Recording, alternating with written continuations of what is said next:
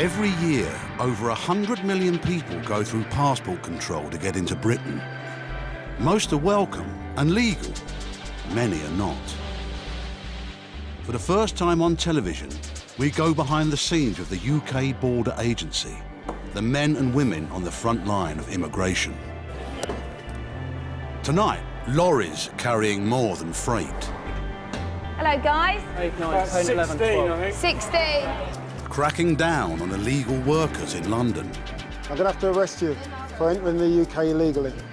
Refusing entry at Heathrow. Legally, we have to send you back on the first available flight. They will kill me with the Indian government. They will kill both of us.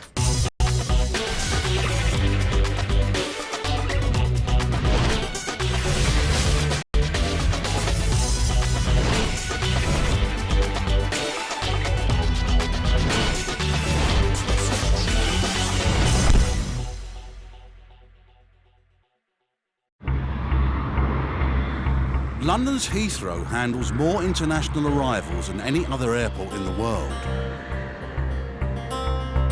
50,000 passengers a day arrive at Terminal 3 alone. Next, please. How long will you all be staying for? There you go. Thank you. Thank you. Most have a legitimate reason to enter Britain. Thank you, Madam. Many are simply coming home. Good afternoon. Good afternoon. And how are you today? Good. Could you just lift your hat from? I know what you look like. I just want to see That's you. what I look like. You like it? I do indeed. Oh, thank you very much. I like the way you look. Thank you very much. There you go, sir. It's the job of the officers on the passport desk to spot those trying to get in illegally. Immigration officer Lisa Lee has been checking passports at Heathrow for the past 2 years. She's developed an eye for things which don't add up. So when you came in January, how long did you stay? 2 weeks. 2 weeks? Yeah. No, you didn't. You stayed longer than 2 weeks, sir. You were here 2 months. How come you're spending so much time here? You spend more time here than you do in Pakistan. Why? No, I'm working in the business only purpose. All right, sir, I need you to take this piece of paper, please. I need to make some inquiries, OK? You need to take a seat over there. Officer Lee suspects the passenger has been using visit visas to stay longer in Britain than he claims. Now she wants to dig a little deeper. He says he's a business owner in Pakistan running a fruit and vegetable business, export business. But I don't see how he can be doing that when he's spending most of the time in the UK. So I'm just going to work out how much time he's actually been spending here since he got his first visa. 6 weeks he was home. I conclude from my investigations that this gentleman is living here. He's out of 30 months, he's spent 26 and a half months here. Of course, we don't know what he's actually doing while he's here, which is what we're going to attempt to find out. OK, sir. You come with me, please? Yeah. How many bags do you have with you? Just this one and one other? Immigration officers have the powers to search luggage for evidence. You said you didn't have any documents. What's this? OK, this is a notice from Companies House saying your accounts are due for your company. You're supposed to be a visitor in the UK. Why are you running a company here? Why have you got this? No, it's company. It's my company. It's your company? Yeah, it is, because it's registered here. Why would they have a detail of your company? No. OK. All right, so bags on the trolley, please. We're going to go back upstairs. Upstairs is where the formal interview rooms are. Officer Lee is now going on record, and her visitor has asked for the help of an interpreter. When you are here, are you spending all your time marketing your business? Yes. Because I'm not satisfied that you're just visiting the UK.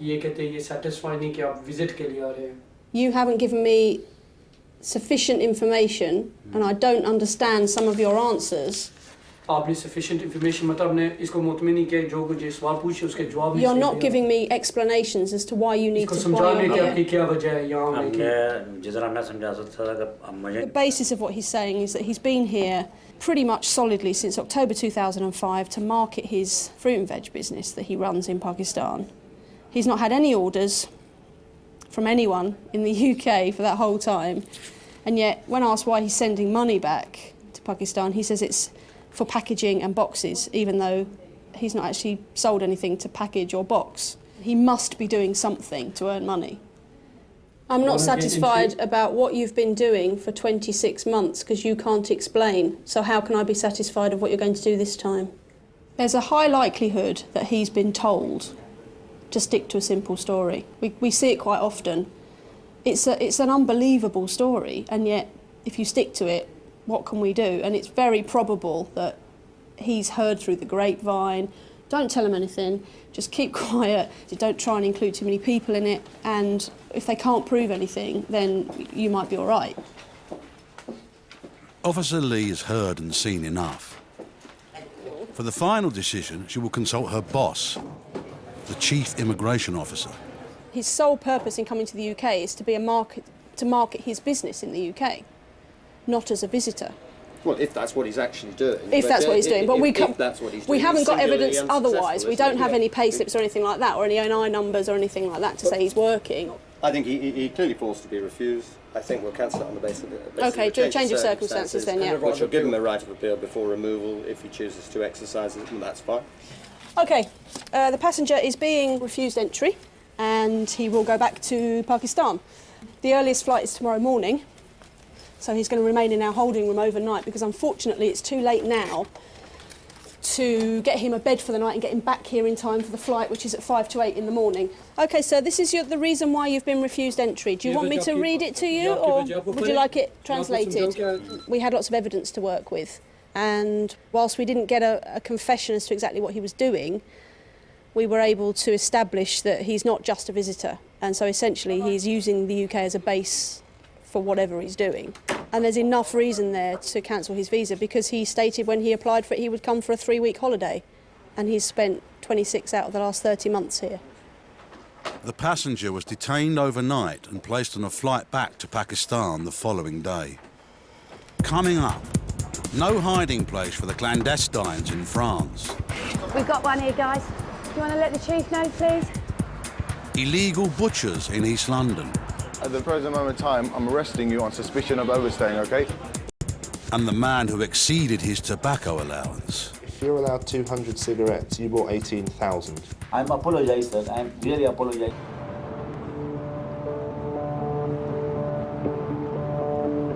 More than 5 million passengers a year enter the UK through the port of Calais. For those trying to cross the channel illegally, they have almost 5,000 trucks a day to choose from. British immigration officers have been based here since 2004. On duty tonight are Officer Bridget McCarthy and her team. It's their job to check lorries for clandestines, as they call them. OK, we're in the Calais freight lane. It's now just gone 4:30 in the morning. Got a team of 4 of us in the lanes. One of the officers is doing the board, taking down the registration of the vehicles. Someone is speaking to the driver, checking the cabs, and you've got 2 of us doing CO2 probes. That's putting them up inside the soft-sided vehicles and seeing if we've got anyone breathing in there. If we do get a high reading, then we'll be going in on the vehicle. What's happening now is we've both got a high reading on this particular one. The driver slept in Calais, he's just stated. He's got a tilt cord, but it's not secured to the seal or padlock, but he has got a padlock, so we're both going to go in and just hopefully there's no one here. 3/4 of all the trucks that come through this port are stopped and searched. In 2007, the Border Force stopped nearly 12,000 clandestines. No one knows how many get through undetected. Around this area of France, they get different pockets of different nationalities. Up on the Belgian borders and further into Belgium, there's a lot of Indian clandestines hanging around. Around this area, coming into the port and the motorways in France, you've got a lot of Afghans, Iranis, Iraqis, and then illegal entrants claiming to be Eritreans. Just going to go under. You got your passport? The team can check and clear a lorry every 2 minutes. But if their CO2 probes pick up signs of life, the search may take a little longer. Claire had a high reading at the front, so that's the reason we're going to be going in. Now we're going to need to have the side curtain off, please. No, nothing close. The team know from experience that if clandestines have picked up a truck to hide in, they'll root as deep inside as they can. We've got one here, guys. Do you want to let the chief know, please? This door was slightly open, but it wasn't closed properly. And we pulled it, and inside we've got a young male Eritrean that's in here. He's fine, he's a bit distressed at the moment and upset. I think he's only upset because we found him, love him, that's all. But we're going to get him out now, have a talk to him. Claire, can I have the torch, babe? We've got a few more here, guys. There's more than one. There's more than one, guys. Guys, how many people speak English, please? Is anyone hurt? You're all okay? At the moment, it's 2, or it's at least 4. I've just had a shout of 4. It's at least 4? At least 4 inside machinery. We've got 4 we can see at the moment. I think one of our people here might be a female. Guys, where did you get in? Anybody going to speak to me this morning? No? I've not been in there myself at the moment. I'm waiting for the officers to keep searching it, but it looks like it's some sort of kind of generator. I'm going to start getting them out. Okay, keep them there. Good boy. Be careful, sweetheart, be careful.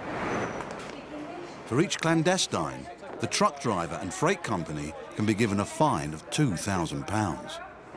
You speak English? No English? OK, no problem. We won't deal with them at the moment. We'll just let them get some air if they've been inside there. You all right, sweetheart? Looks like we have got a female here. Oh, and she's a baby as well. She's a young one. You all right? It is a difficult moment. I mean, my priority as a chief immigration officer is to make sure that these illegals are okay. That's priority number 1. They've been inside a sealed container there for some time. Thankfully, they look healthy. I've checked with them now. They're all okay. They're chatting. So we're just now going to deal with them and process them. I personally don't have a personal opinion while I'm at work as to their reasons for coming. You know, we've got a job to do, and we do the job to the best of our ability. And they're not supposed to be travelling this way undocumented to the UK, and we have to do our job to stop them. We don't take any pleasure in it. It's just a job we do. We get on and do it, and that's it. Where did you get in? Belgique? Belgique? No? Talking to them, they've all got different reasons why they want to come to the UK. Some of them claim it's because in their own country they'll be in danger, either mortal danger or going to prison, something like that, so they don't want to stay in their own country. Some of them are under the impression that it'll be a much better life if they make it into the UK. There's much more opportunities for them to have a family, to find work, etc., for an education sometimes. So they've all got individual reasons. We've got to do this job here, not just to stop them getting to the UK, but we have to do it for their safety as well. I mean, this could have been a refrigerated vehicle that they'd got into unknowing, and the driver could have put the fridge on at a later date, and, you know, could have been fatal. So it's a job well done. We're pleased. The 4 Eritreans are not carrying any identification. If they were, the French authorities could remove them from French soil. All they can do in this case is remove them from the port.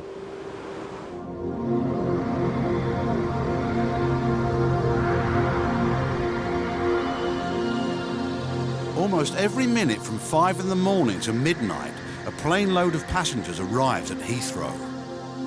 Officers in customs have stopped a couple who have come into the country on a holiday visa. Their bags tell a different story. In his 3 years as an immigration officer, Tim Wetherill has never seen a haul like it. They've had 3 suitcases which are down there, and the entire contents is all this, as you can see. Apparently we've got 18,000 cigarettes here, and then the rest here, 27.6 kilos of rolling tobacco, which is what customs have now seized, which is why it's all bagged up. Apparently the sort of duty value on that is just over £10,000, which is what they've obviously avoided by paying, and were trying to make their profits by selling on when they got into the UK. And that's all they've had in their bag, so it's a fairly substantial amount. You know, there's no argument that this was for personal consumption, obviously, this much. It's obviously they're coming here to sell it. Officer Wetherill will lead the investigation on the motives of their visit.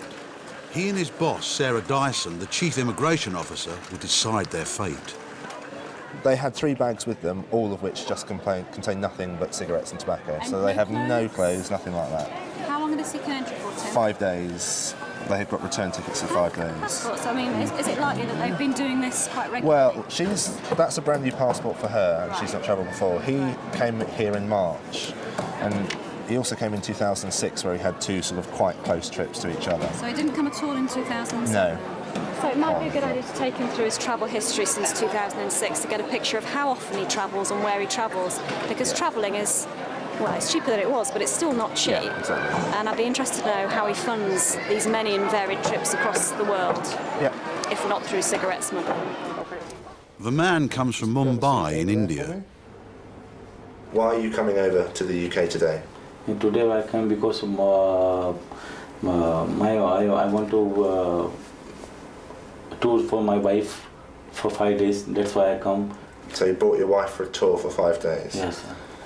Why then, in your luggage, did you have so many cigarettes with you? It's my big mistake, sir. Because when I come from India, they're not allowed to take me money. That's why I bring my friend told me that you go take cigarette. I think that there is 200 carton cigarettes allowed. If you're allowed 200 cigarettes, you bought 18,000. There's quite a difference there between 200 and 18,000, isn't there?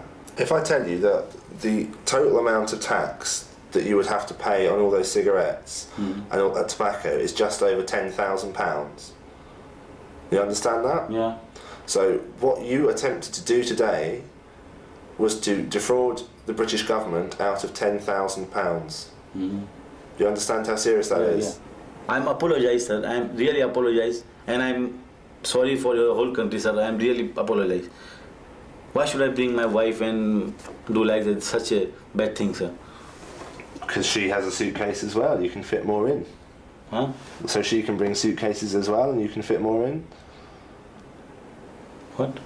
Because if you bring your wife, she then has a suitcase as well, so you can carry more. Because he also don't know, and I also don't know, sir. And also, if you bring your wife, you may think that you would be less suspicious to customs, less likely to be stopped. No, it's not fair, sir. No. Why should I bring, sir? To get away with it and sell, and then you make money. No want to make money, sir. I only want to transfer. You told me that was the main reason you bought them, was to get money. No, I want to transfer the money, convert the money, sir.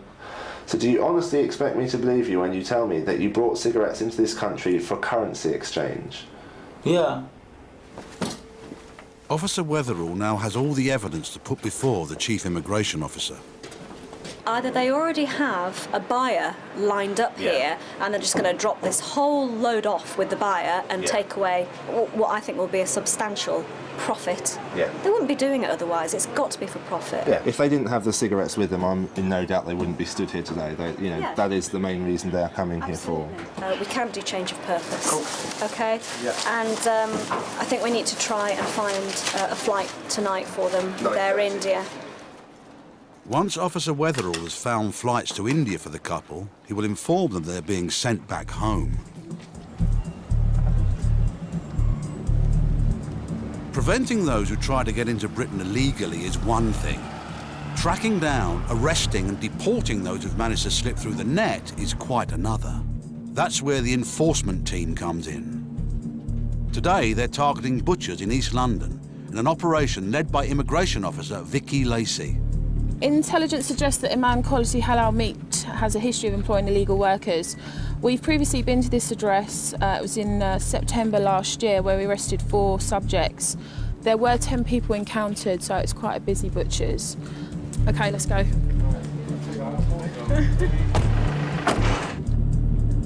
It's predominantly Asian population, Pakistani, Indian, Bangladeshis. It's a very tight community. It's a very busy shopping street we're going to. We will just generate a lot of interest from being there. We've had feedback from people that we've previously arrested saying, oh, we knew you were coming because, you know, the phones start going, the vans are on the road, is it going to be us next? So it should be interesting. If an employer has not made the required checks on his workforce, he can be fined £10,000 for each illegal worker found on his premises. Morning, gentlemen, from the Immigration Service. Okay, you're just serving somebody, are you, sir, at the moment? So make your way towards the rest of your colleagues for us, please. Hello, sir. Hi, I'm the officer in charge today. Obviously, we visited your premises last year. That's right, yeah. We just have a check up on you. Can I take your name, please? We're speaking to the staff here. We, as you know from before, we've been here before. It appears the manager's got all his records into order. Everyone's been cleared There's 2 left to finish off. Immigration officer Jimmy Ahmed has doubts about one worker. The man claims he doesn't need a work permit because he's being adopted by a British citizen. Okay, who was it that's adopting you? What's their name? Your adoption? My uncle. Your uncle? Yeah. Okay, hold on, mate. What's his name? Yusuf. Yusuf, what Yusuf? Mr. Yusuf. Full name? Full name is Mr. Yusuf. Mr. Yusuf? Yeah. There needs to be, obviously he's got more than just Mr. Yusuf. What's his full name?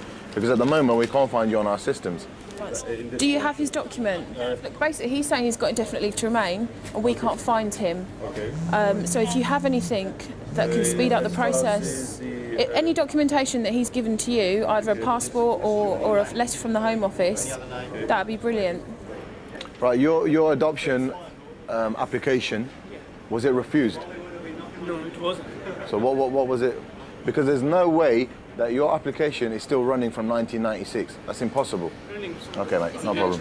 All right, cheers. So at the moment, you don't have any right to be in the UK. Okay? Are you aware of that fact? Work with me, yeah? You came here in 95, you made an application in 96 for adoption. Yeah? That was refused. Okay? Then you applied again, and that was refused as well. Yes. So at the moment, you don't have any stay. So at the present moment in time, I'm arresting you on suspicion of overstaying, okay? Enforcement officers have the power of arrest, and this illegal worker now faces deportation. But the team is satisfied the employer has done all he can to check the legal status of his workers. From being here before, he didn't have any records. We arrested 4 of his staff. He's now in compliance with the new legislation. The whole point of what we do isn't really to go, is to find offenders, but also to make sure that people are in compliance with the new illegal working legislation. So, yeah, he's doing well. Coming up, a surprising consignment in Calais. Basically, you can't see the back of the lorry because there's just so many of them in there, just sat on top of a load of yogurts. Hitting employers of illegal workers where it hurts. Things aren't looking good for you at the moment. I'm going to serve you a fine of £50,000. And the tobacco smuggler gets desperate. We're not going to allow you to come into the country. If you like to do this, I'll kill myself here, sir.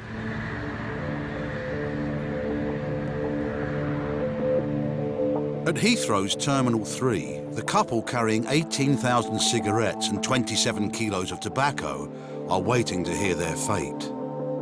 Officer Weatherall must tell them they will be put on a plane back to India tonight.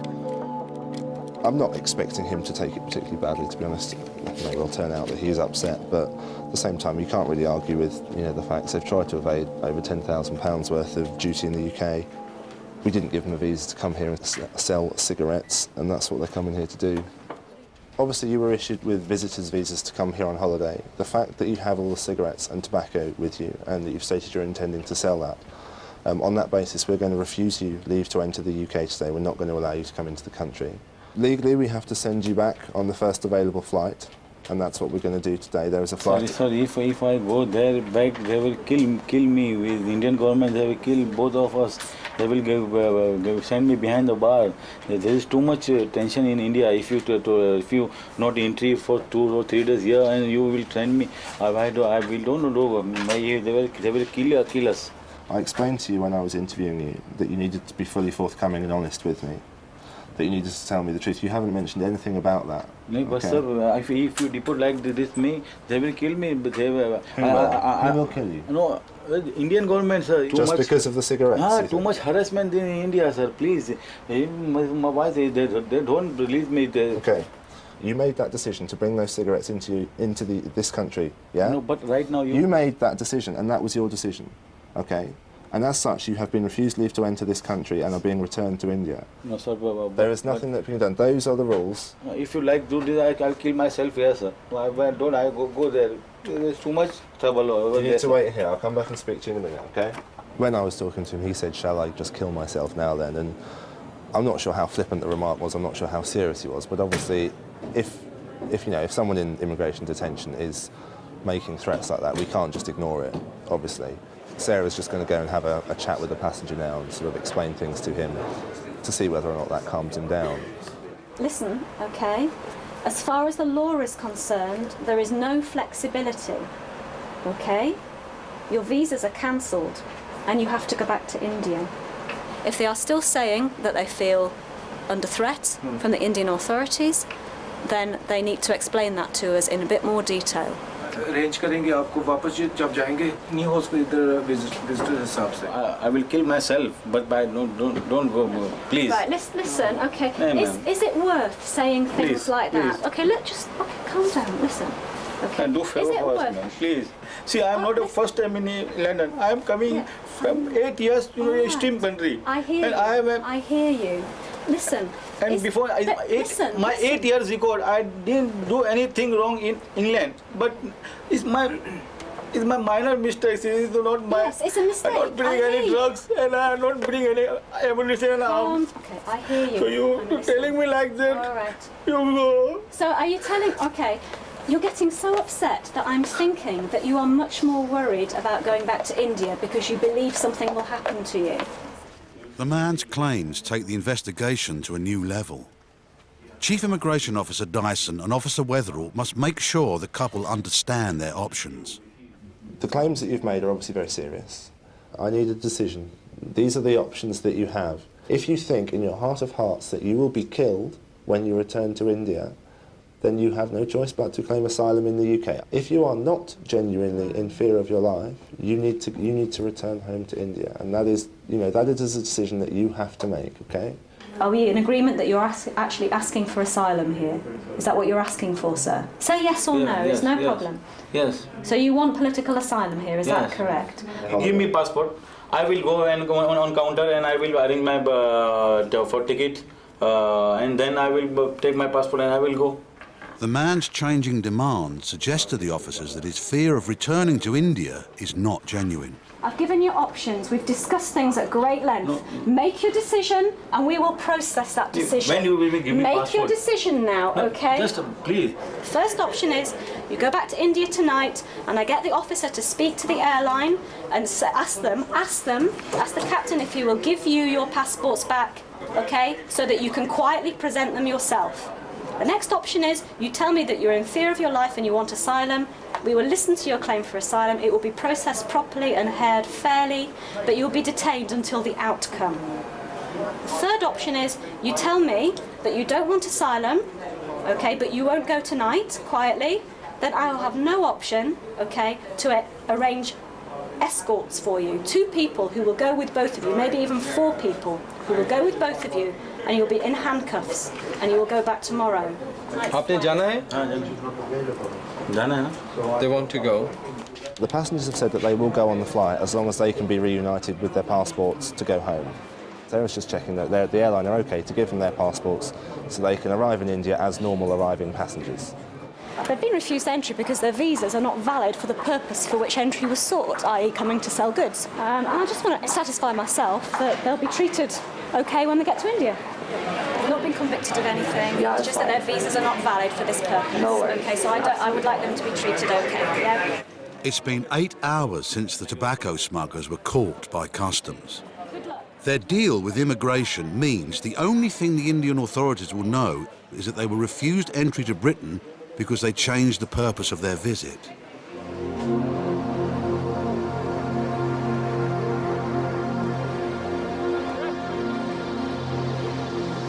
In Calais, the search team is coming to the end of their night shift. Rush hour has started. Truck drivers head for the morning ferries after a few hours rest. It sounds like our colleagues have got some another find of people in the shed next door. It's a hard-sided vehicle as well. Hello, guys. It's a huge find, and the clandestines haven't even bothered to try and conceal themselves. 8, 9, 10, 11, 12. 16. Basically, you can't see the back of the lorry because there's just so many of them in there, just sat on top of a load of yogurts. Where, Belgium? Where have you come from? Any miners in there, Dave? Any female miners? No ladies, no? No ladies? Where from? Where are you from? Afghanistan, yeah? Afghanistan. Yeah.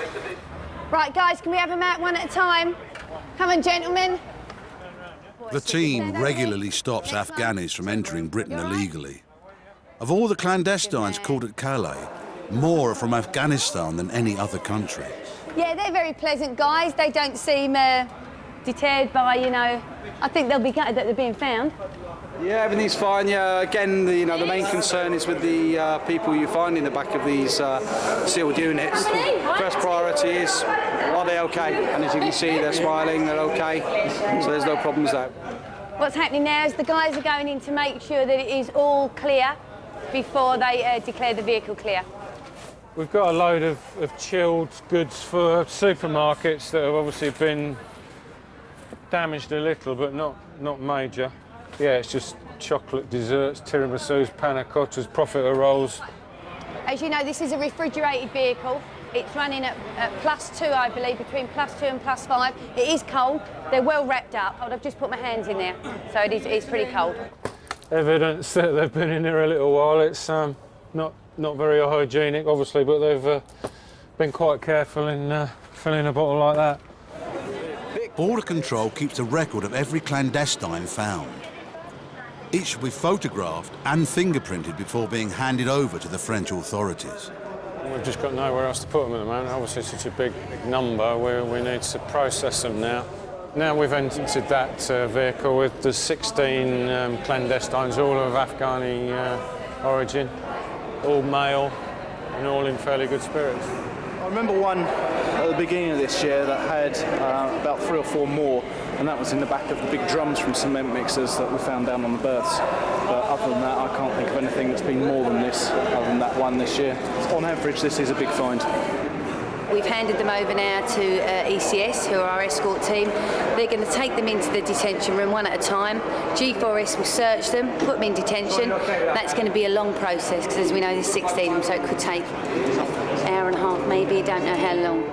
All 16 Afghanis, none of them carrying ID, are escorted out of the port, free to join the clandestine community in Calais, and free to try another day to cross the Channel illegally.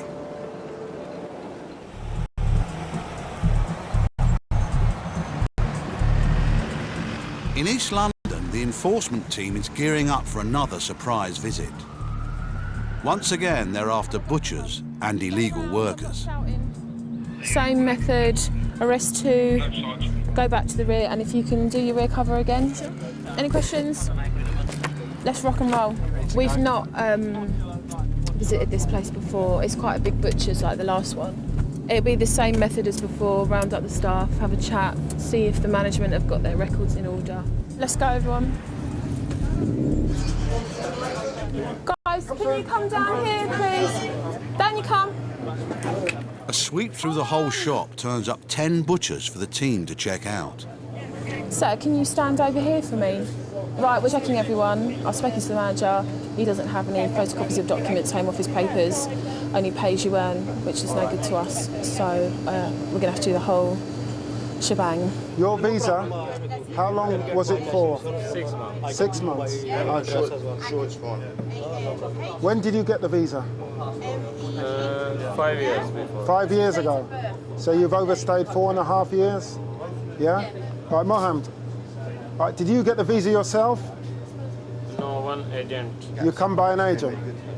He's admitted entering the UK 5 years ago using somebody else's passport with his photograph on it in it. He's since not approached the Home Office to sort his stay out. So I'm going to now interview him with the assistance of my colleague who speaks the language, and we'll take it from there. I don't believe what you've told me, okay? The Home Office checks have come back and there's no trace of you being issued a visa, okay? Do you understand that you've entered the UK illegally? Yeah, he understands that he's entered illegally and he's currently living here illegally. What you've told me from this interview... Stop. Okay, I'm going to have to arrest you for entering the UK illegally. We have arrested 5 people so far. As far as I'm aware, they've all been arrested for overstaying their visas. They've all come on holiday visas. 9 times out of 10, they turn up at the airport, they say they're here for a holiday, they produce a return ticket, they get a job and they don't go home. That's why they've been arrested today. Those of them that have passports, we will aim to put them into a detention centre and remove back to Pakistan in the next 72 hours, hopefully. Now the team's attention turns to the manager. Have you made any application on his behalf to stay in the UK? Not recently. But you told him you would do, that's why he's overstayed. You said you were going to help him, but you haven't done. Why haven't you? Are you running some kind of immigration advisory thing? Well, this gentleman has given you his passport and you said you'd make an application. He's just told us the boss of the shop told him not to go back to Pakistan, and that he's going to sort his work permit out. When we've just spoken to the boss, he said he's got his passport, but he hasn't done anything about it. So the poor guy here has been given the wrong advice, and that's why he's been arrested now for overstaying. Mr. Ahmed, can you please terminate that call, please? Right, okay. I need the documents for the people that the documents of the people downstairs. Okay, Things aren't looking good for you at the moment, okay? I'm going to serve you a fine of £50,000. Now, if you have that kind of money to throw away, then you know you're going to have to prove that you've done all the relevant immigration checks to employ these people legally. And from what I've seen at the moment, you don't have that. All right, so you're going to have to contact your solicitor. Yes, Bringing 2 prisoners out. With the arrest of a 6th illegal worker, the manager could have another £10,000 added to his fine. Coming up, the man who claims he's got a personal message for the Queen. Never phoned Buckingham Palace before. And the enforcement team hunting for a passport find more than they bargained for. It's roaches. Oh my God! Roaches everywhere.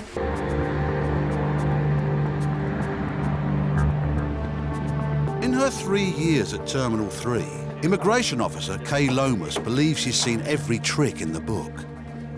But now she's faced with a visitor from Turkey who says he's got an official but personal message for the Queen. This gentleman has turned up from Istanbul. He claims that he's coming to visit the royal family to deliver an invitation to the opening of a yacht club. We don't have a problem with that as such, so long as, one, he is expected, and two, that it's obviously a genuine occasion. I wouldn't expect to be invited to something with a letter like this. Its language is colourful, it's not even square on the paper, and given the nature of what he says he's coming to do, contact a member of the royal family, there are obviously security issues and personal safety issues, so we do have to go into this a little more carefully. The person you need to talk to is the Christopher Sandemus, because he's the only contact that I have with the palace. Is this the letter for the Queen? That's the letter that's going to the The Queen. official copy? No, it's sealed. This is why we're hand delivering it, because it was hand sealed with a wax thing. So that's why we're hand delivering it, because it just wouldn't go in the mail. Seems really genuine, doesn't he? I think. I'm a bit more convinced now that when I saw that one, and it was just on the back of that rough paper, I thought, you wouldn't hand that to Her Majesty. But now seeing that sealed letter, I think, ooh. I don't think she's going to go to that opening, though. I don't think she'll be too busy. It's only next month. Never phoned Buckingham Palace before. I've got a valid reason to call the royal household. Hello, sir. I'm calling from immigration at Heathrow Terminal 3. Hi, sir. Are you expecting anyone today to be coming to the palace?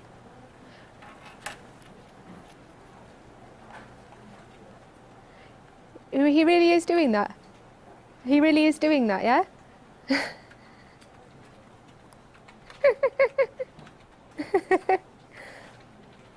No, well, we were just a bit shocked because when the gentleman came to the desk and said that he was coming to deliver something to the Queen, obviously we have had some cases in the past where it's not been the case, and so we just wanted to make sure that that was true. All right, thank you very much, sir. Thanks, bye. They're expecting it. Can we have you out, please? We don't perhaps have a guy that has a problem with the royal family, but nor do we have anybody who's really expected yet, other than to deliver something to the side door. So is this kind of the stock answer they give? If you want to deliver something, this is how you would deliver it to the police at the side door. From that then, it's all down to what we think of him. I know. How he comes across. And you say he comes across as fairly plausible and genuine. Yeah, I would like to speak to him But again. I think we do need to speak to him.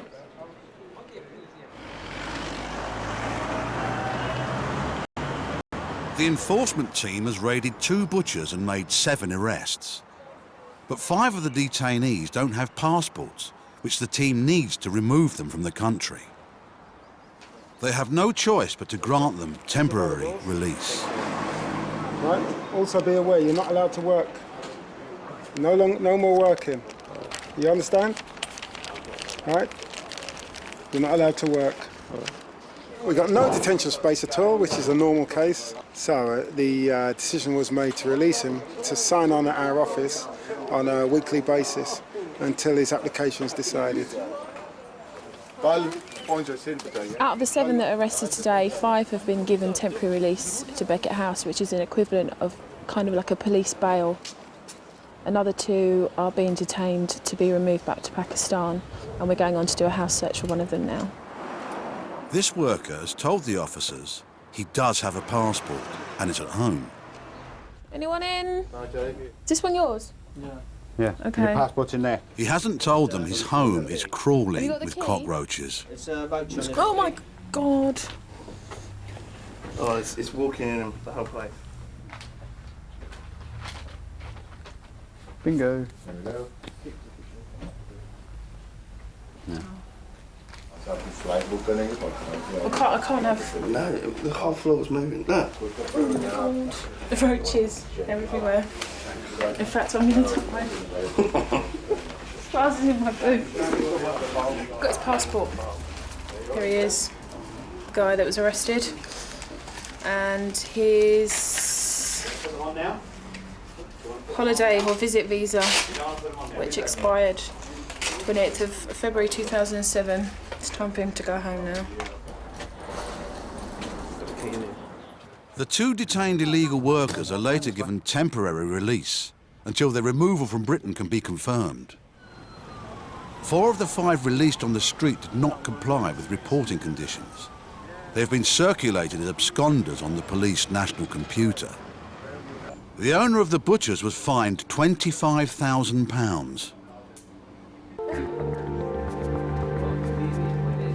Even though Buckingham Palace has confirmed they are expecting a visitor from Turkey to deliver a letter for the Queen, Officer Lomas must make sure he is genuine. So why have you decided to come over to bring the letter rather than just post it? Because it will make better impression.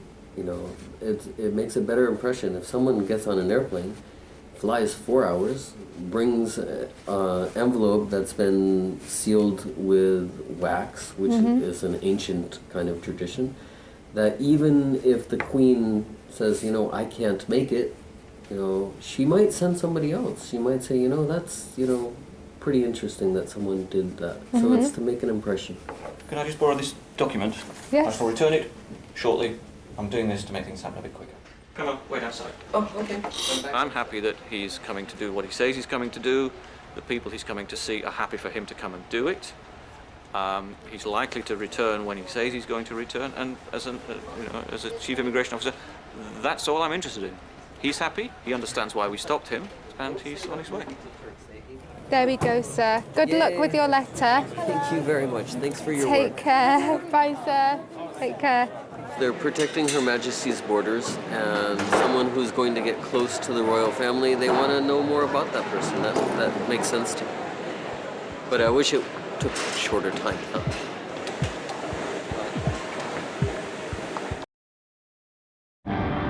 Every year, over 100 million people go through passport control to get into Britain. Most are welcome and legal, many are not. For the first time on television, we go behind the scenes with the UK Border Agency, the men and women on the front line of immigration. Tonight, sorting out excess baggage. We've got 6 males, 3 are claiming to be from Afghanistan and 3 are from Iraq. Getting tough on illegal workers. Going to extraordinary lengths not to allow us into that room. Get over my plate! Immigration! And no way in for the quiet American and his special friend.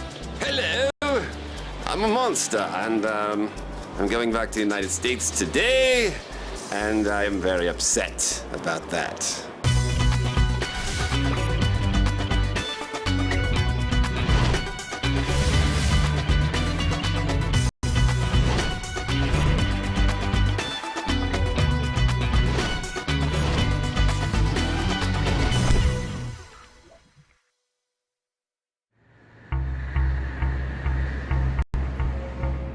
Heathrow is one of the busiest airports in the world. At Terminal 3, there are 50,000 passengers arriving every day. Next, please. How long will you all be staying for? There you go. Thank you. Thank you. Most have a legitimate reason to come into the country. Thank you, madam. Okay, thanks very much. It's down to the immigration officers at the desks to spot those who don't. Officer Neil Newbury started working at Heathrow after doing a maths degree. Today, he stopped a student returning to Britain after a trip home to India. But the border agency suspect Mr. Singh's college in London may be bogus. When you get these sort of letters confirming, yes, the student is studying here, yes, he can go on holiday for this amount of time, it's usually printed out on a better quality paper if it's a genuine letter. I mean, I could probably print something like that up myself, given a little bit of time on my own computer. So it's not looking great for me at the moment, if I was to be totally honest. Officer Newbury wants to find out what the passenger is doing in the UK. He starts by checking Mr. Singh's luggage for clues. You work here? Where do you work? At Tesco's. What do you study, sir? Computer science. Okay. I found a lot of information about his studies, a couple of quite large textbooks, so that's a lot of things in his favour.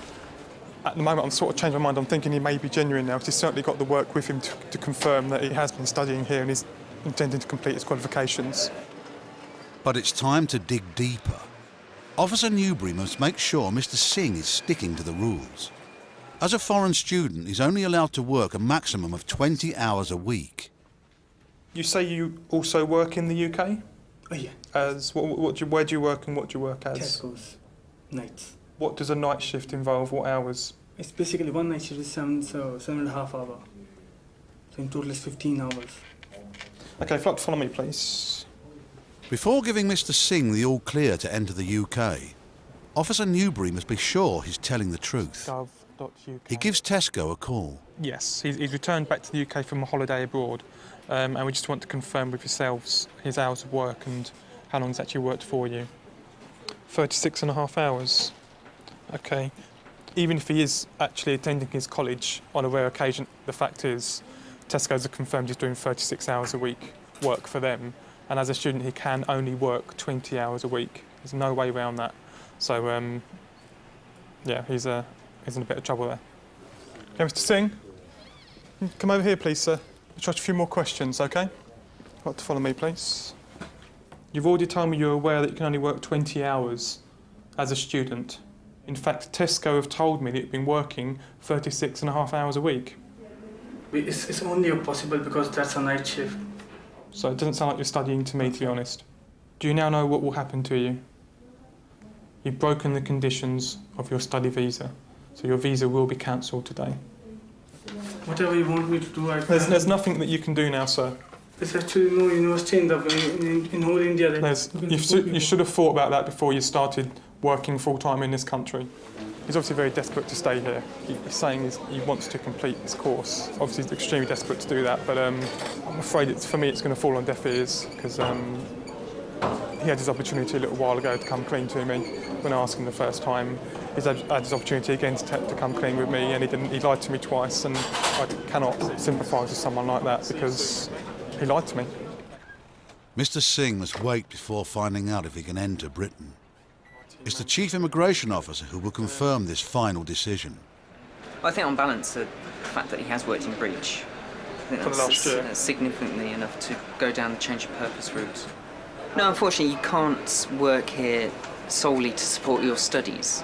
Genuine students are meant to fund their education from their sponsorship or from other sources, and they can't just work in the United Kingdom to fund their education. Okay, I've spoken to the Chief Immigration Officer with regards to what you've told me and what Tesco's have told us, and we decided to refuse your entry to the United Kingdom today and cancel your visa, okay? There's no chance. Afraid not, no. You've worked in breach of your visa conditions. There's no way back from that, I'm afraid. Working full-time weekly can generate a lot of money, which can then be converted into a lot of money in their country. So there's a lot of money at stake. If we had the time to actually sit down and really really question and thoroughly examine every single student that comes through our borders, I think we'd find an awful lot of them that aren't actually studying here or aren't actually meeting their conditions of their visa. Unfortunately, with the amount of people we have coming through just this terminal alone, there's absolutely no way we can catch every single person. Mr. Singh spends the night in detention before boarding the first available flight back to India. Coming up, the enforcers go after illegal workers in the Isle of Wight. You came in without your own passport, so you entered the UK legally. Trucks carrying excess baggage in Calais. It sounds like we've got another one further in who's actually crouched within a load of plastic. And in Terminal 3, difficult questions for the American who wants to marry an EU national. How long have you been together? Ooh, man, y'all, God. I ask personal questions, man. Britain's border force faces its biggest challenge in France. Every day, almost 5,000 vehicles cross the Channel from Calais.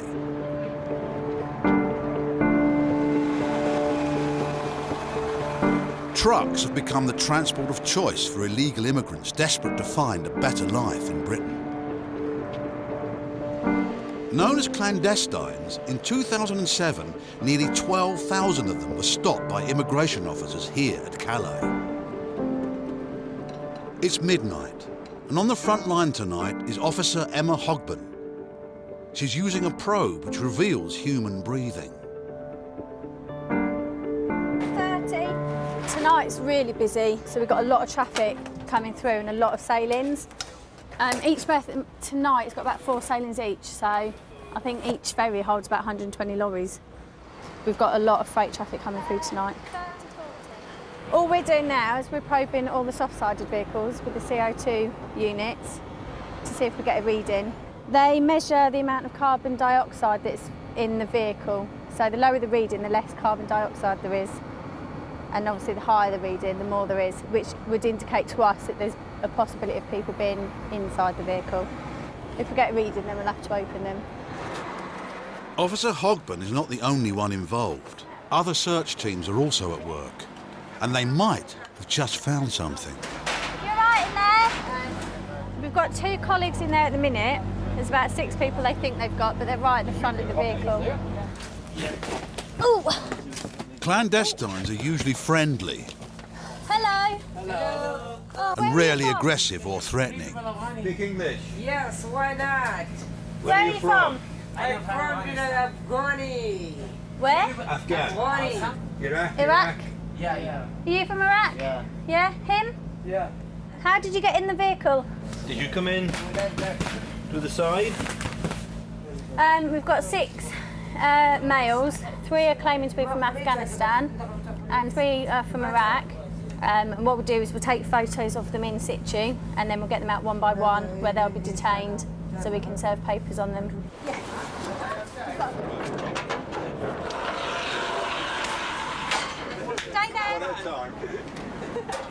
When we open the curtains, we were quite close to the ship, so their immediate reaction was how close they were to getting onto the ship, which for them must be quite heartbreaking because they're so close to getting to the UK, but they've been stopped, so they were quite disappointed, to say the least. For every clandestine found, there's the maximum of a £2,000 penalty for both the driver and the company which owns the truck. The ferries need to run on time, so the searching is relentless. Hello, can you sit down with your passport, please? The clandestines are cunning and the hiding places imaginative. Certain loads can be really difficult to search, and in particular tyres, because they can bury themselves underneath them and they're quite difficult to sort of climb across. And wheelie bins are also very difficult because they can get inside, so you have to crawl across and lift up each lid individually, so it's quite difficult to find people. And we often go home with really strange bruises as well from where we've been climbing in certain things. Officer Emma Matthews may be about to get some more bruises. The CO2 probe has registered a high reading in another lorry. I can smell. Okay. Yeah? Yeah. Can definitely smell. Just here. Can Stay you there. pass us the camera, please? Stay there. How many? 2 here. Just 5 months I was here in Calais. 5 months in Calais. And you speak English? Where are you from? Afghanistan. Afghanistan. Stop moving, please. Well, there's 2 so far, but good possibility that some more down the front. Just one more? There is another person 3? in here. Yeah. Yeah, there's another one here. There is, yeah, I thought it was. Hello. From Afghanistan as well? Yeah. Any more people? Just 3. 1 chance. They always ask for 1 chance. Their one chance to get to England. As soon as they get to England, then they can try and claim asylum. But can't give them that chance. Okay, you just wait on there. What, we stay in Calais for 5 months? No, I'm sure, quite frankly, this is probably the 3rd or 4th time in as many weeks or so that this has probably happened. It's all part of the routine that these guys go through in order to get through to the UK. The trickle has turned into a flood. More Afghan clandestines have been found in another truck. So 3 people? 3? It sounds like we've got another one further in who's actually crouched within a load of plastic. Basically, they're just rummaging to see if they can find some more. Oh, mate. That way. Thank you. 1 chance. No. Stop asking. Why? Because. Come down, please. 1 chance. No. This way. I think it's a bit too much of a coincidence that within 10 minutes, till we get 2 lorries with 3 Afghanis in each, they'll be handed over to G4S to mind them while we finish the paperwork, and then they'll be taken back over to the French authorities and removed out of the control zone. So far tonight, the team have stopped 12 people from crossing the channel illegally. But not every truck is stopped. No one knows how many clandestines get through undetected.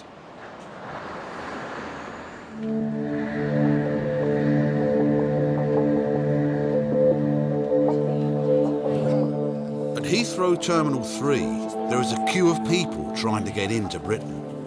Officer Tim Wetherall's been working these passport desks for 3 years and does things by the book. He stopped a man from Chicago who says he's here to spend time with his girlfriend. An American who is a basketball player. He's coming to the UK for 2 months. He has a Portuguese girlfriend here who he says he's coming to see. When I asked him what exactly he's going to be doing in the UK, he just said working out.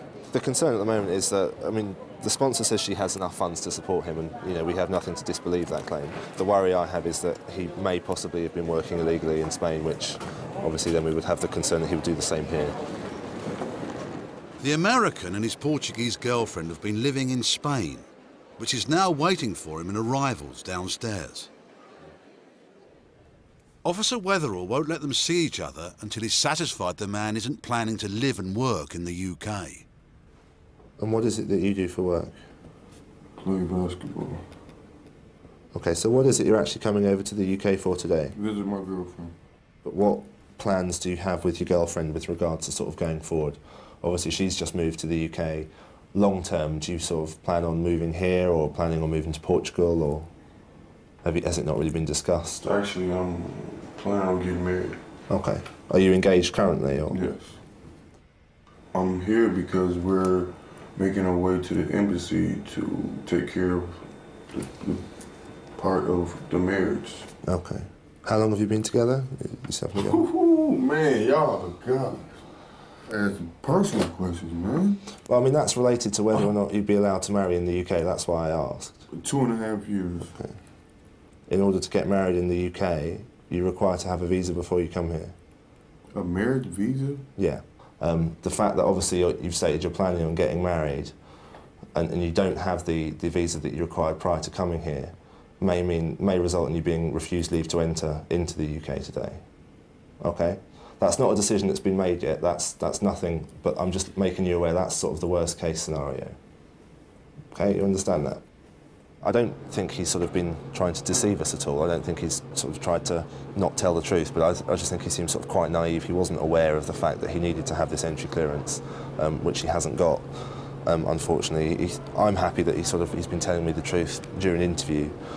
So yeah, as I say, I think it's sort of naivety rather than sort of any deception that's gone on here.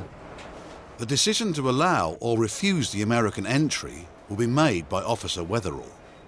But first he will consult the Chief Immigration Officer. So the bottom line is, he's coming here not as a visitor, he's coming to get married. Yes. Plans after that are still up in the air. Still up in the air. He said that mainly they're probably looking at going back to Spain. Why bother coming here, getting a job, and why bother getting married here, if in the end staying in the UK isn't part of the plan? Yeah. I'm not happy because this man has now told us he's coming to get married. He could have told us that when he first arrived. So at the moment, I am looking that this man might not qualify for entry. But obviously, given that the sponsor is an EEA national, that's some area we have to look at as well. And, we'll make a decision when we've looked at all the facts.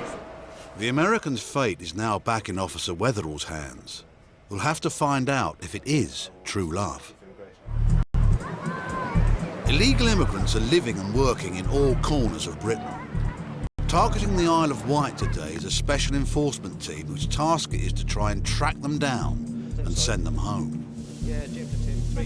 This border force is led by Officers Simone Shepherd and Jim O'Leary. They've been told 2 curry houses are employing illegal workers. They can never be too sure just how good their tip-offs are. You never know what you're going to get when you go into a premises, to be perfectly honest. You go in looking for one and come out with a dozen.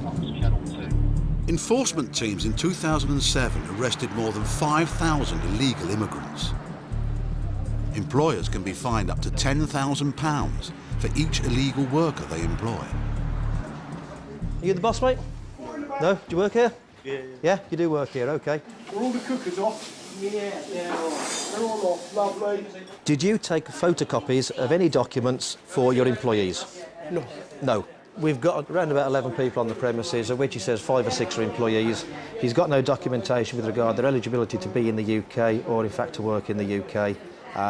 We could be here for a couple of hours anyway.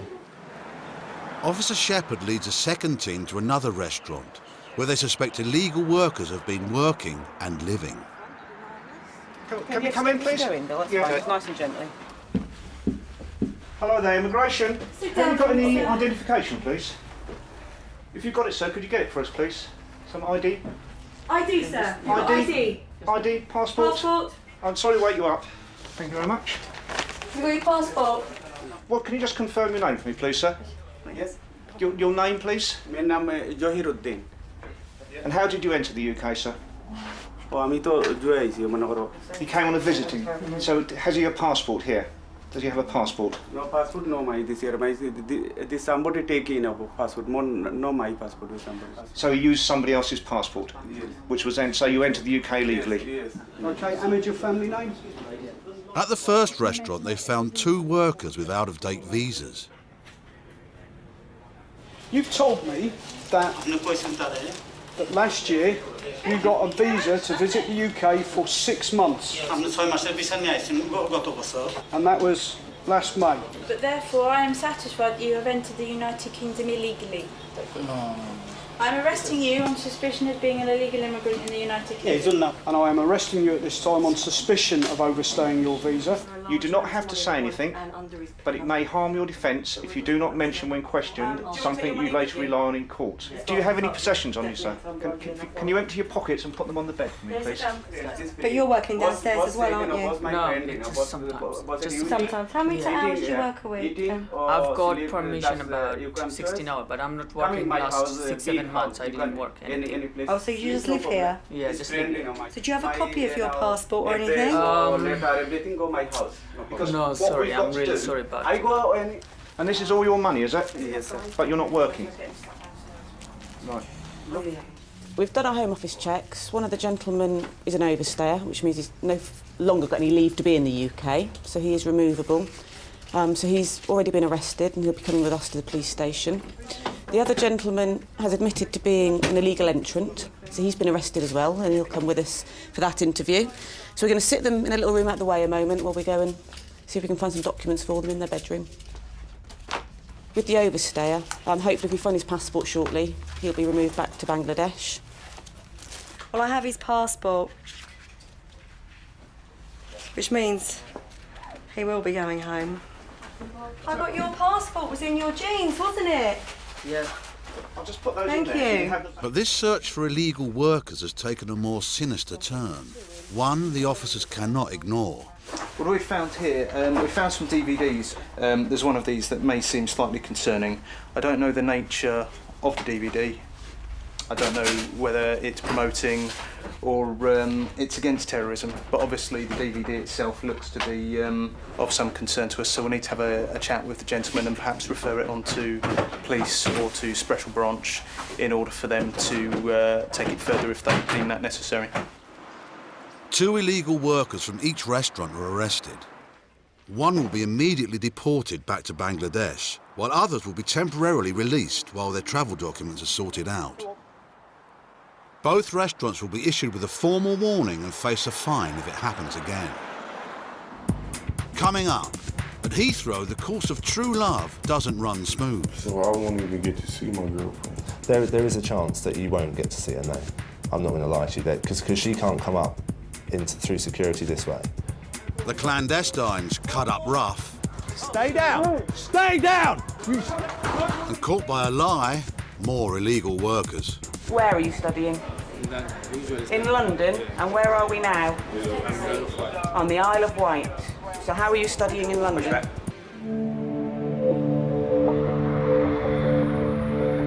Heathrow Airport, the flights continue to pour in. 1,000 planes land here every day. At Terminal 3, the American who says he's here to marry his Portuguese fiancée is still waiting to hear if he'd be allowed in.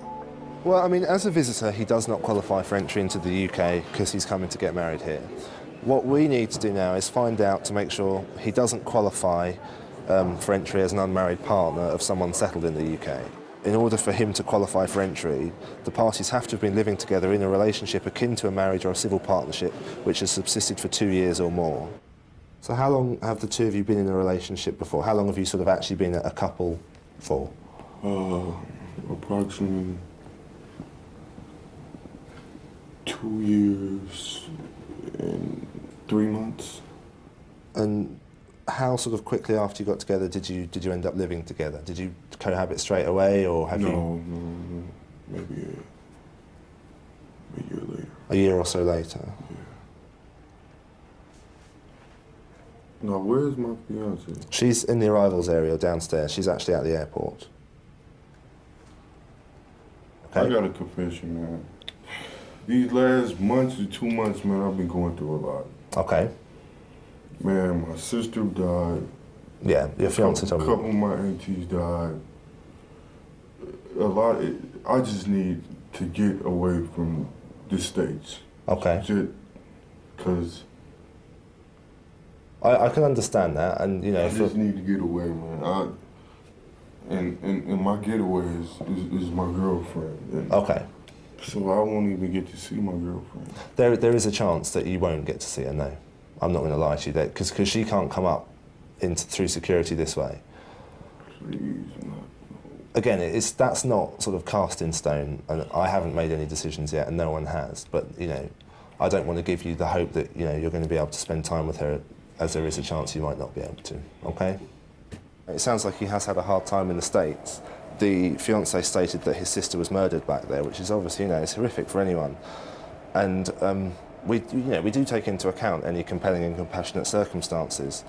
But given that he's also said that most of his family are still back in the States, I don't think we're sort of, if we were to sort of refuse him, if that's the decision that's made, I don't think that's unduly harsh, because obviously, he does have his family settled back there. The last time they saw each other was when he left to go back to the States from Portugal in February when his sister was murdered. And they haven't seen each other since then. I think we should refuse him entry, and I think we should refuse him entry as a visitor. On the basis? On the basis of the fact that he has few ties to his home country. Yeah.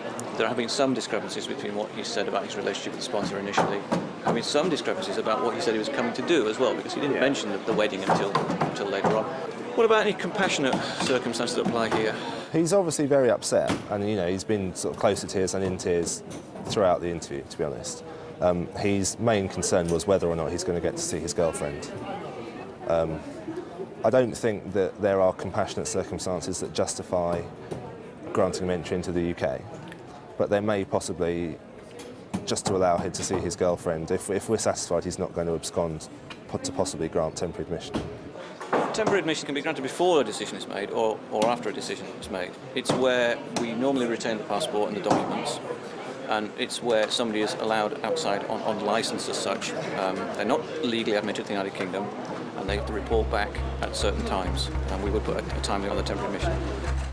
The compassion of the immigration officers means he will get 1 day to see his girlfriend. Then he must go back to Chicago. Officer Weatherall will hang on to his passport.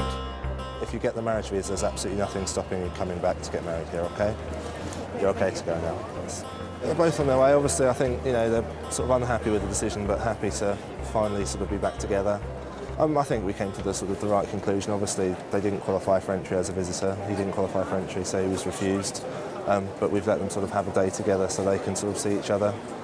When he applies for his marriage visa, assuming all's well, then he'll be sort of, you know, fine to come back here and they can get married and decide where they want to live. So that's the end of that for now.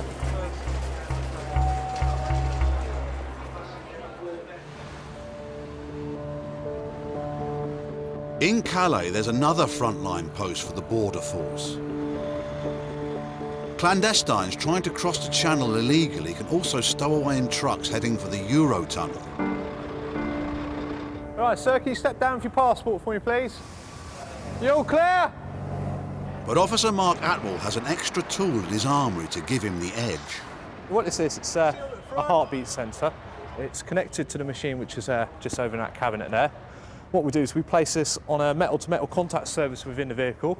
The machine will then try and detect any vibrations that are caused within the vehicle, either by people moving around or even by their heartbeat. It's quite a sensitive piece of kit.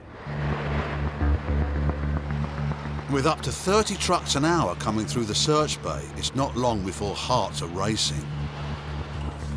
Brilliant, Liz, maybe another one. Oh, we've got high readings on the heartbeat, and this time it's actually come good. There's some people in the back. If you have a look at the readings, that's where you can sort of see that they're sort of true readings. They all look very similar. That's a family group. Oh, it's 2 kids. Family, no, it's your mum, dad and child. Do you want them out or not? No. Oi! Stay there. Stay down there. Get down there now and stay there. You get down in there. Down in there. No. Yes, stay in there. Officers won't let the clandestines out of the truck until they've moved it to a safe area. We've got a family, looks like mother, father and child, possible Eritrean nationality, obviously concealed down at the front of the trailer. They're wrapped in foil to try and obviously prevent the CO2 detectors getting set off, but obviously using the heartbeat machine, obviously we found them that way. We'll sort them out in there. I mean, they'll know they've been found here, and then we'll just move them out there, round to the left and into the deep search bay. And that's where we'll unload them, because we don't get them out in the lanes. Get down. Sit down. Sit down. The problem we have with this particular nationality is a communication problem. We found them, and they're obviously quite keen to get out of the vehicle as quickly as they can, because it's quite uncomfortable inside. But obviously we've got a duty of care towards their health and safety, so we've got to make sure they're nice and safe while the vehicle's actually moving. Keep him coming. Stop!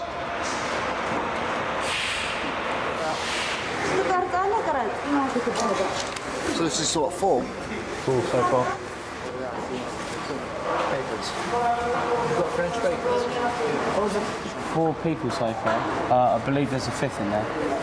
But they're a bit agitated at the moment, so it's a bit of a delicate situation. Back right-hand corner, you reckon? Yeah. One more! Okay, I'm coming. Where are you from? Where are you from? Stay there. You stay there. No camera, you know? Stay there. Hey! Stay there. Hey! No! Camera! Stay down! Stay down! The man's anger at the presence of the camera is a concern to the officers. If ever there's a risk of danger, they withdraw and contact the French police. We've got to think about our own safety and about the safety of illegal immigrants. So at that stage, we decided to withdraw out of the vehicle. We'll close the vehicle up and we'll call the people really in this area who know how to deal with it, which is the French police or Frontier de Path. They'll come in and they'll then now defuse the situation, hopefully. I'm trying! Come on. Go out. Close the door straight away. To avoid further provocation, the TV crew stopped filming. Come. 15 minutes later, unfolding events are captured on a camcorder. The clandestine climbs out of the truck.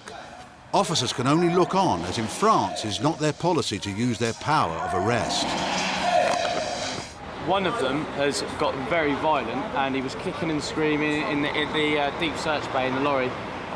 So much so that he climbed up to the top of the roof, cut himself out, and as he got up onto the roof, he sat on top, he was threatening to jump off, he was screaming, he was threatening our staff. And basically, the other four have played up to him.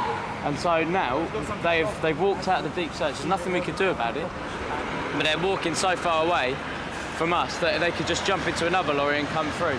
Yeah, it's a really extreme situation. The Eritreans are picked up by the French police and released outside the port area. Most clandestines rarely carry any form of identity to avoid being deported by the authorities. They're free to try again to make it across the channel.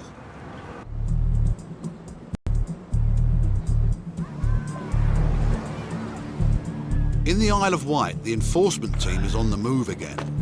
This time they've been tipped off that a hotel is employing illegal workers. We've got a warrant for the premises. Is it possible to speak to the manager? Hi, it's immigration. If you'd like to step that way, we're going to have a word with you. Do you speak English? Hi there. Do you work here? Oh, you work here, don't you? Yes. Can you come downstairs and speak to us? From immigration, we're speaking to everybody on the premises. The team find 5 workers. 2 of them from Swaziland, who have been in the country longer than they should have. Your visa ran in November 07. 07. 07. Yeah. It's 2008 now. Yeah. Where is it you're studying? I'm studying here Where are you studying? in London. Usually In London? Yeah. And where are we now? I'm On the Isle of Wight. So how are you studying in London? Pardon? You used to go there sometimes. Are you studying in London now? At the moment I'm not in London. No, you're not in London, no. Okay, we haven't got any record of either of your new applications. 2 overstayers. They should have left the UK last year and the year before, actually. So they overstayed, they're leaving the UK, and we will be looking to remove them back to Swaziland. The hotel is run by a husband and wife team.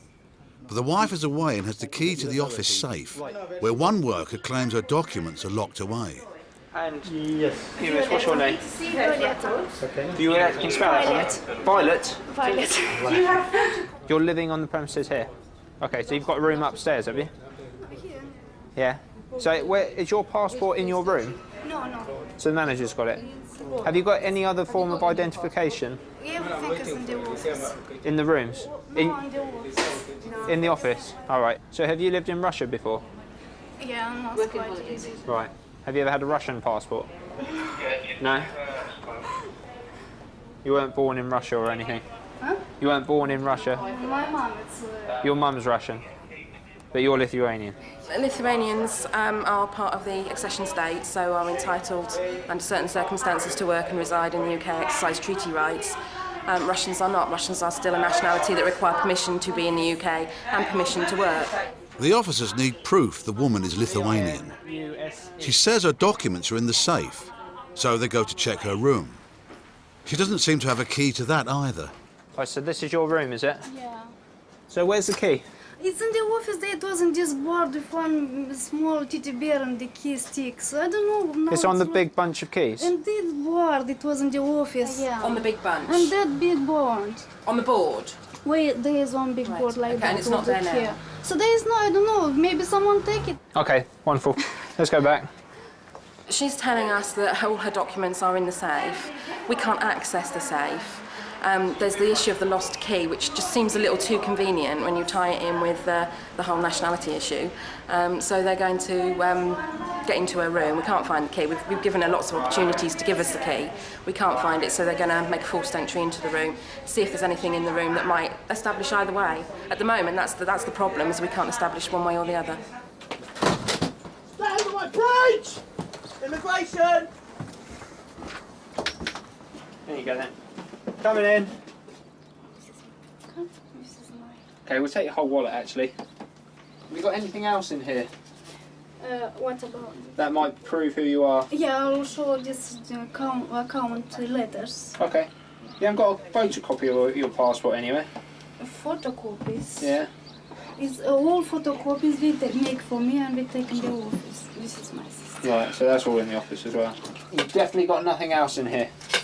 You see, unfortunately, Violetta, if we can't prove who you are, you might have to come to the police station with us. Go on, there you go. We'll go back round the front.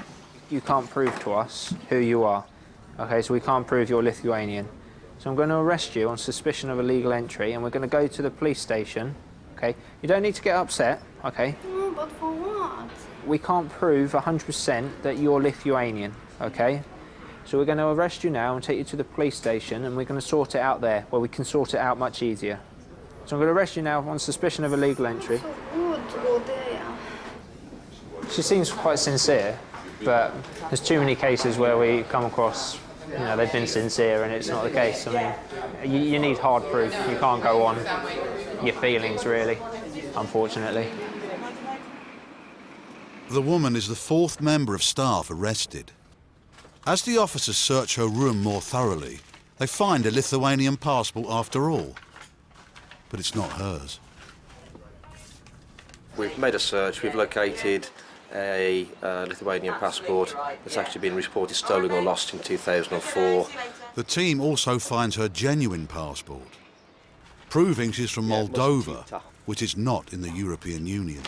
That's the Moldovan passport. The Moldovan passport's actually expired now, and also the visa inside it has expired, hence she was using the Lithuanian passport. Coming up, more bad news for the woman from Moldova. I'm sorry because I did lie. And the American teacher with a suitcase full of friends. So these what, for the students, is it? Yeah, they work on, we do it on television. It's all pulls, no strings, eh? Immigration officer Steve Hassler has been helping to man the border at Terminal 3 for 2 years. He stopped a passenger from America who's come to London to do some teaching, but he doesn't have a work permit. As usual, his bags will be searched before further questioning. Am I going to recognise anyone, am I? No, I can recognise anyone. No, okay. This is not what he expected to find. So how many you got altogether? I think I've got about maybe 12 or 13. So these what, for the students and stuff, is it? Yeah, they work on, we do it on television. And everybody gets a button. And we learn how to do it. So it's all pulls, no strings, eh? Okay, sir. Right, we'll pop them back in there now. We've seen them. It's not every day you have a bag search and you find 15 puppets in there. So clearly, it's more than just a holiday. You know, he's coming here to work. I mean, he's admitted much. You know, he's got his itinerary in there that we can have a look at. He's also mentioned that he's actually got a website about his tour to the UK. There you go. He's holding a UK tour. He's got 5 venues. People are going to be charged £59 per person to come in and to work with him in one of these workshops. So clearly, he's coming over here. He's making money. He doesn't have the work permit, unfortunately. Just want to take a seat. If I may ask you just to sit in the far corner. So why have you come to the UK? Half vacation and half to teach my classes. Okay. How much did they pay you? They're paying me between £200 and £350 a piece. Is that per workshop? Per workshop. Okay. The main premise of the work permit is that you are given a permit to come over and to work in the UK. Yeah. That's the problem that we have at the moment, okay? It's just a bit disappointing that not one of the colleges, while he's arranged to come over and teach, I've said to him, well, you actually need some sort of visa. Considering they'll get international students there all the time who have to have visas to study, I would have liked to have thought one of them would at least realise that he needed a work permit to come and teach.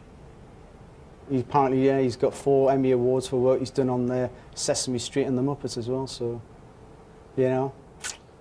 It'll be a bit disappointing when I have to tell him he's refused, you know, but we'll see. Anyway, we're going to refer it to the CIO, obviously, get his feedback on that, and we'll take it from there.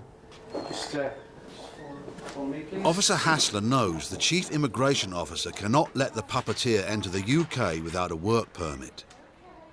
But he may offer a compromise when it comes to the passenger's detention. I don't think he's a case for the holding room, is he, really? Not at all, no. I mean, for temporary admission. Yeah, definitely. That's what I was going to recommend, that we give him, you know, I don't know how long you wish to give him, one or 2 days. The first... I think we give him till late tomorrow. Well, there's a flight at 15:30. Temporary admission will allow the passenger to come into the country only until his flight home the next day. He took it quite calm, actually. I mean, I thought there would be a little bit more emotion there. If we were to let him in, then what's to stop us letting everyone in? You know, we've got to be fair to everyone. Yeah, in this instance, you do feel genuinely sorry for him. It's going to impact on him greatly, but you know, we've just got to do it. In the Isle of Wight, the woman who claimed to be Lithuanian is starting to come clean about her background. She said, my name is not Violetta, it's actually Natalia. And she came out with the details, which we'd already ascertained from a Moldovan passport, which we suspected was her, and she just confirmed that. Whereabouts were you born? Moldova. She's told us that she doesn't want to go back to Moldova, and the reason she's come over is because somebody was hurting her over there. She's obviously very, very upset about the whole situation. So we'll treat her nicely, we'll have a chat with her in a minute, and look to remove her back to Moldova. I'm very sorry because I did lie to you. It's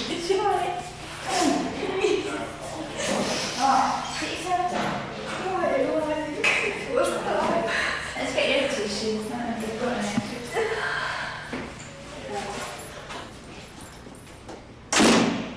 She's a sweet lady, actually, so you've just got to sort of detach yourself from it, really. At the end of the day, she's still an offender, just like everybody else who we come across. So we've got to treat her as such. Can't make any special allowances, unfortunately. The woman will be sent back to Moldova. 2 workers are removed to their homelands, Swaziland and India. A 4th is given temporary release while a claim she is making about her human rights is decided. Give me a call at any stage. The hotel is fined £10,000. At Terminal 3, it's time to go back home for the quiet American teacher and his puppets. Hello! I'm a monster, and I'm going back to the United States today, and I am very upset about that. Yes.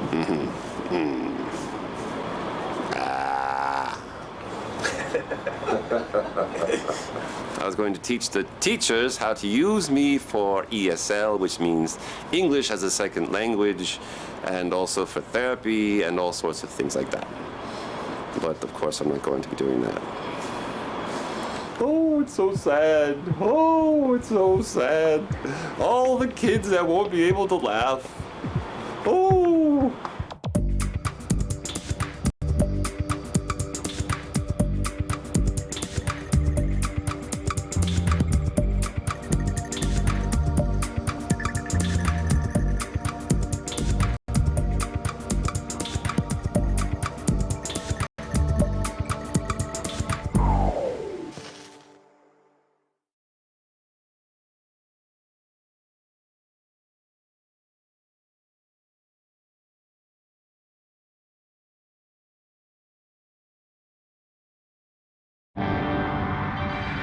Every year, over 100 million people go through passport control to get into Britain.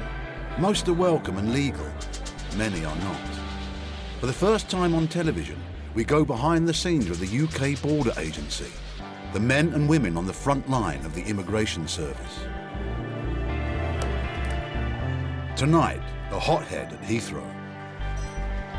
Send me back then. Just we will let not do something that happen. without asking you further questions. And the only thing you can do is wait patiently. Shouldn't they because you and me talking like this is just delaying it, okay? A marriage in India doesn't ring true.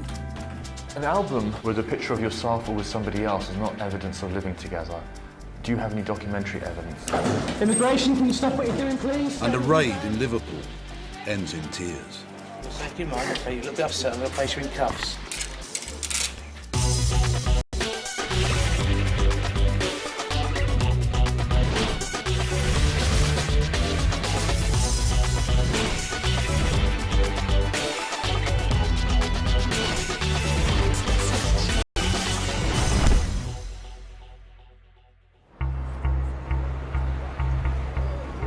It's estimated that up to 1 million people live or work illegally in the UK.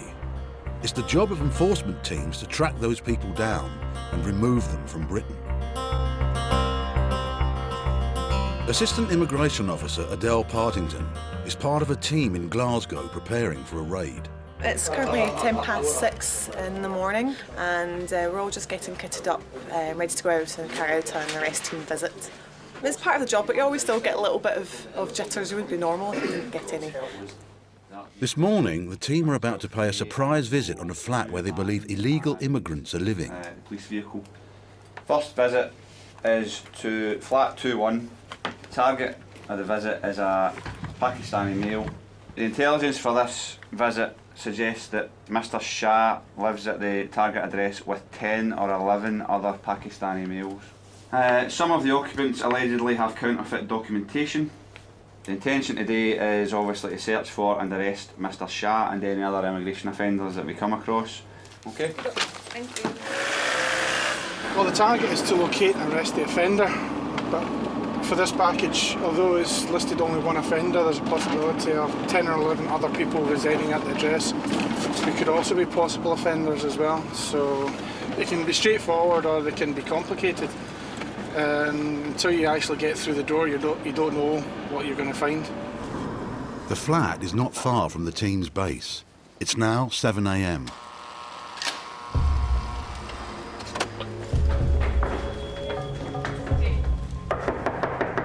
Can you open the door, please? It's immigration, please. Not there, don't I? It's immigration and police. We've got a warrant to be here. Can you take us through to your living room, please? How many people are in the premises? Can you have a seat, please? It appears the early visit has paid off. The occupants were still in bed.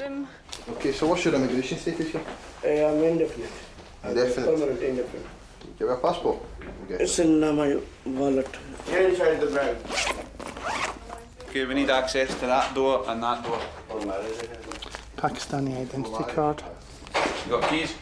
There are only 2 people in the flat, but there are also 2 locked doors and no keys. Right, if you don't have keys, we're going to knock the door in anyway, so it's up to yourself.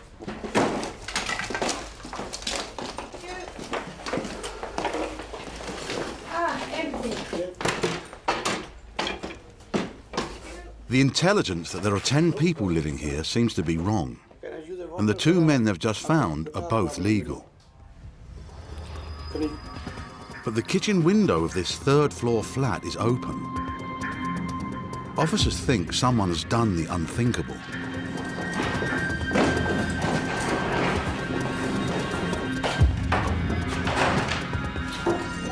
Just had a jumper from the flat, and I reckon it's about 50 feet. One of the occupants tried to climb down the drain pipe to escape. He lost his footing. He's managed to struggle to the dustbins at the rear of the building. Did anybody else jump out? One guy. One guy. Where is he? Is he hurt? No. No? Where is he? Other side. Other side there. We're on trying to find Dylan Hill just now. We believe he's went over the fence here into the green area. So we're just having a look to try and find him just now. The other man must have kept his grip when he climbed down, and now he's on the run. But his injured friend is losing consciousness. You back my sport. Support your back.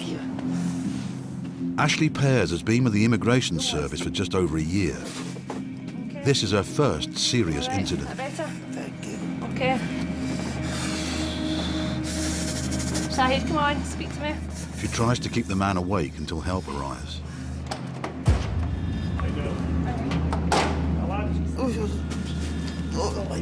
I know you're back, so try and stay calm. Okay, try not to move. You're okay today. The paramedics quickly decide they must get the man to a hospital. Rescue boards. They fear he has broken his back from the impact of the fall. In hospital, he's told his spine is fractured. When his immigration paperwork is complete, he'll be sent back to Pakistan. The runner remains at large. It's coming in. Take a seat there. Coming up, at Heathrow, the passenger who's not here to work, but he's too poor to holiday. It's because I'm poor. I can't help it. I don't have money now. And in Delhi, the financial analyst whose figures don't add up. If you were earning 6 lakhs per year and paying tax, you wouldn't take home 45,000 rupees per month. It's like it's all company technical things. Actually, I don't know how they do that. Sure. Terminal 3 at Heathrow is the main entry point for travellers from the Middle East, America, Asia and Africa. Officers have stopped a passenger from Johannesburg who's flown in on a tourist visa, but he doesn't have much money, so they suspect he may be here to work. South African gentleman. Mm-hmm. He's a very solidly built South African gentleman. Okay. Put occupation, I think, as bodyguard Right. on his landing card, and he has apparently spent the recent months in South Africa doing a bodyguard training course. He may be looking for that kind of work in the UK. Okay. However, so far he's told us he's coming to visit a cousin. Okay. So that's all we've got so far. Righto. Immigration officer Lisa Lee investigates. Is it Pavia? Pavier? How do you say your name, sir? Pavia.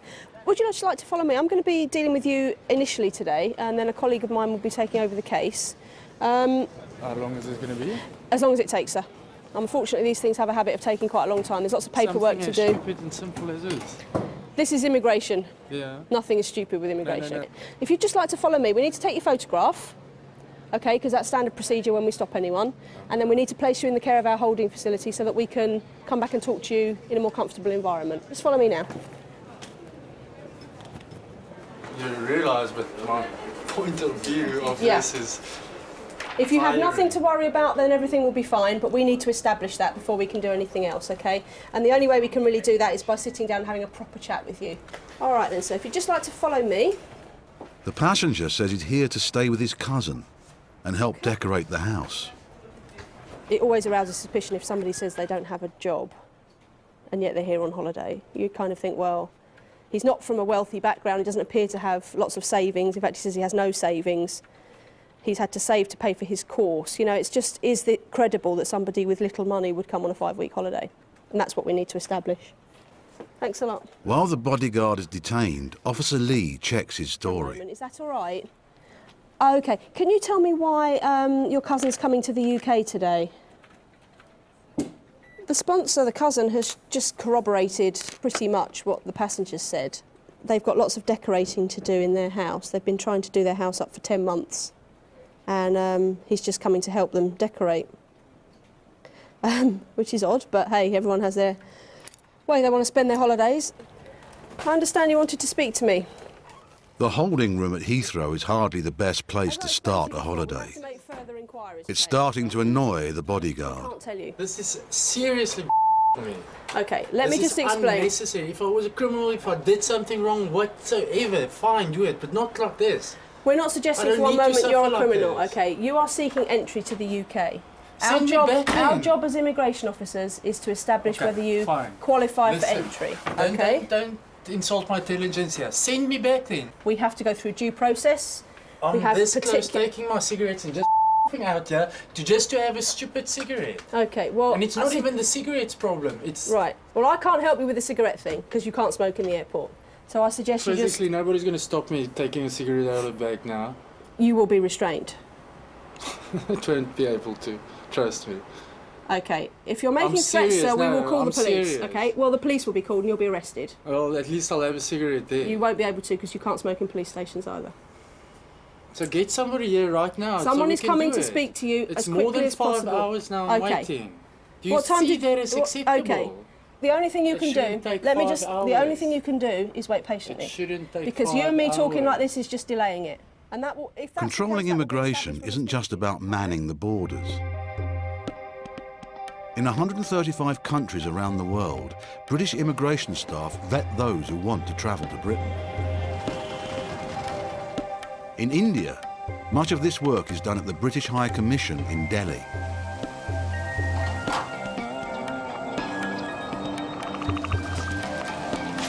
At 7:30, visa applications are delivered under armed guard. Up to 1,500 are processed every day. Entry clearance officer Dan Brown has been seconded to Delhi for 3 years. He's one of 4 staff processing today's cases. We're the first stage of the immigration control, and it's our job to maintain the integrity of the control. So we're trying to stop people travelling in the first place to the UK. We've got no right to go there. Some applicants need to come to the High Commission in person for extra checks. Officer Brown prepares to question a financial analyst whose figures don't add up. Okay, this gentleman's applied under the old highly skilled migrant scheme, so it's now known as the points-based system. He sent his documents off to the UK to prove that he is a highly skilled migrant. He has to show that he achieved 75 points from his age, his qualifications and his previous earnings. And who completed your application form? Sorry? Who completed your application form? Me. And are the details on your form correct? Yeah. What did you get points for? My graduation and my age. And which college did you go to? Did you go to Osmania itself or to a different college? Osmania itself. When did you start at Osmania? I think 1999, something like that. And what subject was your degree in? Sorry. What did you specialise in for your degree? Yeah, so, all right. Actually, it's a long time, so I can't remember. Officer Brown records every answer, no matter how vague.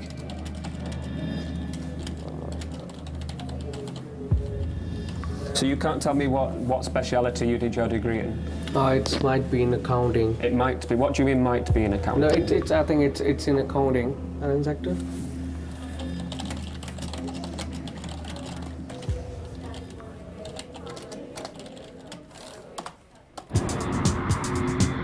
At Heathrow, the South African bodyguard is still being held. He's seen the end of one shift and the start of another. Officer Richard Smith picks up the case. You've not been here before, have you? You've not been out of South Africa before? No. You're coming with very little funds. Is that why, because of those things? Well, these are the things that They look make out us for. think that you're not a genuine visitor. Okay. In my frame of mind, I'm just trying to explain. They should trust me because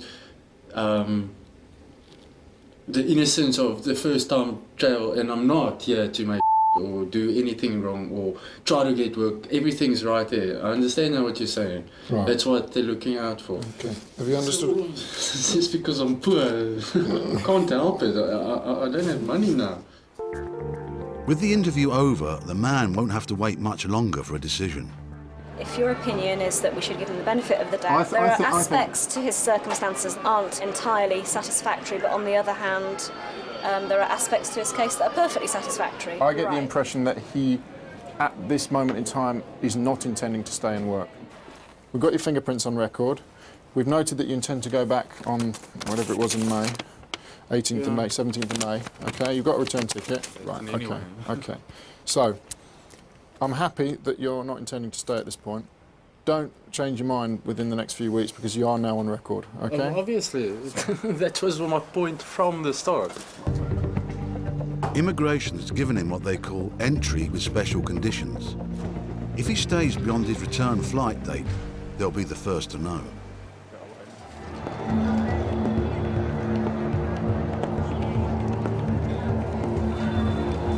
For the 8,000 Indians a week who apply to come to the UK, it's not just a case of booking a ticket. Hopefuls must provide mountains of paperwork to the Visa Application Centre. Today is one of the busiest days of the year with the start of the summer rush. Visa applicants must pay a fee upwards of £65 and have a valid reason to travel. So you have to look at the black camera, bigger one for 10 seconds on the top. In 2007, they began storing mugshots and fingerprints of everyone who applies to help stop failed applicants trying again with false documents or false identities. On the other side of Delhi at the High Commission, fraud experts check each application. Among those ploughing through the paperwork today is visa assistant Bhavna Ganda. Every day we receive forgeries with applications. It includes family visits and forgery with different kind of documents, let's say educational documents, graduation degree sometimes when we cross-check with the concerned universities and it came as false. Officer Ganda is responsible for checking the documents of the man being interviewed by Officer Brown. It doesn't take long to arouse her suspicions. Osmania University in India is genuine. The certificate is fake. Now Officer Ganda wants to know more about his other documents. This bank statement does not look genuine to me, and it's having a spelling errors. And then applicant has submitted a huge transaction, huge balance. Balance is very high. Right, sir, my name is Bhavna and I'm calling from the British High Commission, New Delhi. I would be very grateful if you could verify this bank statement for me. Sir, I would like to verify 3 things in this account. One would be who is the account holder's name. Second, it's part the of bank confirms the man does have an account. Yeah, because As the balance is unusually high, Officer Ganda checks if the statement is genuine. Could you tell me the transaction on 8/4/2008? There is a salary transfer of 45,000. So no transaction happened on 8/4/2008, right? Thank you, sir, so much. Okay, bye-bye, sir. Yeah. I got the written confirmation on this case from my bank manager. Okay, what was the result? It's forged. The Like we statement thought. produced by an applicant is false. Okay. And he has sent me an original bank statement. And this So I is just the want- one yeah. from the bank, and it's not showing any of the salary deposits, nothing. so it totally doesn't match up. So none of the transaction match with their records. It's all forged. In the interview, the man is unaware that Officer Brown knows all about his fraudulent documents. What do you do in India? I work as a financial analyst. What is your income? It's around 45,000 per month. Is that before tax or after tax? It's after tax. What is your salary before tax? It's gonna be around 6 lakhs something. 6 lakhs 6 or lakhs per below year? 6 lakhs, yeah. If you were earning 6 lakhs per year and paying tax, you wouldn't take home 45,000 rupees per month. Can you explain this? Yeah, actually, that's it's not the the basic coming in. It's like my overtime and everything. So you don't declare your overtime on your tax returns, is that right? You can say that. But it's like it's all company technical things. I don't know how they do that. Sure. Can I have a glass of water, please? I'll get somebody to get you one. All right. Can you get him some water, please? Yes, please. Officer Brown now makes his main move. You have given us a bank statement. Yeah. Can you tell me the last transaction that is shown on your account? I usually I don't like do all this bank statement. All my wife usually take care of all these things, and she I just signed a check for a month. And what day every month do you get paid? I think 7th of. Is that when the money goes into your account? Yeah. Okay. As part of your application process, we've checked your bank statement with the bank. The bank have told us that the statement you've given us is not genuine. Can you explain this? Actually, I got no idea regarding these things. Sorry? I got no idea why they have sent that. Can you tell us why you have given us a false document? Actually, it's I don't have knowledge about this thing that it's my fault. But sir, it's your bank statement, it's your income, your name's on the bank statement. I don't and you have given us the application, you put in the papers. Please tell me why you've submitted a false document. I don't take care of these things. I just asked my wife to give me and she just put on. So is it your wife that has given us a false document? Might be because actually I'm not that much interested in going back. She is the one, like she wants to be there for 2 years or so. So that's the only reason. Okay, what I'm going to do now, obviously because you've submitted false documents, your application will be refused. I'll give you a letter to explain the reasons why the application's been refused. All right, so you're going to give me all the documents right now? Or? I'm not going to give you the false documents back now. All right, are you going to give me my passport? I'll give you your passport back. Officer Brown tells the man to wait for his passport. Submitting false documents is a criminal offence. The police have been called. The financial analyst formulates a plan. He'll make for the exit. But the door from the British High Commission back into the streets of Delhi is locked.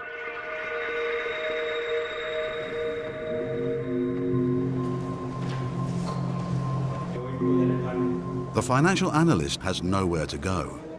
And now the police have arrived. He's applied for a UK visa.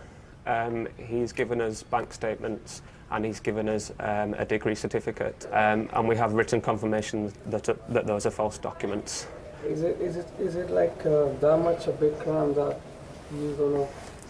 The fact that you've put in false documents means that I can't, to be honest, I can't believe anything that you've told me. If you do make a fresh application, your application will automatically be refused. So you won't be issued a UK visa for the next 10 years. For the next 10 years. Okay, thank you. The man was arrested, bailed and later charged with cheating and making false documents.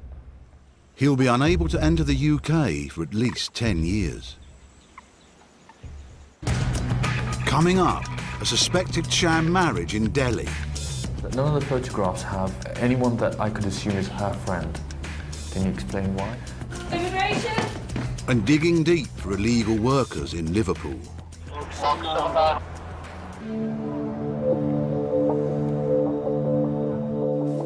Immigration officer Sean Flaherty and his enforcement team are planning to raid an Indian restaurant in Liverpool. We've received intelligence to suggest that there are at least 6 foreign nationals working illegally at this premises. Our intention is to carry out an enforcement visit to the property, search for and arrest all immigration offenders and establish the immigration status of all those present. Illegal working is going on most high streets. It's virtual slavery. They're paid well below the minimum wage. They shouldn't be working, they shouldn't be in the UK. The team has been keeping an eye on the restaurant. Now they're ready to pounce. Immigration, can you stop what you're doing, please? Put everything down. Stop what you're doing, please. Put the knife down, please, sir. An employer can be fined up to £10,000 for every illegal worker they hire.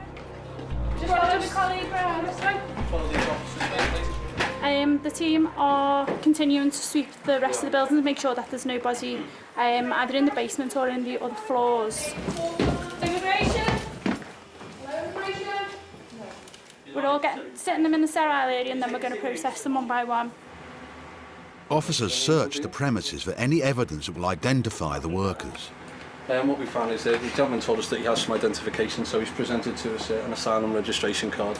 What we'll do for now is take some basic details, go through to the safe area, conduct some further checks, and then we'll see what's going to happen from there. Just explain to her, we'll get you or another interpreter back on. There's nothing for her to worry about. She just wants to sit there while we do our checks.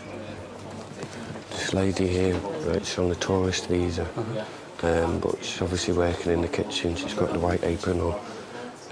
She's going to be arrested now on suspicion of working in the UK illegally. The names of the employees. It's not the first time they've been here. The employer has been caught hiring illegal workers before. Ibrahim, yeah. They work here, just a couple of hours, or help me a couple of hours times. How many days a week would you say? About twice, 2 or 3 nights. 2 to 3 nights a week? Yeah. I will be speaking to you shortly about the status of your employees, okay, and your business. Okay, so if you don't mind just hanging on here for, it'll only be a short while. Officer Flaherty and the team won't leave until they discover who is legal and who is not.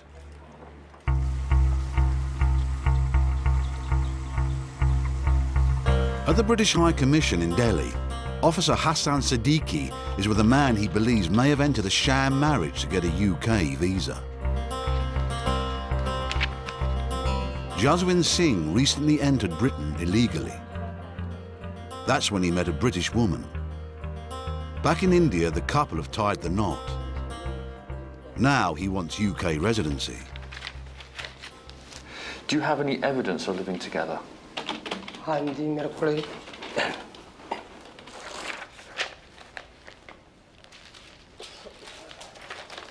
An album with a picture of yourself or with somebody else is not evidence of living together. Okay. It's in here, right. Tell me exactly what it is that you have in here. My bills. Water bill. Water bills. Sorry, council tax. This is dated 20.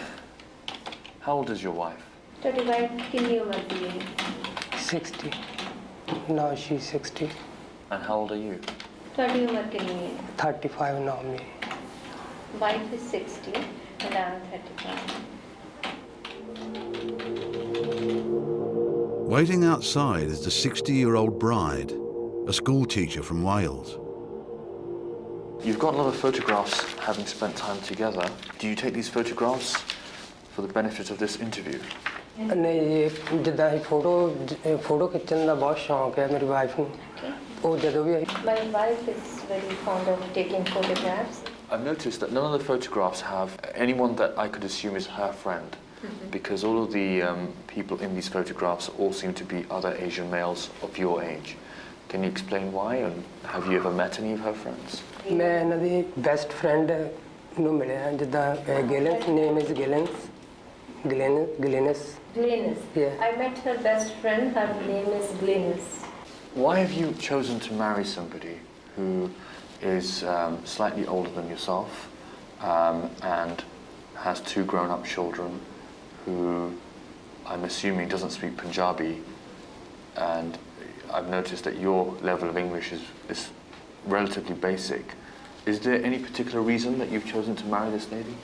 ਨਹੀਂ ਹੋਰ ਕੋਈ ਵਜ੍ਹਾ ਨਹੀਂ ਸੀ ਜਿੱਦਾਂ ਪਿਆਰ ਮੇਰਾ ਪੈ ਗਿਆ ਜਿੱਦਾਂ ਇਕੱਠੇ ਰਹਿੰਦੇ ਸੀ ਕਿਸੇ ਵੀ ਉਮਰ 'ਚ I fell in love with her and there was no other reason to marry her. Mr. Singh may say he's in love, but it takes more than that to qualify for residency. And his Welsh wife has yet to be quizzed. At the restaurant in Liverpool, it's not looking good for the owner. The enforcement team has doubts about another member of his staff. Well, just at the moment, I'm just asking the gentleman some very basic details about the identity that he's presented me, and roughly how long he's been in the UK, maybe what his status is. How long have you been in the UK? I think 2 years, 3 years. 2, 3 years. What's happened with your application? Sorry, I can't understand. The application finished? I can't understand. Are you speaking Sorani? Yeah. Kurdish? Okay. The team can call on interpreters when language becomes a barrier. So how much does he actually get paid for working here? Straight through, Sean. هي 2 ساعات الدفع والهرب. نعم 2 ساعات 6 ساعات شغل.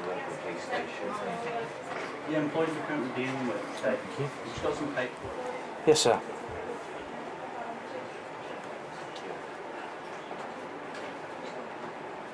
£10 per day. Can you ask him what documentation he showed his employer that he was allowed to work? Yeah. Hello. Sorry about that. No. The owner pays no tax or national insurance for this worker and gives him only a fraction of the minimum wage. We check the fingerprints. Do you want to come with me? Years, and then if it goes back as a different I'm just going to check your fingerprints, okay? If you had The them team taken wants to before. find out the worker's status in the My UK. finger. No, this one. They scan his fingerprints and send them for analysis to a national database. The results will come back in minutes. Left one. Do you have any evidence that they have right to work in the UK? I asked them for their insurance number and all these things. Right. I'm just going to give you a quick search around your headdress, okay? The lady, Faheen Anjum, she was found working in the kitchen. She only came today. We're not working in such. She was in the kitchen. She was in the kitchen, but she doesn't work here. She was wearing an apron in the kitchen. In the kitchen, she may be just trying to make some nana for person or something like that. I don't know. For who? For maybe I was not here, so I cannot answer the question. So she wasn't working. She may have been making naans. The fingerprint results confirm the worker is from Iraq and is here illegally. Ismail, listen, I know you're upsetting me, okay? This is going to have to be done, okay? Ismail, I'm arresting you on suspicion of working illegally in the UK, okay? You're not obliged to say anything which you wish to do so, but it may harm your defence if you don't mention when questioned something which you later on in court. Anything you do say may be given in evidence. Okay, Ismail? For your safety of mind, okay, you look a bit upset, I'm going to place you in cuffs. Do you want to put your hands out in front for me? Put your hands out in front. Thank you. Good night. It's okay. At the end of the day, he's led them to this. He's employed them illegally. He's put us in a position now where we've got to arrest him and put him in a police cell. This is a real cost of illegal working. People in tears, whether it's illegal people like this or legal people who sometimes the businesses go to the wall because some individuals undercut them by thousands. You know, it all ends in tears for somebody. Unfortunately for these people tonight, if they didn't tears them, they're going to end up in a night in the cells at the very least. So yeah, I'm going to go back in there now. I'm going to tell him about a penalty. He's facing a fine of £10,000 per person. At the end of the day, you haven't done your adequate checks. You've employed people illegally, which resulted now in 2, possibly 3 people being arrested. We have people now detained in the back of the van who I need to get to the police station. If you want to sign it, sign it. If you don't want to sign it, I'll leave it and record it that you haven't signed. Without the passport of the woman found working in the kitchen, it's harder to prove that she shouldn't have been there. But help is at hand. You're the brother-in-law? Right, sir. So she's over here with a passport and etc. Would you be able to get hold of that passport for us? Have you got it here? Yeah, I got her passport. Can I have a look, please? Yes, sir. Thank you. Yes, it will be. Let's grab it from him. Excellent.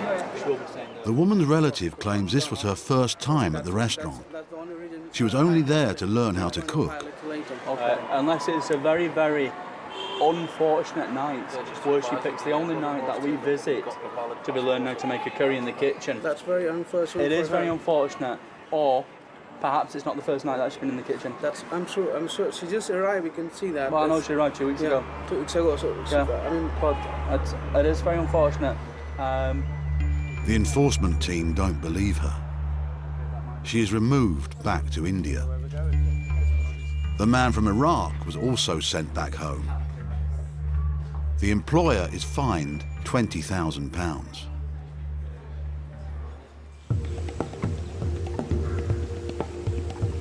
In Delhi, it's the turn of the Welsh bride to be interviewed.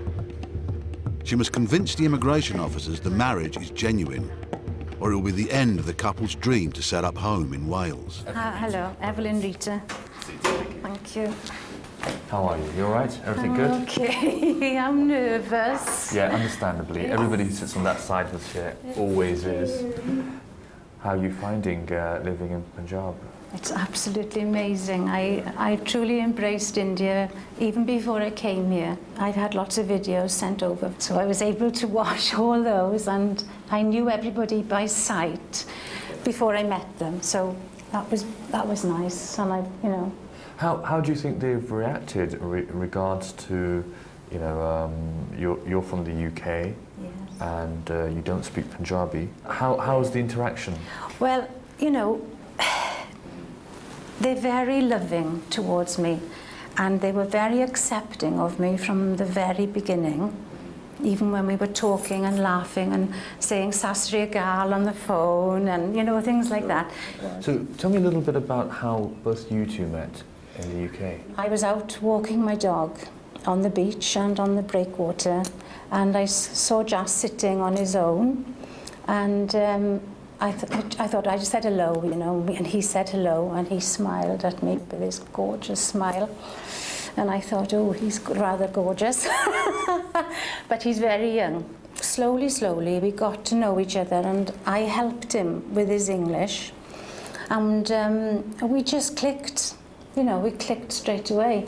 How did you decide to get married? What was who made a decision? Did he propose? Well, it wasn't a romantic setting at all. I think we were in the kitchen, and we probably, because he's been showing me Indian cooking and how to make chapatis and things like that, so we probably, I think it was, had a meal and sat down, and he said, do you think you would like to marry me? So I said yes. I said yes, definite. Okay, great. What would you do if there's a scenario where unfortunately your sponsor doesn't get entry clearance and cannot join you in the UK? Are you happy to stay in India? You do like it a lot here, you know his family. I like it a lot here, and I know his family, but all my family are in the UK. My dog and my house and my home and my 2 boys. So really, living in India isn't an option for me. What are you going to do? Because if we refuse entry clearance, are you going to stay or are you going to go back? Well, that's what it comes down to. Yeah. I haven't thought about that, to be honest, because I thought, I thought because it's genuine relationship and we love each other and we want to be together, that we might be lucky enough to get a visa. And that's honestly the only answer I can give you. Thank you. Thank you very much. Thank you very much. I'm not going back without him, all right? Coming up, will the newlyweds be able to live happily ever after? What do you intend to see and do in the UK? And a visa hopeful invents a new tourist destination. Birmingham Palace. What's Birmingham Palace? The immigration team in Delhi process up to 1,500 visa applications every day. Officer John Spence is a key member of the team.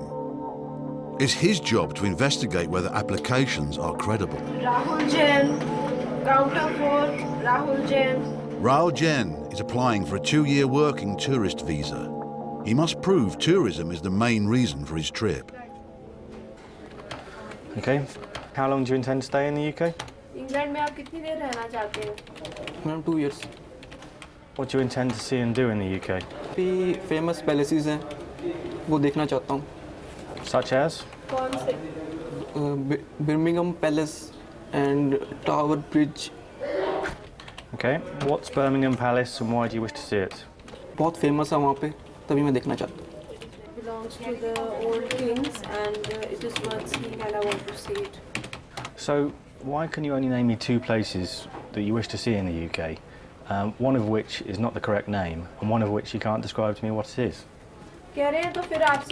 Officer Spence types up every answer to provide a record of the evidence. When I go on holiday, I know exactly what I want to see. If I came to India, I'd say I want to see the Taj Mahal, I'd say I want to see the Golden Temple. Why can't you tell me what you want to see in the UK? Madam वो बात ठीक है, मगर जो सी London जो England city है वो सबसे ज़्यादा फेमस है. England is very famous and there are many places to see there. Okay, you've been offered a job. Doing what? और मुझे किचन असिस्टेंट की जॉब दी है उन्होंने ताकि मैं अपना घूमने फिरने का खर्चा अफोर्ड कर सकूं. They offered the job of an assistant so that I can cover my expenses. Officer Spence has heard enough to make a decision. I'm not satisfied that you want to enter the UK for a working holiday as you have claimed, or that you plan to leave the UK at the end of your stay. The only thing you have managed to plan is a part-time job, and that suggests for me that it is your intention to take full-time employment rather than to go to the UK for tourism. I mean, he has to show that the primary purpose of his visit is for tourism. I'm afraid that this chap hasn't done so. This chap knows only two things to tell me about the UK, one of which is Birmingham Palace, which clearly doesn't exist. The other is Tower Bridge, and I'm not absolutely certain he knows what that is. My suspicion, frankly, is that this chap is going to go there to the UK to work for 2 years at a markedly reduced rate than employing the same person in the UK would cost his sponsor. No redeeming features at all, as far as I can make out. A completely straightforward refusal. Bad news for the would-be tourist. But will the newlyweds do any better? I need a hug. I need hugs. Oh, this is huge for us because I don't want to go back to the UK without my husband. When you love someone and you're used to being with them, that's very difficult. It's not easy for Officer Siddiqui either. He consults his boss, Alex White. Do you have any concerns about the relationship at all? Well, there is a significant age difference, and you know, it's open to, well, you know, interpretation here, but I cannot, from the immigration rules, say that this is not a genuine marriage, and I can't. Satisfied the relationship subsists? Well, I can be as satisfied as I can be on paper, and from the interview, I can't really say what's inside someone's heart.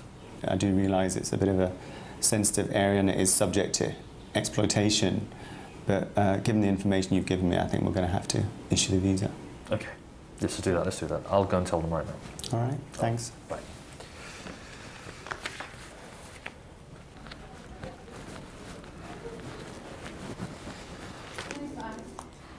Hi, have a seat, please. Please have a seat. Thank you. Having assessed the application and referred it, we've decided to issue entry clearance, and we're going to basically ask Jaswin to undertake a medical check before we issue the visa. So that may take a little while, and I hope you have a long, fruitful marriage. Apart from when I had the children, this is the happiest day of my life, and a really good start for both of us. I hope your happiness lasts.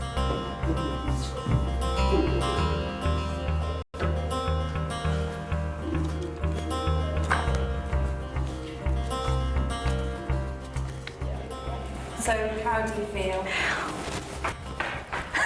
Very excited and happy, and just so thankful, and that they believed us, and our story is 100% true, and now we can do all the things that we planned to do, can't we?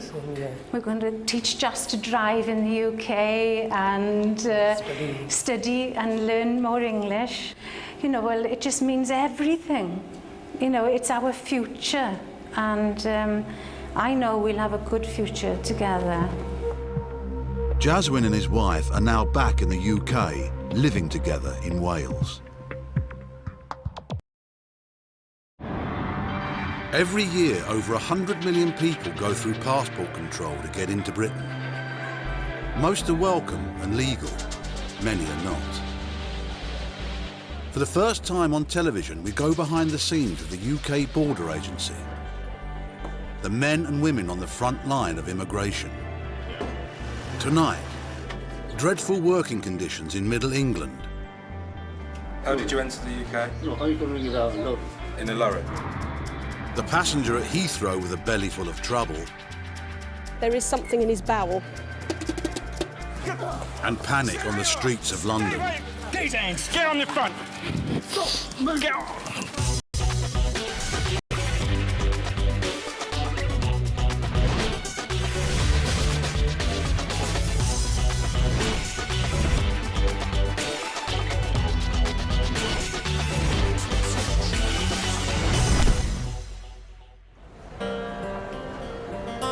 The United Kingdom has a population of over 60 million.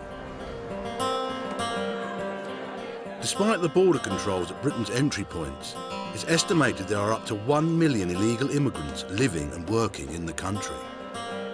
It's the job of the enforcement teams to find these people. One of their latest methods is to go out on the streets and stop anyone they think looks suspicious.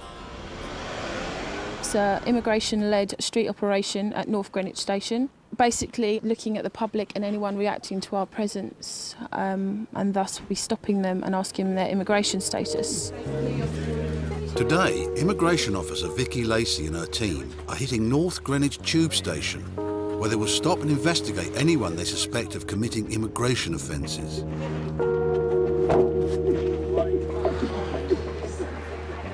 The whole idea of having arrest-trained immigration officers on the street is still very new, and I don't think the majority of the public are aware of our role and what we are doing. Hello, sir. I'm from the UK Border Agency. Can you tell me what country you come from? Right. What did you say your wife's name was? Are you lawfully in the country? Are you lawfully present in this country? Yeah. What permission have you been given to stay in this country? You have EU. How did you get EU national? Because you were married to, or you are married to? EU national. You're married to an EU national. Where's your wife from? France. From France. Where's your wife now? I was in France. Right. Can you just have a word with my colleagues, please? Over here for us.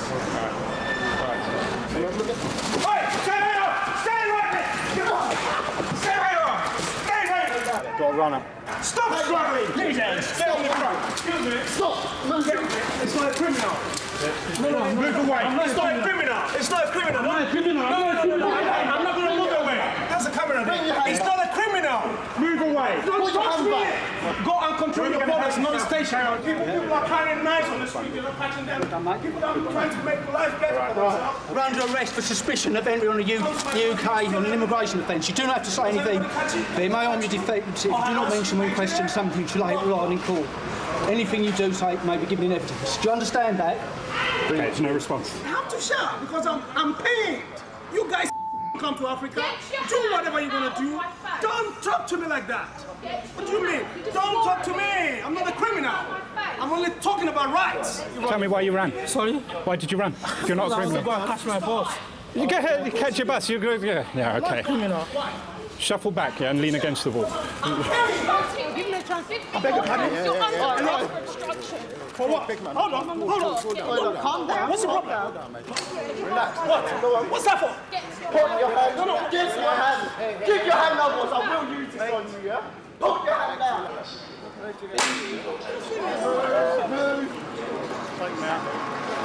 The guy was getting very aggressive, hands in my face. If I didn't do something then, he could have ended up hitting me. I don't get paid enough for that. Where's my guy that I've nicked now? Officer Lacey is with the man who tried to stop the arrest. Do you know that guy? You don't know him? Right, okay. Next time you see someone having a little altercation, if you don't know the reasons behind it, don't get involved, okay? We'll let him go now, take his details and send it off to the local police station. We obviously created a lot of interest from the public. Some people giving us a round of applause, other people thought it was morally wrong, but we're here to do a job, so we do what we're told to do. Officers questioned the suspected illegal immigrant who tried to escape. No. Because you ran away from us. We told you we were and you ran away from us. All right? Is that easy, right? That's the reason why you're under arrest. Oh, God. All right, once you can establish to us who you are and if you've got a legitimate reason to be in this country, then you'll be released. This is, I don't know. Don't understand. Well, might take him to the van. Is that the runner? Yeah. Got the keys. As well. I'm just going to put you in here, yeah? No, this is not fair. Stand, mind your head. Mind your head, yeah? Front left-hand seat. Front seat, left-hand side. If he was running from the police would do the same thing. We have to do the same thing. Now question him again to find out his identity and his status. Do you know what he's got? Show what he's got, mate. You're married to a French girl. All right, well, first of all, what I'm going to do is find out whether that story's correct, yeah? All right, and then we'll take it from there.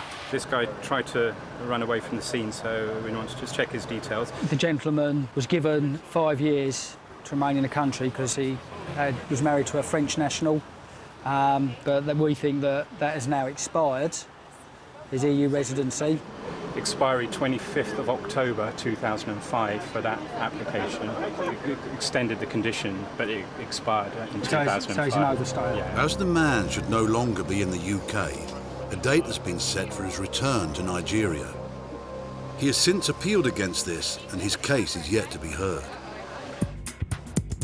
Coming up, third world conditions in Worcestershire. They're working in conditions that you wouldn't want to keep animals in, really. The passenger at Heathrow whose story doesn't add up. I've searched all your bags and you have no clothes belonging to you. And back on the streets with the enforcement team. No visa? All right, come with me then.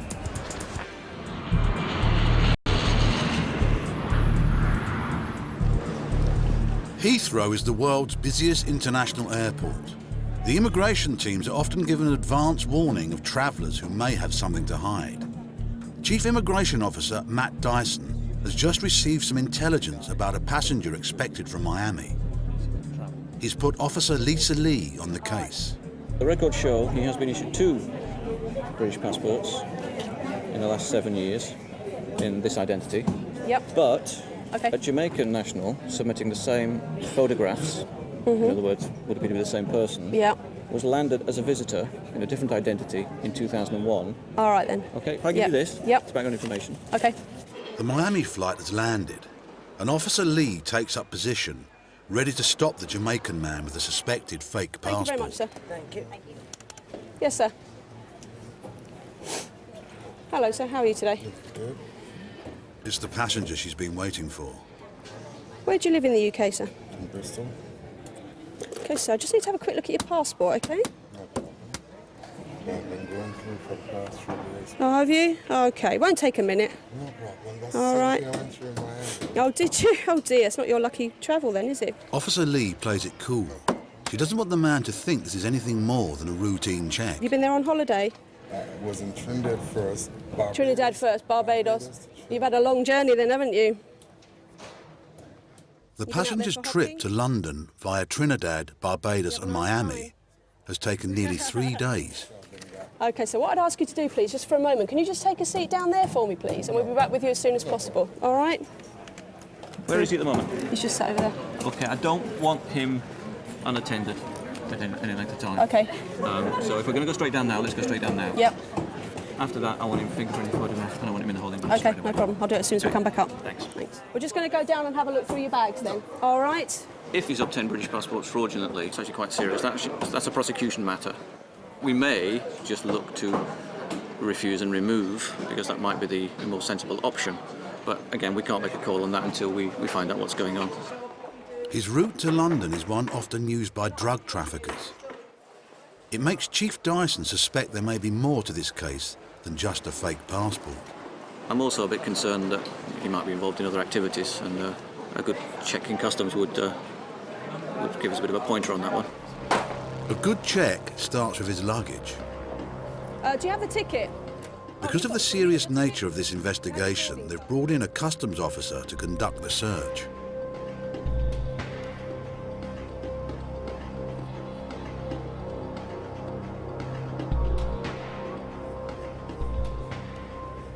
Finally, the customs officer finds something. The passenger is carrying too much booze.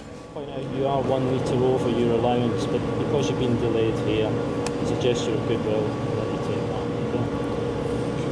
Pleasure, sir. All right. What next, sir? Okay, you'll come follow me back upstairs, sir. Nothing found in the bags. They've swabbed them, nothing. No evidence of carrying drugs or having had them in his bags recently. The passenger's bags may be clear, but there is still the matter of his passport. What we need to do is just check the background of your passport. What is the problem? The problem is we just need to check into the background of your passport, that's all, as I explained to you. Just general inquiries, all right? And just make some Again, Officer inquiries. Lee is careful Okay, not to so you know arouse what's his happening, suspicion all right? that this is What we'll anything do then more is than preferably you routine. sit here, there's a- She goes to see her boss for an update. I've spoken to prosecution unit.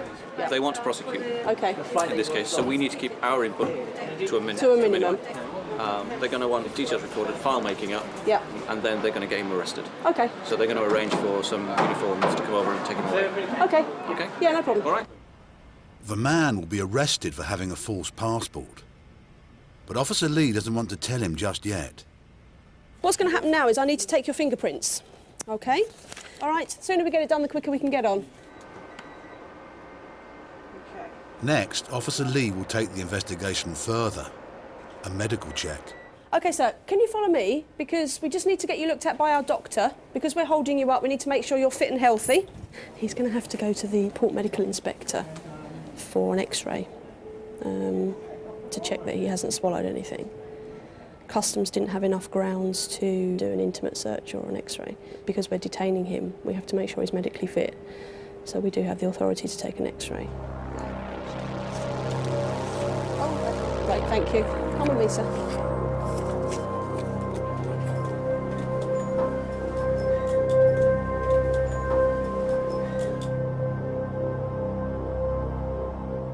PMI have just X-rayed him.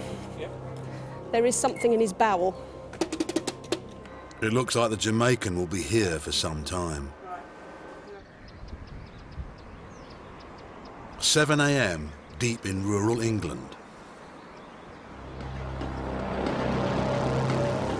An enforcement team have received intelligence that there may be illegal immigrants working at a spring onion farm. Apparently there are up to 15, 20 nationals, all kind of different nationalities. Apparently possible Iraqi, Indian, Romanians working there. We'll just see what's there when we arrive, really.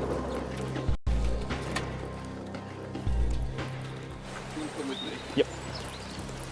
The rest of you can head that way and start sweeping through. The 18-strong team split up, hitting 2 buildings where the suspected illegals are working. Stop what you're doing, put everything down, please. From immigration, we've come just to need to do a few checks. Does anyone speak English? Morning, people. Going to need you all to stop what you're doing at the moment because we need to speak to you regarding your immigration status. Anybody got any ID with them? ID? Driving licence? Bank cards? No? Basically, this is a warrant that allows us to come in to your property. Yeah. OK? And speak to your employers. Yeah. OK? That's for you. How did you enter the UK? No, I can bring it out in a lorry. In a lorry? You 2 sisters? Yes, sisters, simple. How long have you been in the UK for? 7. Sorry? 7 years. 7th year. I got arrived here 5 years ago. Overstayed as far as I'm aware. Overstay. Illegal entrance. He's a legal entrance. Yeah. It's £130 she received last week. कितने घंटे वास्ते कितने दिन काम कर दे? 6 दिन. Working 6 days a week. They are being paid £135 for a 40-hour week, which I reckon, top of my head, could be wrong, is about £3.75 an hour, which is obviously a couple of pounds below the national minimum wage. This is no straightforward matter. The workers are not being employed directly by the farmer, but through an agency. They're claiming that they work for a company that's an employment agency and does wage slips to prove so. Obviously, there is a lot going on with regards to gangmasters and forced labour and things like that.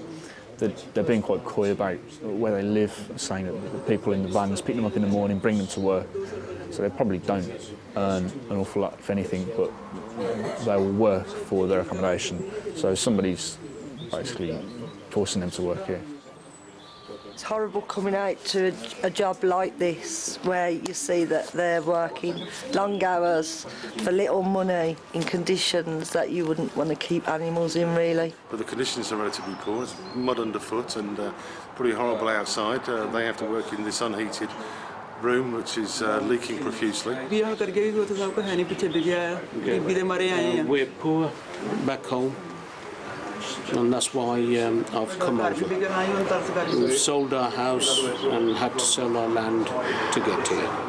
They're not criminals, they're here because they want to better themselves, they want to better their lives. We understand why they do it. If I was put in the situation where I had to feed my kids, and I would do exactly the same thing.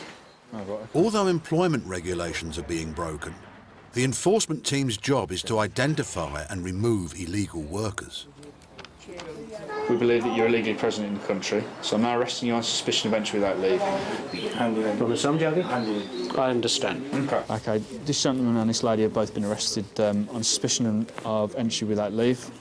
This gentleman's told us that he's entered on the back of a lorry 4 or 5 years ago, and this lady, pretty much same story. Arrived here 3 months ago as a visitor through an agent. ਤੁਹਾਡੀ ਜਨਮ ਦਿਨ ਦੀ ਤਰੀਕ 15/2/51 date of birth. The couple are in fact overstayers, but they have passports, valid passports, at their home address. So the process we'll do now is we've asked if we can go back to their home address to find their passports. They're happy with that, so we're actually going to return them to their home address now, take them back there, find the passports, and they can get on a flight and go home. Basically, they've both arrived on visit visas, which were valid for 6 months in 2007, and they've overstayed since then. Of the 20 people working here, 17 were found to be illegal immigrants. Most have been temporarily released, while papers needed to remove them are prepared, and others have absconded, their whereabouts unknown. Only 2 have so far been removed from Britain. The agency that supplied the illegal workers was fined £85,000. In London, the enforcement team, led by Officer Shane Healy, prepare for another street operation. We're going to Stratford Station. Once I deploy you on the scene, the spotters will observe the passengers embarking and disembarking, and any individuals who draw themselves to the attention of officers by acting, for example, nervously or acting in an odd or inappropriate manner, will be approached by the officers and questioned regarding their immigration status. OK then, if we go to vehicles now. Enforcement teams have been running street operations since 2006. The London team carry out up to 3 each week. It's the morning rush hour. Each day, almost 100,000 people pass through the transport links here at Stratford in East London. As commuters rub shoulders with each other, there are some who hide a secret from the authorities and have no legal right to be here. Today's enforcement team has the difficult task of finding them. We'll have a team here who will interview people who bring themselves to our attention, and we'll determine their status. If they're unlawfully present, they'll be arrested and either taken to immigration detention or to a local police station for further interview. These type of operations, we don't go away with an empty van, if you like. You know, there's always somebody. You'd be surprised the number of people that we do come across on these type of operations. 2 members of the team act as spotters, watching the crowds. Officers have the legal right to stop and question anyone reacting nervously to their presence. Hello, you're right. We're from the Immigration Service. Yes, boss. Yes, how you doing? You all right? From the Home Office. From quite a distance, he's noticed us, and he shuffled to the left, shuffled to the right, shuffled to the left. I shuffled to the left, he shuffled to the right. He looked at my warrant card. We're from the Home Office Immigration. Asked him where he's from. He said he's from Pakistan. I asked him if he's got a visa. No visa? All right, come with me then. As the man has admitted he has no UK visa, he's questioned further by arresting officer Littington. Well, how long have you been in this country? How long? 3 months. Where are you living? Kebabish. Above the Kebabish on Green Street? Okay. Do you work at the Kebabish? Yes. You work at the Kebabish? All right. Are you going to work? Yeah. All right. Okay. Have you got any ID on you? Eh? Identification? Indian, yeah? Yeah. You Indian? Yeah. Have you got a visa to be in the UK? All right. Can I talk to you over there then, please? Yeah? Many of the people stopped can only speak broken English, but some officers are able to interpret. Can you explain he's been handcuffed because he's in an open area? अभी खुली जगह में है इसलिए इन्हें आपको He doesn't have to say anything but may harm his defence. He doesn't mention when questioned something.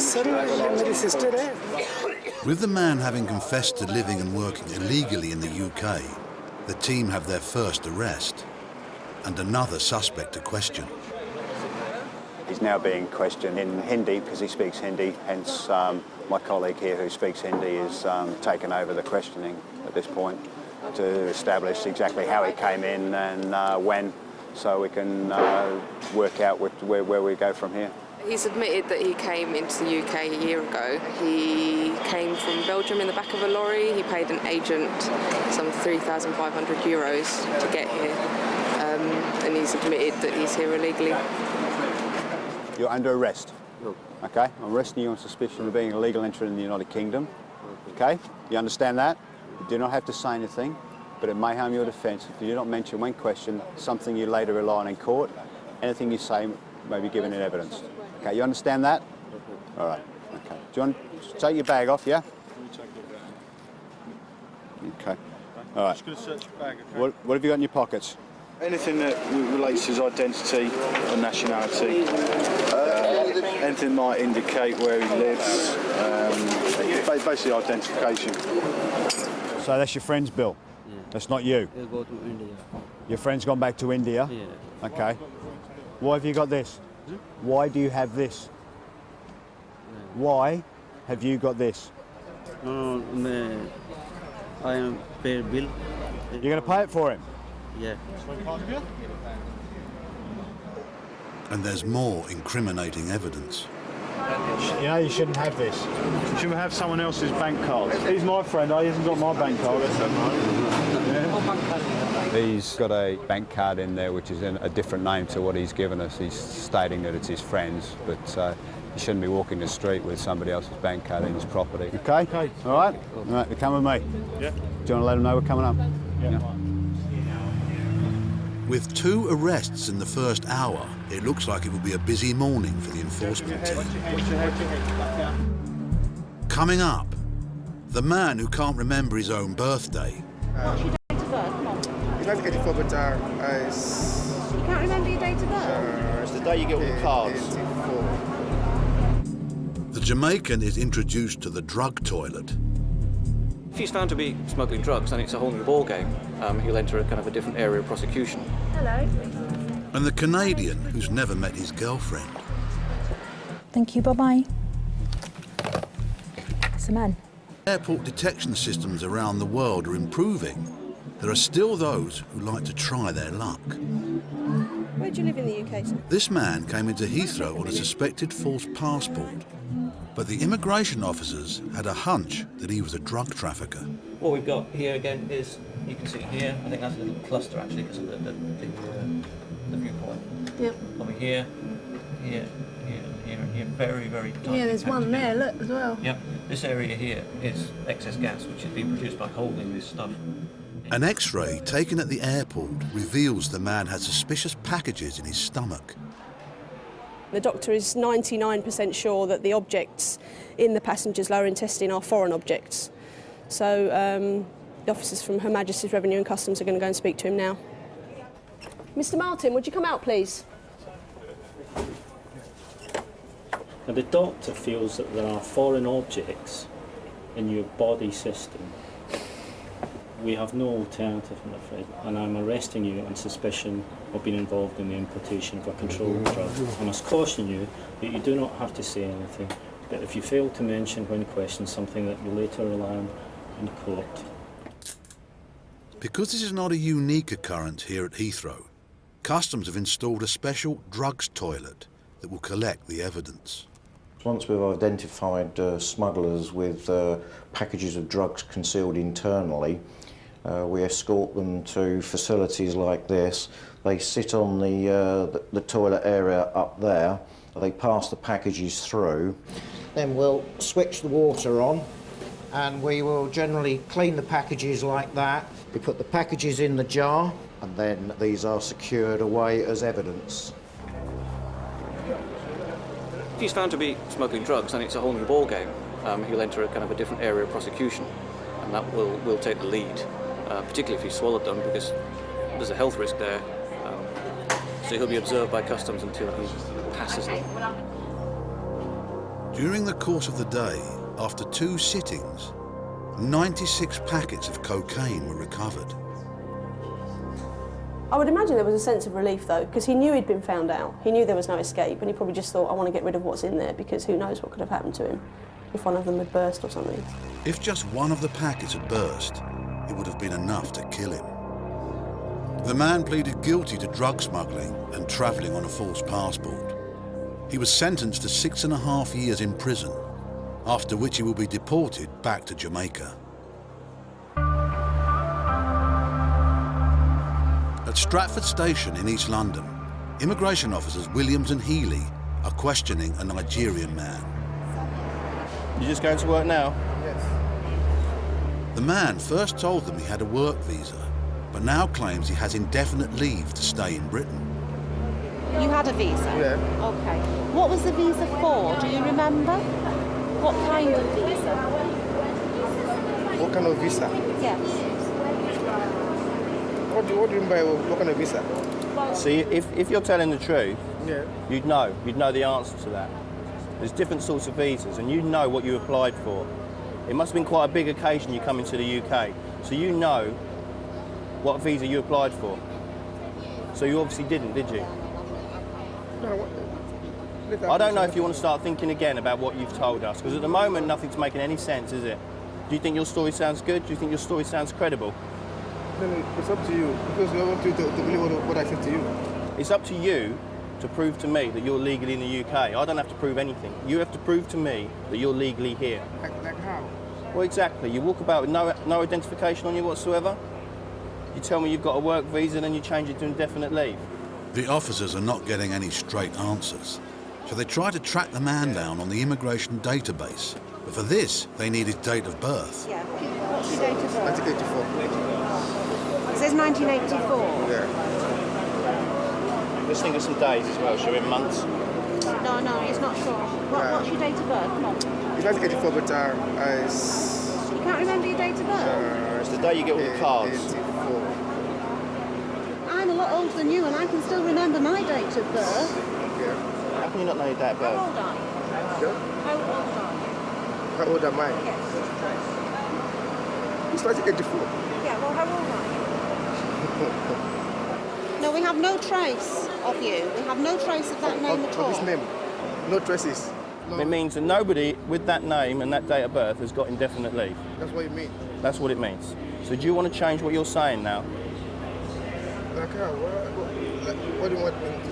Well, what I want you to do is tell the truth, because if you had indefinite leave, you'd be on our system, wouldn't you? So why don't you give me your real details, then we can make a decision on what's going to happen next. I don't know. You do know? Okay. Do you want to write your real name, real date of birth? At the moment, you're giving no options at all, are you? You are going to be arrested, you carry on. No. No, I'm not going to be arrested. No. Some people are using so many identities that they do trip themselves up and they get confused and don't remember who they're supposed to be today. And, you know, if you're going to use different identities, then I suppose you are going to get slightly confused now and again.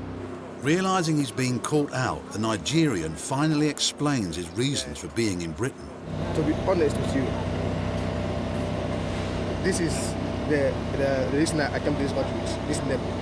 And I can't play volleyball. And you overstayed? Yeah? Why didn't you go back? Yeah, because when I finished playing, the church needs me, a charity. So I was here doing the charity work. That sounds honest. When did your visa expire? When were you supposed to go back? It's 6 months. I supposed to go. 6 months? Yeah. He appears to have overstayed. He certainly has no legitimate basis from what we can see of being here.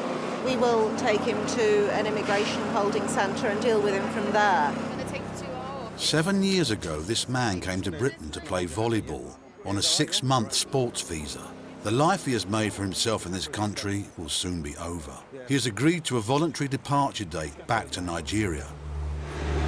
Watch your head as you got in there, yeah? The team made a total of 7 arrests during the street operation at Stratford.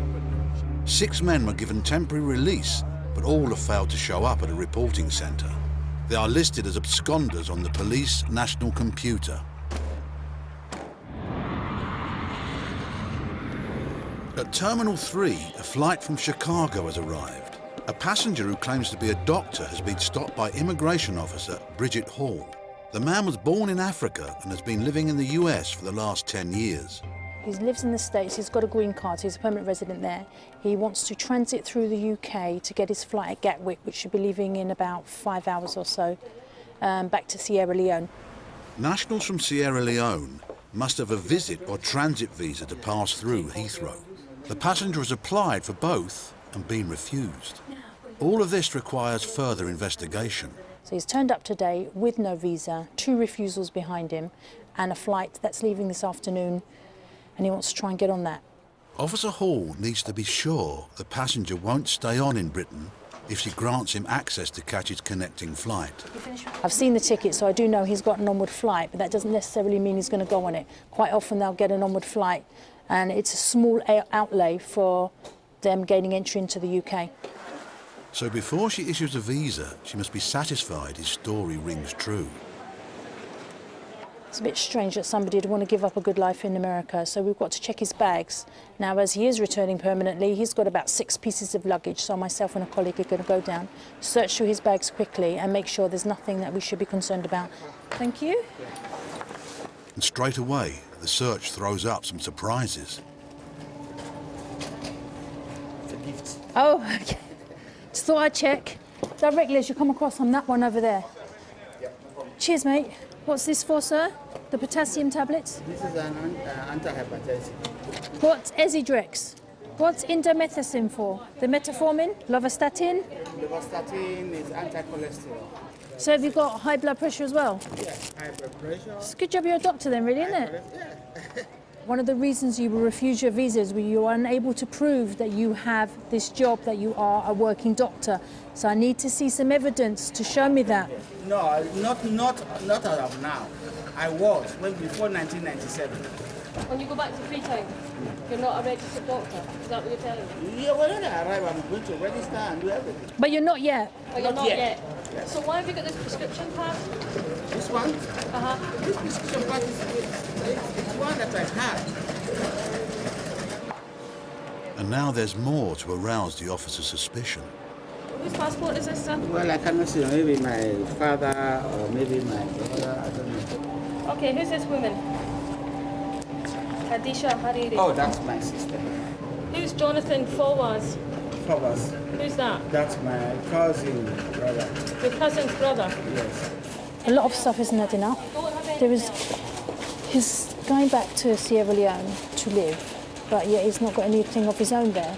I've searched all your bags. I've done it myself. All of your bags, and you have no clothes belonging to you. It's now making more sense why he was possibly refused his visa on both occasions. I now have to look at things in a different light. I'm not sure whether he's going to be getting on his flight. Because of the unusual contents found in the man's bags, Officer Hall has a lot of questions to put to him. Did you apply for a visa to transit through the UK? Yes, but I applied for the wrong transit visa. It's a visit in transit visa, which they denied. If you were denied your visa, why did you still decide to travel here? I consulted the British Embassy consulate in New York. They said that as long as I have a permanent resident card, connecting flight within 24 hours, I don't need. Ideally not a problem, but the fact that you had these refusals kind of changes everything. Okay. You had Sierra Leone passports belonging to other people. Why is this? Well, these are my brothers and sisters. They have not been to that country, for some of them, for over 30 years. So they gave me their passports to go renew their passports. Do you have any evidence that you are still a registered doctor? Because the paperwork that I saw in your baggage search was all very old. I am not a registered doctor in Sierra Leone because I have just gone there after 10 years of absence due to the civil war. That's the end of our interview. If you just want to sign here for me. After the interview, Officer Hall passes on her concerns to Chief Officer Dyson. He's got a prescription pad, he's got untold medication for various ailments. He's got a card. Isn't he supposed to be a doctor? He said he's a doctor, but he's not registered anymore. He's a nursing aide, like an auxiliary nurse. Hence he couldn't show the visa officer that he was a doctor. Exactly. But he told the visa But officer. and that's what he led me to believe when I first spoke to him, that, yeah, I'm a doctor, I'm registered. I don't as long as think you've you got really that. need to come back to me with this one. I think. This is a refusal then, Yeah, I think we're agreed on this. He may well be going on to Sierra Leone, but I'm not taking that chance. Yeah, okay. There are too many variables in this, so if you're comfortable with that. Yeah. Back to the States, ASAP. Yep, we'll do. The passenger arrived at Heathrow without a UK transit visa. His luggage aroused suspicion and he lied about his job. Officer Hall can't trust him to catch his flight on to Sierra Leone. There is nothing new in front of me today that would let me consider reviewing the decision to deny you a visa to come to the UK in order to transit. You should be refused entry, in which case we'll have to put you on a plane back to Chicago. What's going to happen now? Where are we at? I'm going to go back to the holding room now, and then you'll be escorted down to the flight. If the man wishes to travel to Sierra Leone, he will have to get the correct documents or take a route that doesn't pass through Britain. Coming up, Officer Hall takes on what looks like a straightforward case. How do you know your girlfriend? I met her online playing a computer game. But his girlfriend is hiding a secret. Thank you, bye-bye. It's a man. At Heathrow, Immigration Officer Hall has another case. She has stopped a 19-year-old Canadian who's also an online gaming fan. He's coming here for 4 months to visit his girlfriend, who's a British national. By his own admission, he's got very limited funds, £900, 4 months. He doesn't have a credit card to back it up. Mr. Sacconi? Hello. My name's Bridget. I'm going to be dealing with your case today. £900, 4 months. OK, even if you're staying at a friend's house, we all live in the UK, we know how expensive it can be. Anything could happen. He could need emergency treatment. Who knows? You know, that £900 isn't going to go very far. Go through. Thank you. Is anyone meeting you today, sir? Yes, my girlfriend should be here. If you just look here for me. Now, your girlfriend's name Kira May. Is that Kira May is her first name or May is her surname? Like her family name? Okay.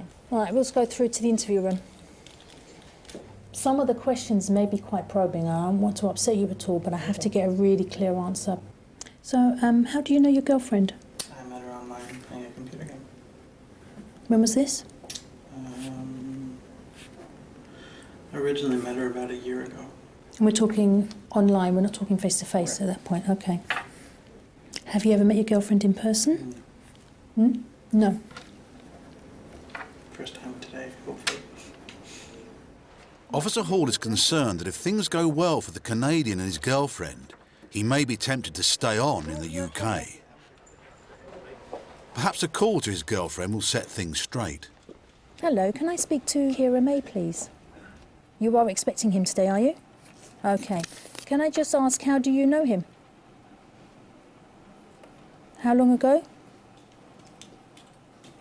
So you'd say that you've known Glenn for a total of 4 or 5 weeks, yeah?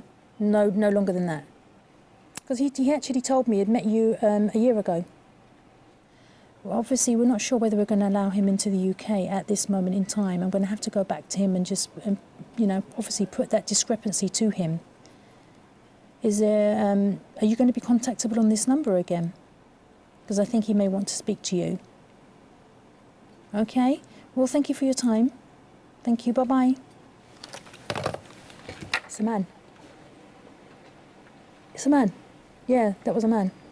I said, can I speak to Kira? Yeah, that's me. Now, unless she's got a really sore throat, that's a man.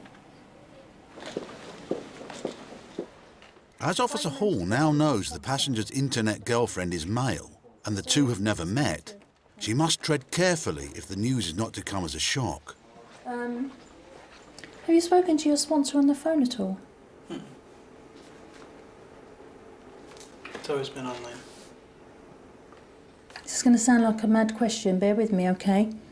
What sex is your sponsor? Yeah. Okay. Well, you said girlfriend. She's a girlfriend. She's... Oh, God, so you could have saved me lots of time, sir. Yeah. We don't have a problem with people having boyfriends at all? No, it's, well, So I was concerned then. I thought you didn't know. no, I know. Okay. Complicated. Now, we have a little problem. Okay. Your sponsor told me you had only met 4 or 5 weeks ago. As a relationship, yeah. Well, Plain as online. He said online Really? that they met, yeah. So you're saying as a relationship, yes, but... I swear I've known him longer than that through the game. Officer Hall is still concerned about the man's limited funds, but the passenger claims he'll get help from his girlfriend's mother. I have to be sure again that he's going to leave when he says he will, and without speaking to the sponsor's mum and knowing that she's happy for him to be here, she's happy to support them financially. You know, it's all second-hand information. Oh, hello. Hi. How do you know Glenn, please? The amount of money he has available to him, which is rather limited given the time he wants to stay. I'm just wondering, I mean, if it came to it, would you be in a position where you would be able to support him financially? Right. Can I just... The mother's willingness to help the passenger financially could be enough to convince Officer Hall to grant entry. But first, she must run it by her boss. Shortly. Okay, bye. I need to speak to you, Matt. That was the mum. Sponsor's mum. Sponsor's mum. She's known about this all along. She's more than happy to support him whilst he's here. I want to land him.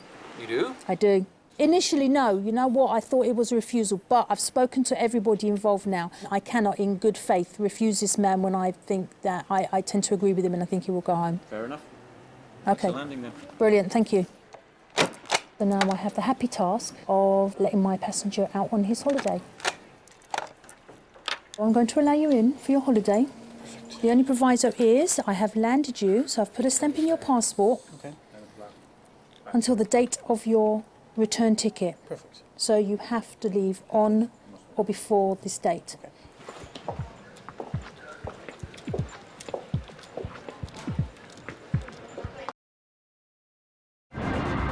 Every year, over 100 million people go through passport control to get into Britain. Most are welcome and legal. Many are not. For the first time on television, we go behind the scenes with the UK Border Agency, the men and women on the front line of immigration. Tonight, the chicken factory full of illegal workers. Hey! Everybody stay calm! Everybody stay very, very calm! Rush hour at Calais brings human traffic jams. Okay. 3 times in, what, 5-10 minutes? Busy morning here. And raising the bar at Heathrow. A law student struggles with an immigration test. Explain to me why you don't have a return ticket. I don't have any intention of staying here. I didn't ask that the question. I said, why do you not have a return ticket?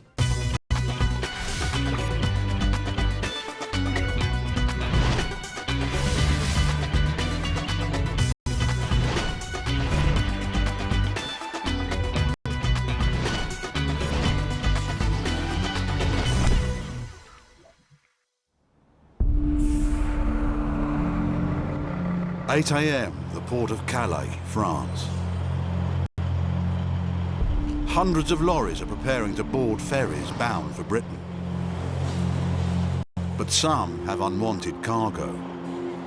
Illegal immigrants trying to get into the country. An Anglo-French deal in 2004 allowed UK immigration teams to be based on French soil for the first time. Their aim? To stop the clandestines, as they call them. All the way through. Yeah, let's find it back. And it seems clear, this one. Officer Bridget McCarthy has been stationed here for over 4 years. You got your passport handy? She has a special tool adapted from a ski pole that detects breathing. This is a CO2 probe, and in plain English, anything in there that's breathing will be picked up. And so we'll get readings. What you have to do on here is watch how the readings fluctuate and what levels. We know what limits we go to, and if we want the vehicle open, as we class it to be a high CO2 reading, we get the driver to open it up. They find most clandestines here in the search bays. But there's a report in of a lorry that's not been checked here and is now just metres away from boarding a ferry. Right, we're going down to the berths. We've had a call to say that ECS have had a find of 5 inside a vehicle. The clandestines could be just moments away from boarding. Oh, they'll be distraught. Bless them. Yeah, they'll be distraught. Especially when they think they're so close. The team work closely with the French, Bonjour. handing anyone they catch into their custody. Players? Driver? They think they're hidden deep inside this lorry load of tyres. How far down are they? We don't know. I'm going to get some ladders and get up there. Can you just do a registration check for me, please?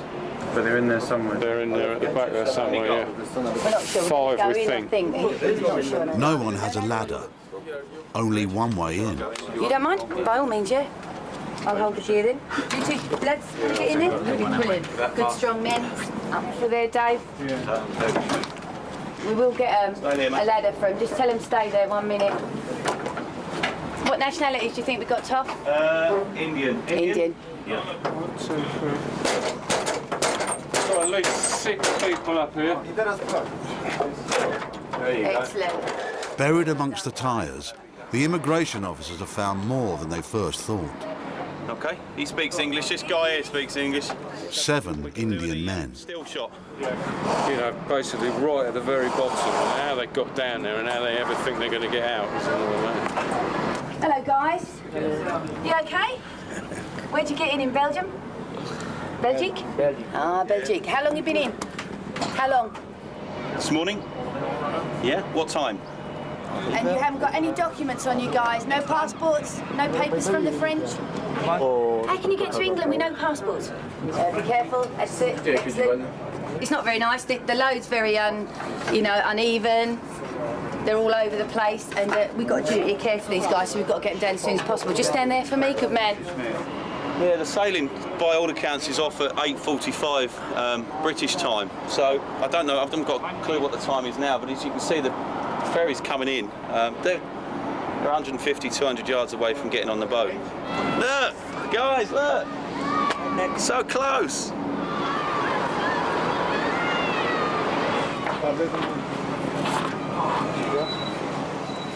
But there's little time to hang around. How many in the other load? 6, I think. 6 Indians? Another report of more clandestines.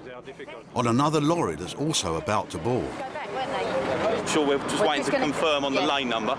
So we're going to leave this vehicle. We're going to head over here now and sort this one out as well. Okay. While the Indian men are taken to a holding room, the team are going full steam ahead. Bad morning. All kicks off at 8:20. Coming up, the chicken factory employing illegal workers. Is there anybody here that's British? Officer Lomas gets suspicious at Heathrow. And the family who risk their lives trying to trick the breathing detectors. So they will actually put plastic bags over their heads.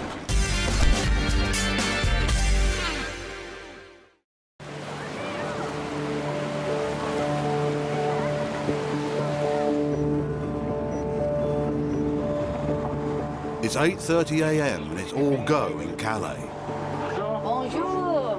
Officer Bridget McCarthy and her team have already found 7 clandestines, metres away from boarding a ferry to Britain.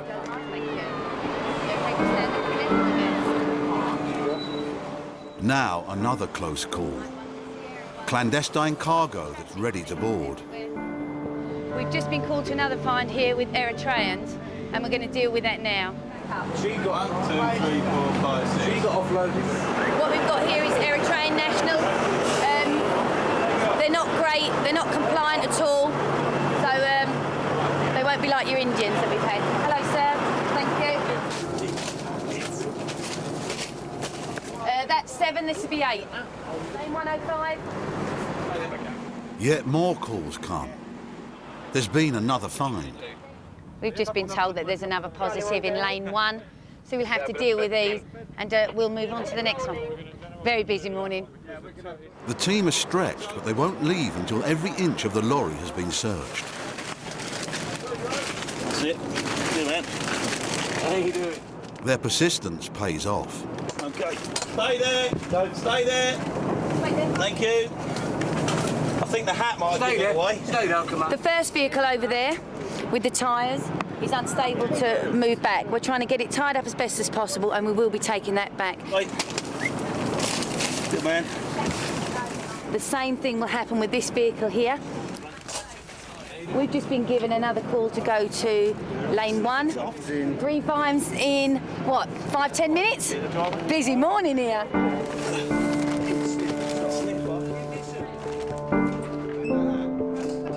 In total, they found 15 people in the last 15 minutes. And outside the port, hundreds more ready to take their place, in search of work with British employers who are ready to break the law by hiring illegal immigrants.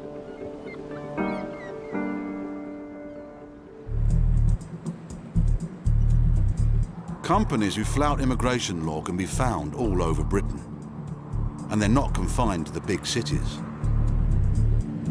In the Midlands, over 70 law enforcement officers are preparing to raid a chicken factory they suspect are employing illegal immigrants.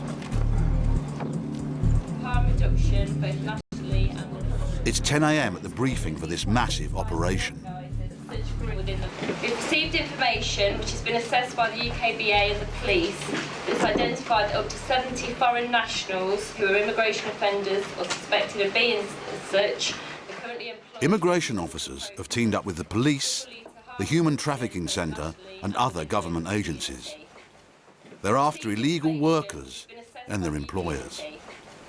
In bringing people in from former Soviet Union countries by providing them with false documentation, is offering them new identities. They're preparing for tough conditions.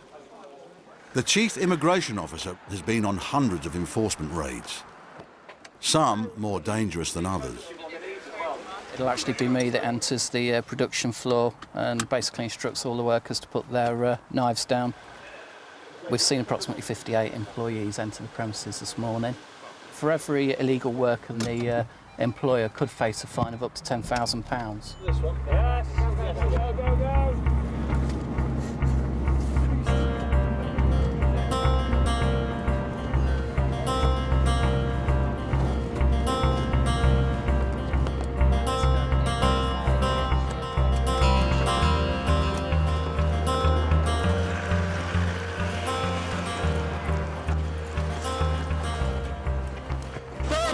Have got a warrant to conduct a search of these premises today. Stay there! Police! Police officers, everybody stay where you are! Everybody stay where you are! Stay where you are! Everybody stay calm! Everybody stay very, very calm! The first job is to make the factory safe.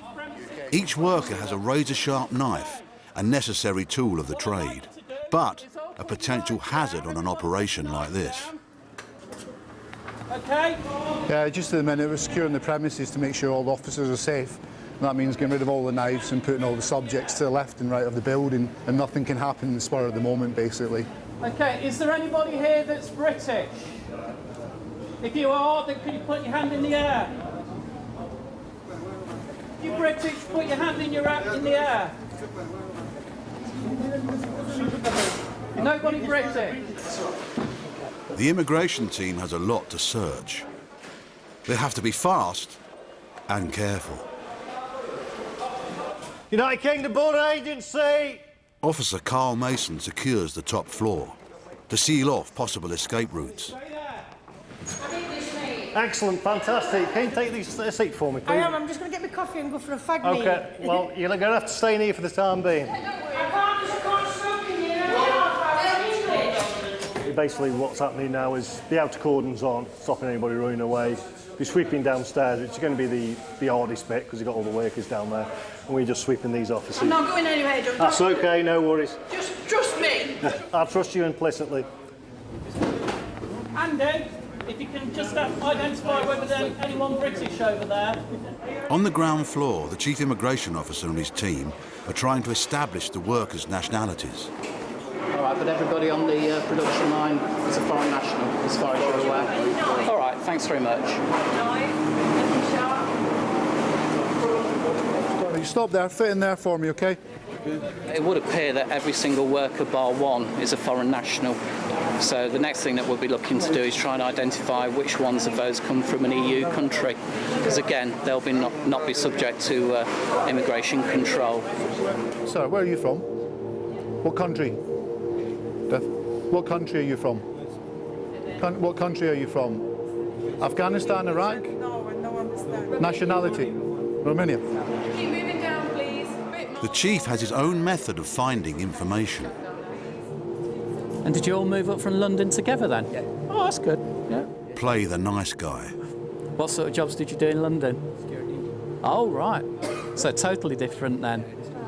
Yeah, at the end of the day, if we don't come across too forceful, then more often than not, they'll just have a chat with us, and we can get a lot more information that way. What made you come and work for a chicken company then? I didn't know that. You didn't know? What were you told you were going to come and do? Just to take care of chickens, that's it. Oh, so you thought you'd be feeding them? I think they're a bit past feeding now. He was promised a job up here. That is quite important to us in that there are several allegations that maybe people are employed by this company. Some are given to believe that they'll be doing different types of work to what they actually end up doing. Back upstairs, Carl Mason's team have found rooms which you wouldn't expect to find in a chicken factory. Hello, sir. Back rooms which look like they would have been chilled freezer units, chiller units, been used as accommodation for obviously people who are working on site. And just looking at the rooms, though, they're clearly not intended for this. They find 4 small rooms, each with 2 beds, personal items, and other material.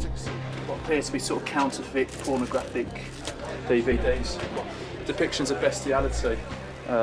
So, I mean, they're clearly illegal, so on police advice, they're going to be seized and disposed of. So far, the operation is posing more questions than answers. 69 people turned up to work here this morning, many of them suspected of being illegal workers.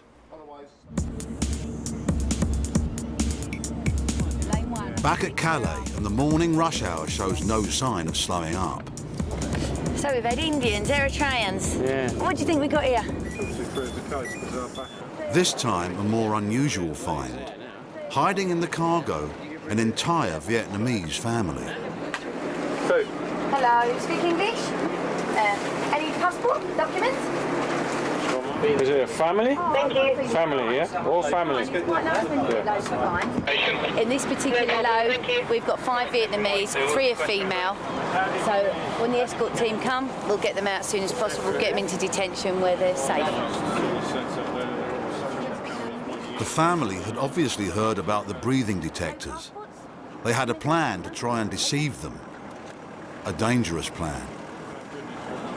So they will actually put plastic bags over their heads, risk their own lives, you know, in order to get to the UK. It's tragic, really, but it happens, and you can see it here. Day in, day out, we see it. You think you're wrapped in that bit of plastic, and your head's covered as well. Your oxygen and whatever else isn't going to last very long. Do you want to just jump down for me? Excellent. Oh, that's fine. So wait there, no problem, stay here with me. No air holes in that at all. They're just full of air. I mean, this lady obviously looks quite drained and tired looking, doesn't she? So I think she's obviously suffering from effects of not having much oxygen by being wrapped in one of these.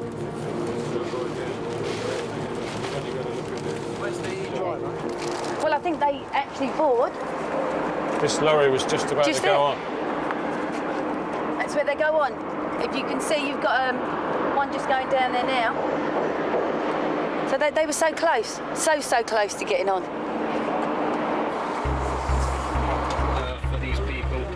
And another call comes through. people have been found on a boat. Not a ferry, but smaller and faster. In the search bay is a truck carrying expensive yachts and stowaways. The chief immigration officer sends his crew inside.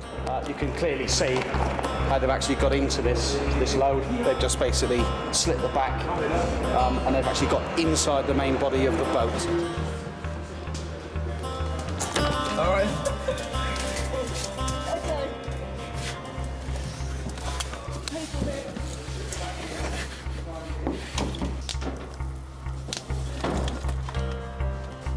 There's 4 in there at the moment, but there could be more. And obviously we're going to have to search the ones on the back of this trailer as well. Hi there. You all right? Okay. Come out there.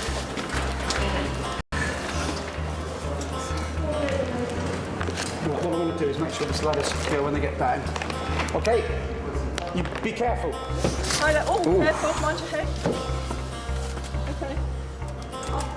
Around 50 ferries leave the port of Calais every day. Each one an opportunity to reach British soil. 1.5 hours, 31 found in 6 separate finds at different locations. So I think your team and our team are working very hard this morning. Yes, yeah, it's a good job. There were 31 clandestines found in 2 hours. They were handed over to the French police. Their whereabouts now is unknown.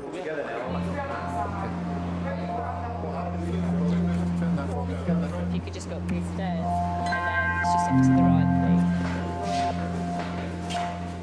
It's time to process the workers at the chicken factory. Yeah, that's fine. Of 69 employees, 68 will be questioned about their nationality and their rights to work here. This is your last one? That's a go.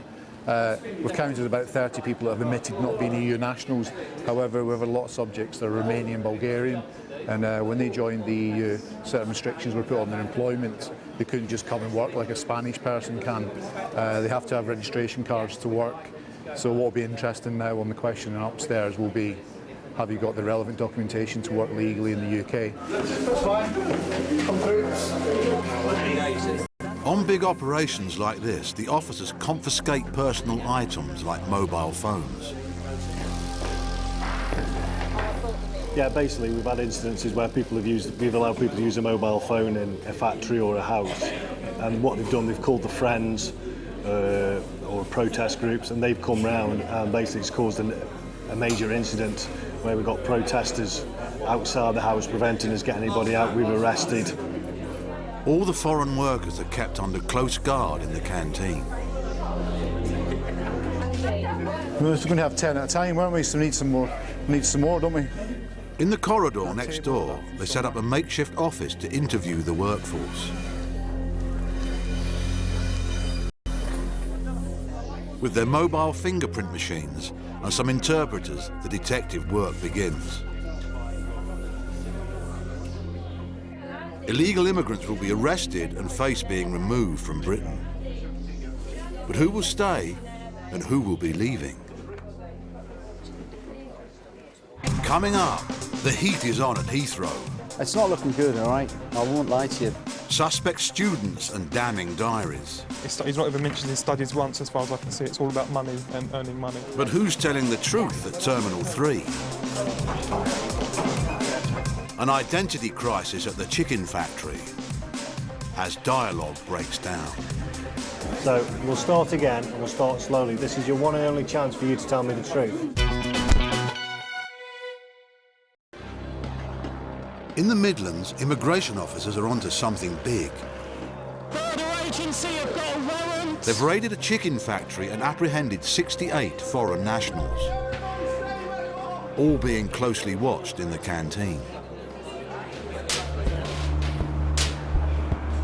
The next phase is to check names and ID against the Home Office database to see who is working here legally or otherwise. So far, they've found 14 different nationalities, and interpreters are in short supply. Ilia, there's no point in trying to tell untruths about your situation. There's nothing to be frightened about. Okay. Yeah, I was trying to get one of my colleagues to So what basis have you asked to stay in the UK? The stakes are high. Illegal workers face being removed from Britain. Your immigration status in the UK, why have you came to the UK? Officer Andy Watt questions a Romanian. To understand him, she has an interpreter. So you have no national insurance card, no? Romania is new to the EU and has restrictions on it. She's allowed to be here, but requires a registration card in order to work. The next question is, how many hours do you work here every week? Okay, can I ask you, how much are you paid here per hour? So I don't know how much is per hour, but it's around 250 per week. 200, 250 per week, yeah? She says she's been earning between £200 and £250 a week and working 50 to 60 hours. This is less than a legal minimum wage. But if she hasn't got a registration card, she faces a hefty penalty. Are you paying a debt off to anybody for coming to the UK?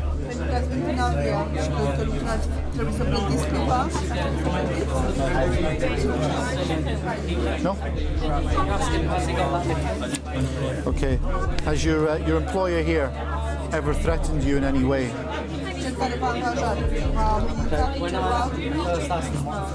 Hold your breath. Well done. Upstairs in the factory's makeshift bedrooms, officers are searching the workers' belongings. Leave it all there a second. Okay, if you take a seat there. I've only got one for some reason. They've already found fake ID cards and arrests have been made.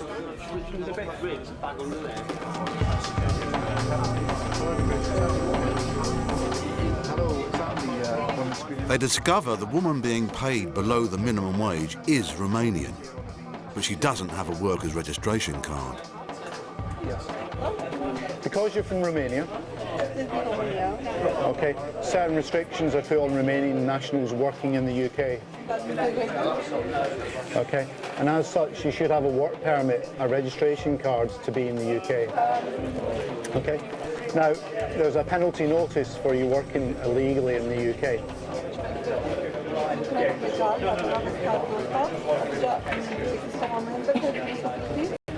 Okay, and the penalty amount that you will be fined is £1,000.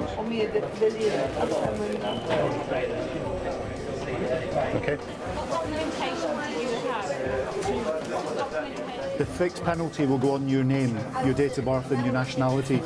That will be you, okay? So if you give me any wrong details on your postcode or address, it doesn't matter to me, okay? The penalty goes on your name and it will follow you about until you sort that penalty out. She's free to go and will be able to work legally as long as she gets the right papers. The canteen is full of people waiting to be interviewed. Some less worried than others.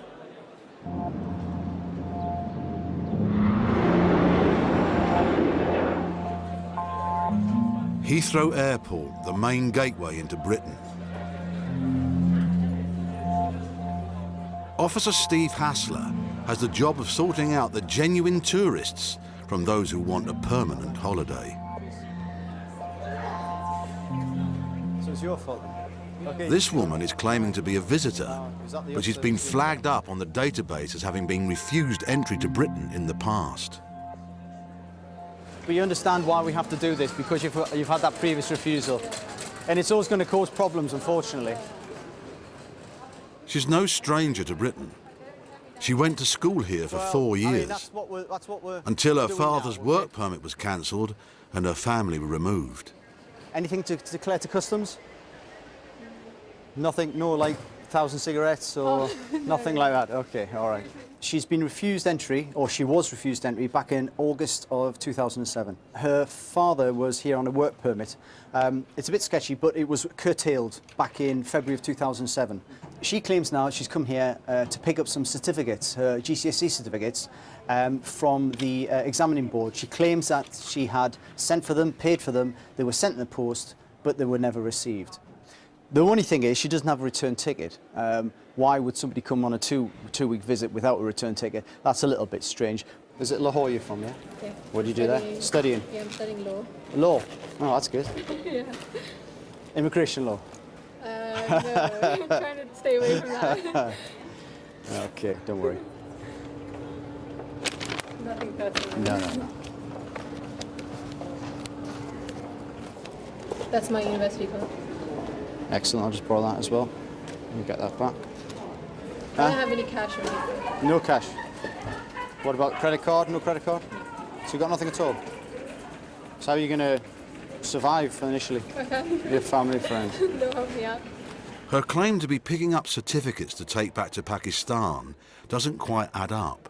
Well, it's just this fact, she's got a single ticket, she's got no money, and she hasn't actually arranged for these certificates yet. You see, I don't get this part because she and her entire family have been refused entry. Okay. Yeah. They've previously been living here about 4 years. Yeah. Further to that, they appealed and went down the human rights line as well. So they're kind of well aware about how things work in the UK. Things work, yeah. So then to send a family member alone on a single ticket with no money, doesn't stack up. A closer look at her luggage doesn't improve her chances. At the back, I've just discovered some old pay statements, and I just went out to the control and spoke to her. I said, well, why have you got these certificates with you? You know, if you're just coming to get... and she said, oh, well, it's just all my documentation that I had when I was in the UK. But there's P45s as well. Now I'm a little unhappier because these are documents that are not necessary at all relevant to obtain a course in Lahore. Exactly. It's question time for the law student. Officer Hassler wants answers. It's not looking good, all right? I won't lie to you because I can't understand why you've not brought any money with your tickets. We're going to have to come through this way, all right? And the fact of the matter, you've got £2 on you, you've got no credit cards, you've got no return ticket, you've brought other documentation, which, to be quite frank, you shouldn't have brought with you. I can't understand why you brought it with you. This interview will decide whether or not Officer Hassler returns her on the next flight home. So why did they just buy you a single ticket? I can't fathom this out, because why would they buy you a single ticket and also send you their daughter halfway across the world with just £2 coins in the purse? I don't have any intention of staying here. I didn't ask that the question. I said, why do you not have a return ticket? Because I didn't know what date exactly I would go back. She said she didn't know how long she was going to be here. It was going to be 2 or 3 weeks. And I said, well, why didn't you get an open ticket? And I says, we have many times people come here. And she says, oh, yeah, I found about that on the aircraft. I hadn't heard of open tickets. She didn't know about open tickets? Didn't know about open tickets. This is a young lady who's lived in the UK and has clearly travelled before, but didn't know about open tickets. We get people coming here all the time who are coming as visitors, and if they don't have return tickets, they don't have money, they'll just be refused. It's not credible. You're coming here as a visitor, but yet, you know, you've got no evidence of support whatsoever.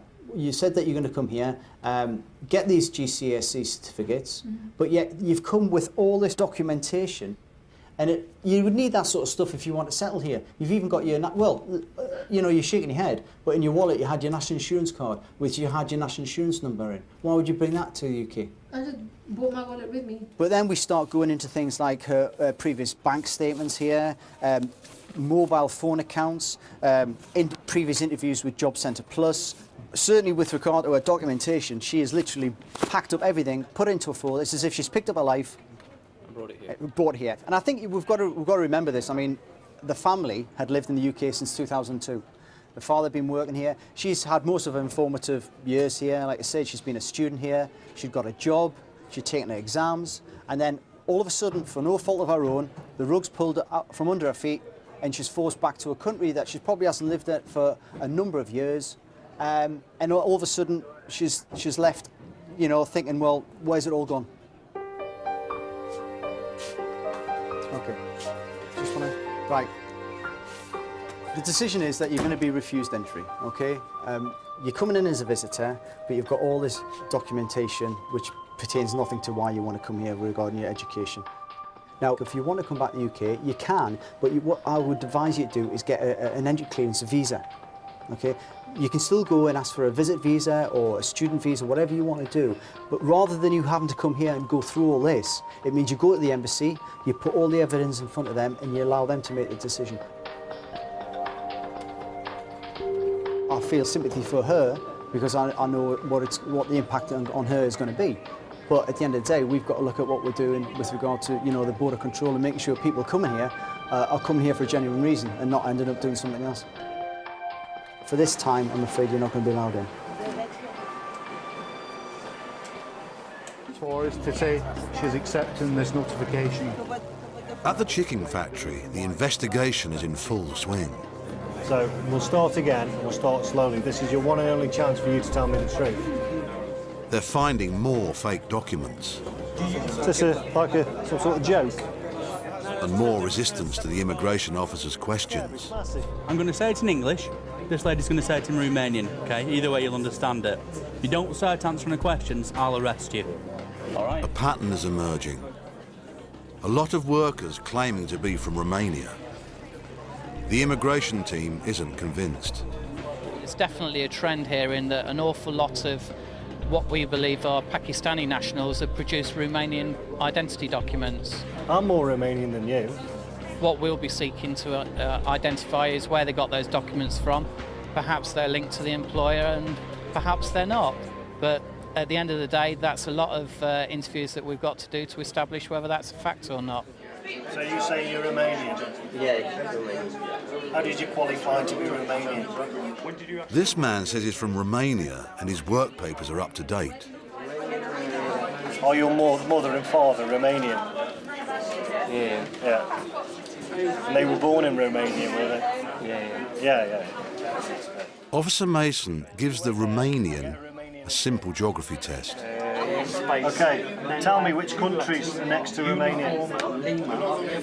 Moldova. Moldova.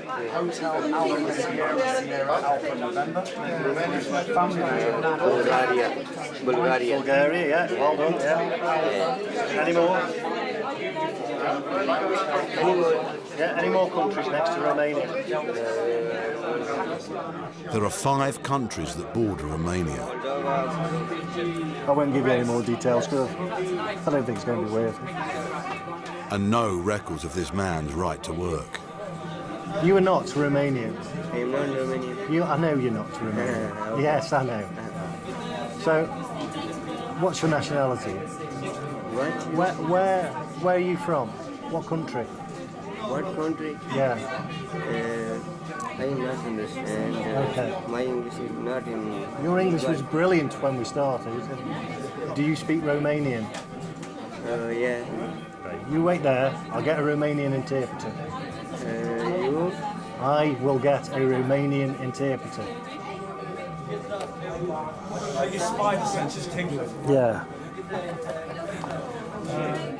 The next test, can he speak Romanian to an interpreter on the phone? Explain to him in English. Marion, that gentleman speaks Romanian. You say you're a Romanian. You've only been here 1 week. I'm from Romania. Please speak to him. Noroc. Noroc. Bilal Koran. Yeah.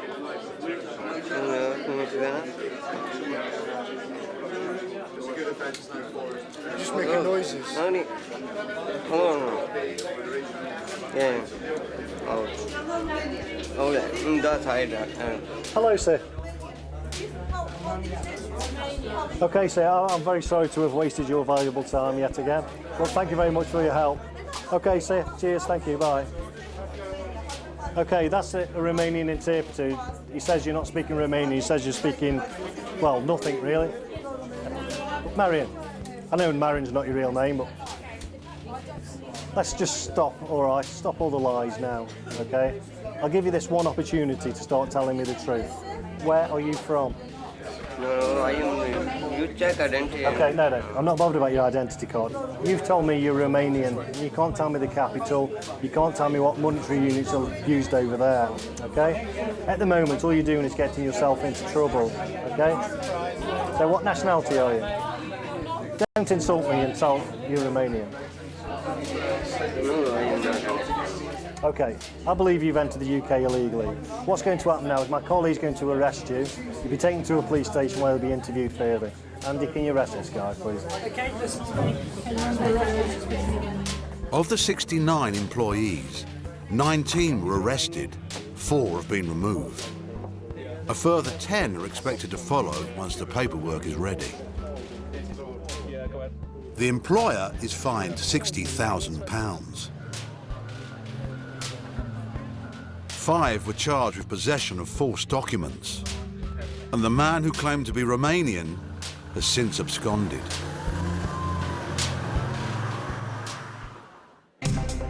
Coming up, 2 passengers, but only 1 will be allowed into Britain.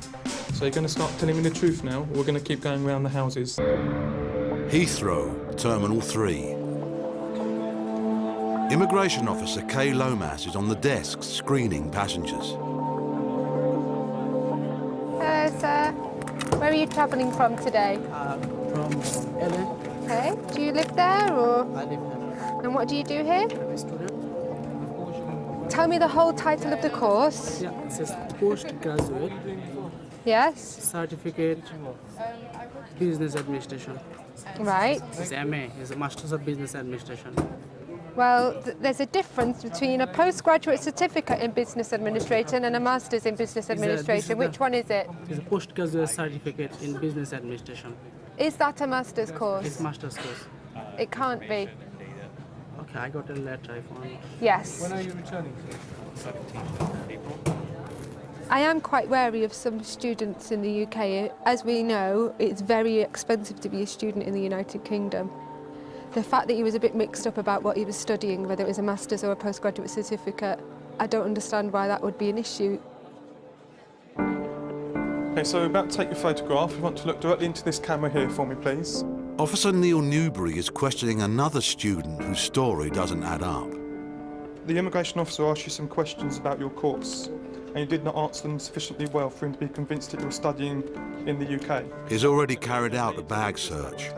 He found a diary with some revealing entries. He's talked an awful lot about work, and he's not once mentioned his modules, his studying, any of his tutors. He's not mentioned any of them, which is quite strange if you're here to study. Sainsbury's is going down every day. He's doing only 2 or 3 days in Sainsbury's. Now he's having to find a second job. 2 men, both claiming to be students of business administration.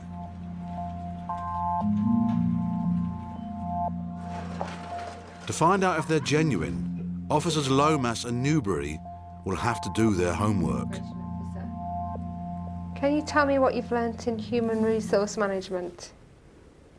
What I study? What you have studied? There is a 2 part. One is employee and another one is employer. Yes. Okay.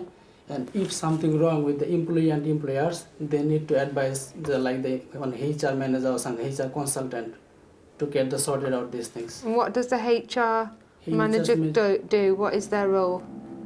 What is the role?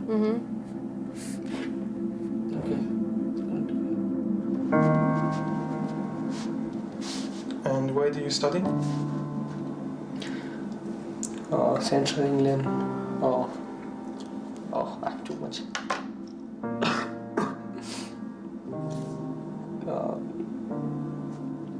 You know that I didn't sleep last night. So I forgot everything. I don't know. Should I say? So you're saying you can't remember where your college is? No, I know that. I know. HR rules means for a company, the managing full staff. Tell me about financial reporting.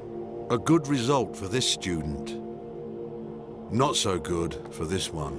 Okay, I just want to show you something from your book in your bag. Dated 18th of February 2008. I know you wrote it down, yeah? And see what I've underlined? 18th February 2008. I'm doing only 2 and 3 days in Sainsbury's. Now I'm finding a second job. So you're going to start telling me the truth now, or we're going to keep going around the houses. Were you working in Sainsbury's 2 or 3 days a week? Can I explain you personally? But not in front of camera, I'm telling you personally. Slowly he started to open up to me and explain what he's done. His family are in financial difficulty back in India. That their house was being repossessed by by the bank, and I do have some sympathy with him in that situation. It's mainly the enforcement of the rules that we're concerned about, unfortunately, and in this case you have broken the rules, the immigration rules, so for that reason your visa is going to be cancelled today. I'm going to return you back to India on the next available flight, which is this evening at 9:25. Officer Newbury's passenger has failed to get into Britain. It's a different story for Officer Lomas. Oh yes sir, he's a student. We are happy to readmit you to the United Kingdom today. Thank you. Right, Thank you so okay much. sir, that's okay. Good luck with the rest of your studies and your job. Yeah, thank you. It's nice when you've done your inquiries and at the end of it you're satisfied with the result and you know that the right thing has been done. He is a genuine student and I'm happy that, you know, that I've done my inquiries and I'm satisfied with that and he can come in. As this case closes, more flights arrive and hundreds more passengers fill the arrivals hall. It's back to the desks for the immigration officers and back to work.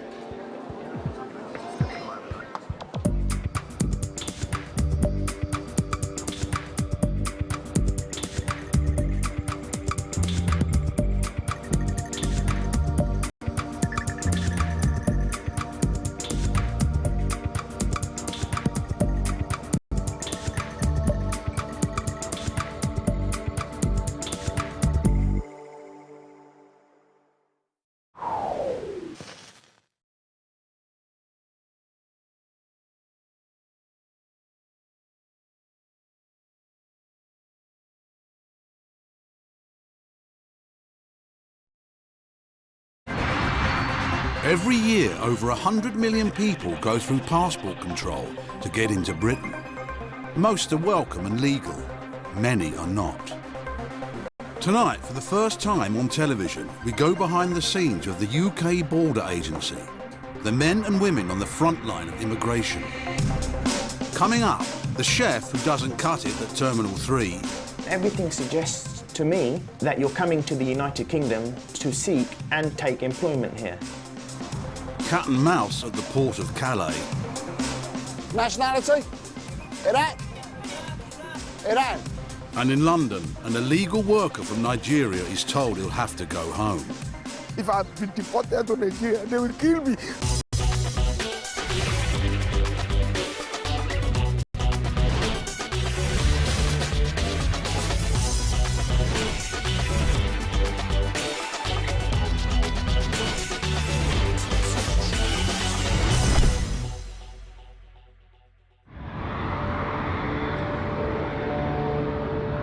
Terminal 3, Heathrow, the UK's busiest port.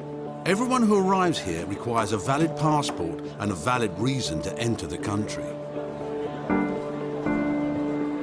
Stamping passports today is Officer Steve Hassler. He joined immigration after a career in the RAF. And how long have you been away? It's his job to spot people trying to enter or stay in the UK illegally. With 50,000 passengers a day arriving at Terminal 3, he can only ask each person a handful of questions to find out if they are genuine. What are you doing in the UK? I'm a student. Where do you study? Full of business study. Okay, have you got your student ID card I could have a look at? This man is returning to Britain after visiting a sick relative in Dubai. To prove he's a student, he produces some university certificates. So how long have you been in the UK now? 3 years. 3 years. Okay, tell me about interactive business skills. What's that? Well, the business skills is called business. It's a course, literature about the business. No, I want to know, you got an A in interactive business skills, one of your exams, so tell me what is interactive business skills? What's the interactive business skills? The interactive business skill is a skill, it's a subject, isn't it? It is a subject. Well, you got an A in it, so it must have been a subject. That subject, yeah, it was everything is explanation. All about the business. It's basically the business subject, isn't it? Just last October you got an A in it? Yeah. And you can't tell me what it is? Officer Hassler asks the passenger to wait, What's your bag? while he refers to Chief Immigration Officer Rick Lindsley. I said, well, talk to me about business interactive skills. Couldn't say a word, otherwise, oh, it's business. Asked him about introduction of IT or costing accounting. He says, you know, couldn't do anything, couldn't even mention it. He doesn't even look like a student. I pushed on the fact about his work as well, and he's like standing there, and I said, look, are you definitely not working? And he was like, no, definitely not. I mean, he was thinking not about... Not working at all? No, nothing at all, so I mean, what that's... do you want to do? Certainly want to do his bag. I've got a name of a cousin who is downstairs, so I'll give him a quick call and just see if he corroborates anything he's told me as well. Well, he came up and he was sort of being very chatty, and sometimes people do that to try and sort of catch you off guard and stuff, you know, possibly. You get colleges, as they call themselves, or educational institutions that will provide these letters, types of letters, so people can get these resident permits, and this is what this guy's on. He came here originally on a student visa. He's then submitted documentation, probably letters like this to show that he's doing, you know, good study, but clearly he hasn't done the exam because he can't talk about it. Not that I'm prejudging, of course. Officer Hassler may have his suspicions, but he needs some facts to back them up. Hi, this is immigration at Heathrow Terminal 3. He starts by calling the man's cousin. And what does he do in the UK? Student. The passenger has told Officer Hassler that he studies in London and doesn't have a job, not even part-time. So he working as a taxi driver? Just spoke to the cousin and he says he works as a taxi driver, which is clearly different from what he's telling us on Who the works? control. The passenger works? Yeah. It's certainly a breakthrough, but before Officer Hassler can deny the passenger entry, he needs solid evidence, or a full admission. And before I start, you need to be aware it's very important for you to answer my questions truthfully. If at any time I find out subsequently that you've lied to me, then it's going to make your situation far more serious here, yeah? It is now an offence to mislead and obstruct an immigration officer, okay? So please think about that when you're answering my questions, right? Why have you come to the UK? For the study. Where? School of Business Study. School of Business Study? Yeah. Well, how come you give me letters for the School of Management and Science? Yeah, School of Management, sorry, I am... No. Come on. Hey, stop wasting my time. Right, I'm going to ask you again, what are you doing in the UK? Because you're not studying, you can't even get the name of the college right. My brother is very serious. Yeah. I came, stop this question, yeah. Simple is that I am in a very bad situation. Yeah, okay, Simple. right. So let's keep this simple. No. I tell you what, no. You listen to me, right? You calm down, right? And you answer my questions. Because the way you're going on, you've got something to hide, right? So don't start getting on your high horse, right? And start shouting at me, all right? Did I shout on you? You were getting. I didn't. Okay, right then. So, I told you. Right, listen. All you got to do is answer my questions, right? Simple as that. All right? Okay? Right.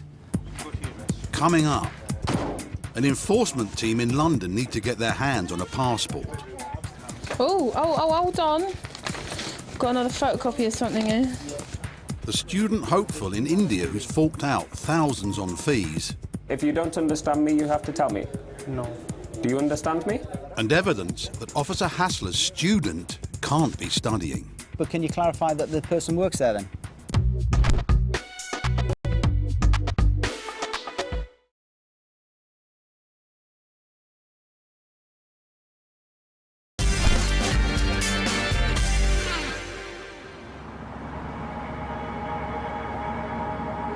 India's economy is booming. But a developing economy needs an educated workforce.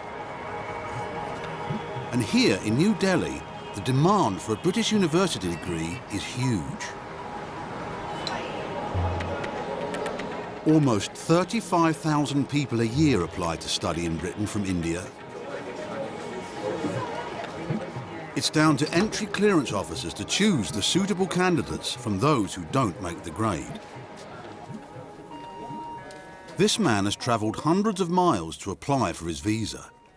He comes from a family of farmers, but he wants to study in the UK so he can go into business with his father-in-law.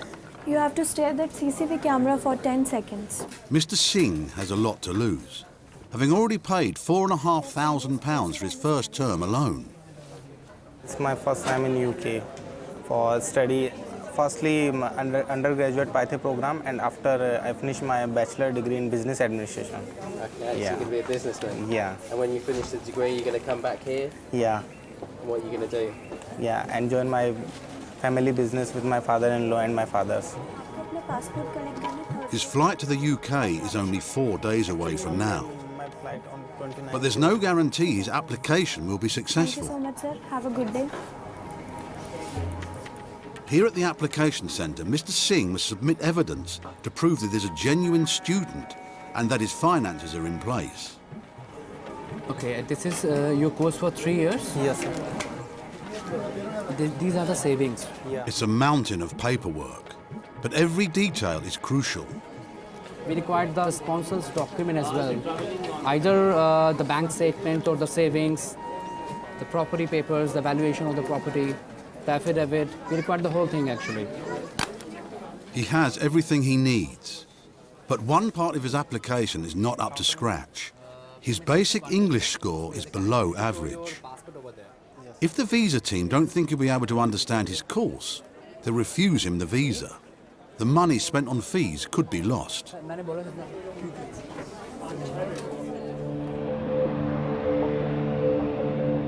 Students who are granted visas are only allowed to work part-time, up to 20 hours a week during term. At Terminal 3, Officer Hassler's passenger still insists he doesn't have a job at all, and that his studies are full-time. When were you last at your college? Sorry? When were you last week? 1st of May. What he doesn't know is that Officer Hassler has spoken to his cousin, who let slip that he is working. We've been fortunate because I just asked the sponsor, his cousin who's meeting him, oh, what work does he do? And he's just said, oh yeah, he's a taxi driver. But when I've started asking him anything more about it, he's got a bit hesitant, realising he's maybe said something he shouldn't have done. So yeah, on that information, we'll be able to go now and go through the company. So it's been a good break for us. Now, Officer Hassler needs to know whether it's full or part-time employment, and the pieces are coming together. Taxi company's based in Luton. This is where this guy lives.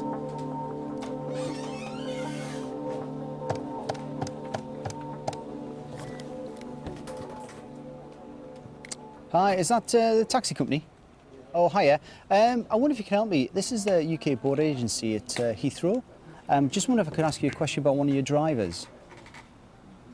Waleed Hussain? So, I mean, does he come on at a particular time or is it just any time? Is that full-time work? Yeah. Smashing. All right, thanks very much. Cheers. Bye-bye now. Okay, contact the company and I've spoken to the controller there and he's just confirmed that he does work there. He's been working there full-time for 3 years. Right. Officer Hassler still has no hard evidence. The cab company won't fax any information until they've spoken to the manager, who they can't get hold of. So he must use the information he has to get the full admission from the passenger. Are you studying in the UK? Yes. Where? I told you. I'm asking you again, where? School of Management Sciences. All right, do you work in the UK? No. What did I say to you about lying to me? All right? Because you have lied to me. You have family in the UK? Yeah. Yeah, exactly. So don't lie to me. No, I am not lying. So tell me again, where are you working? I told you in so many places I will. No, where are you working now? Well, I know where you're working. You know where. Listen, I know where you're working. Mm-hmm. That's why I'm talking to you about it now. All right? So I want you to tell me. Where are you working? Yeah. Okay. Do you want me to tell you? So tell me about 49 Taxi Company, yeah? That you work there as a driver, yeah? I did work there. No, you do work there. You do work there. No, I'm not at no. Yes, you are. Yeah, well, how come you're suddenly mentioning that you've worked there and it wasn't mentioned before? No, I so told tell you me, tell me. so many places Tell me, I done yeah. Okay. I You can tell me tell you about. 3-4 You tell more me about places. 49 Taxi Company. You tell me about it. That you work as a taxi driver. I did work, Okay. When did you start working there? I did about 2-3 months ago. I did. Then I. So you still work there? Yeah, I still work there for 2 days. I've got it from them that you work full time, and you've worked there for at least 2 to 3 years. So you work there full time, yeah? Part time. Full time, yeah? No, not full time. Okay. So how come they're telling me you work full time? You've worked there for 3 years. And that probably tells me why you can't ever tell me about your college, because you're working full time. I don't. How much did you pay for those letters? I didn't pay anything. Well, you're not studying them. No, I'm studying. Okay, right. What's going to happen is we're going to put you into a holding room. You'll be remaining with us. We're going to get this in document. We're going to get this writing from this company. Okay. We'll get all that relevant information, and then when we've got that, we're going to take this further. Okay. Officer Hassler didn't get a confession, and the evidence he needs won't be available until the morning. The passenger will have to stay in the holding room. You're going to remain with us overnight. No, I can't stay in this room. I can stay on this. No, you will stay in this room. All right. No, I can't because I am asthmatic. And if you've got asthma, where's your medication? Do I carry the medication with me? Well, yeah, because No, I don't. Well, but if you've got asthma, where's your? No, come back. Where's your medication then? It's been a sort of frenetic few hours, but yeah, we've got the stage where we can't take this any further. We've got the passenger who's denying everything. However, we've got this verbal information that states that he is working full time. So clearly we have avenues that we need to go down, but we can't do that tonight. So I'll have to pass this on tomorrow morning to a day shift officer, and what they will do is contact this the owner of the taxi company, also the school as well, and just see if we can corroborate either his story or the information that we've been provided that he is actually working and not studying.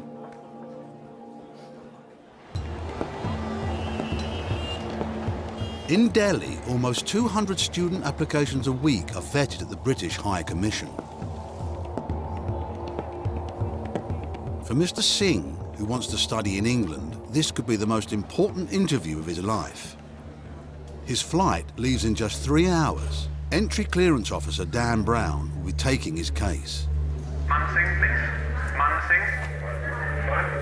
Singh. He's a 19-year-old student with no evidence that this guy speaks English, so we'll have a chat with him and see if his English is good enough to be able to follow the course. Morning, sir. How are you? I'm fine, sir. Okay, sir. But if you don't understand me, you have to tell me. No. Do you understand me? Yeah. So how long will you stay in the UK? For my higher education, according to 3 years. Where will you study? Yeah, Hertfordshire. So. Can you tell me about the structure of the course? My father-in-law supporting me for fees and my residence and all costs. But tell me about the structure of the course. 20 pounds, 20,000 pounds, and in second and third year, 4th semester. Okay, let me stop you there. I'll ask you the question in a different way. Can you tell me about the course that you will study in the UK?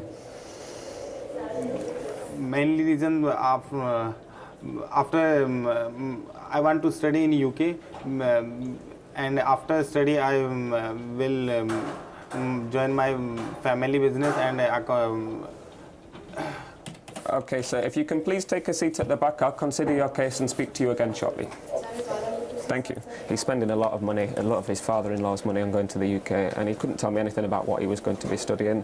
And I would expect that if he's spending so much money and he's really keen on studying, that he'd be able to tell me something about the course, and he could tell me absolutely nothing. It's not looking good for Mr. Singh. Mr. Singh, I considered your application today, but I'm not satisfied that you meet the requirements of the rules this time, so I'm going to refuse your application. Do you understand? Yes. Mr. Singh won't be catching his flight today. Instead, he must explain the £4,500 down the drain to his father-in-law.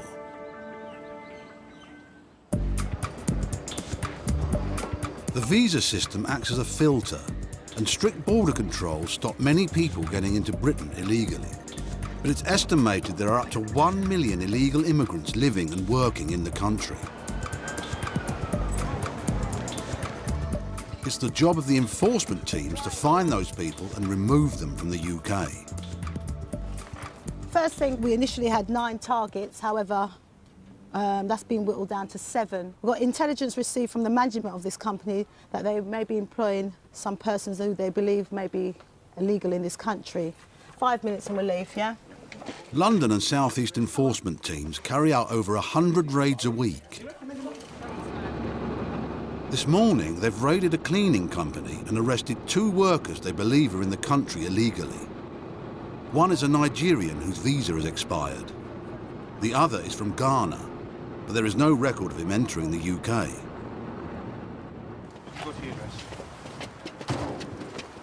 Officer in charge, Sharon Kilbourne, decides to search the man's home.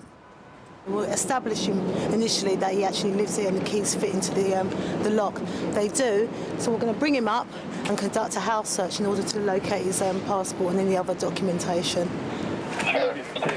Where's your bedroom? Where's your bedroom? Upstairs. Upstairs. Bedroom's upstairs. You take him to your bedroom, yeah?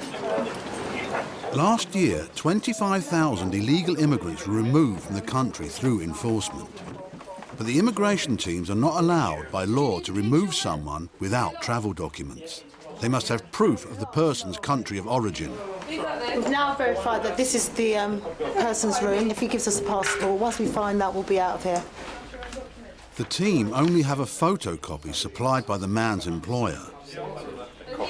This gentleman has a passport. A legal authority has certified it as being a true document. If they took this to his employer, of course they're going to give him employment because it's been certified by a solicitor. These are the problems we have all the time.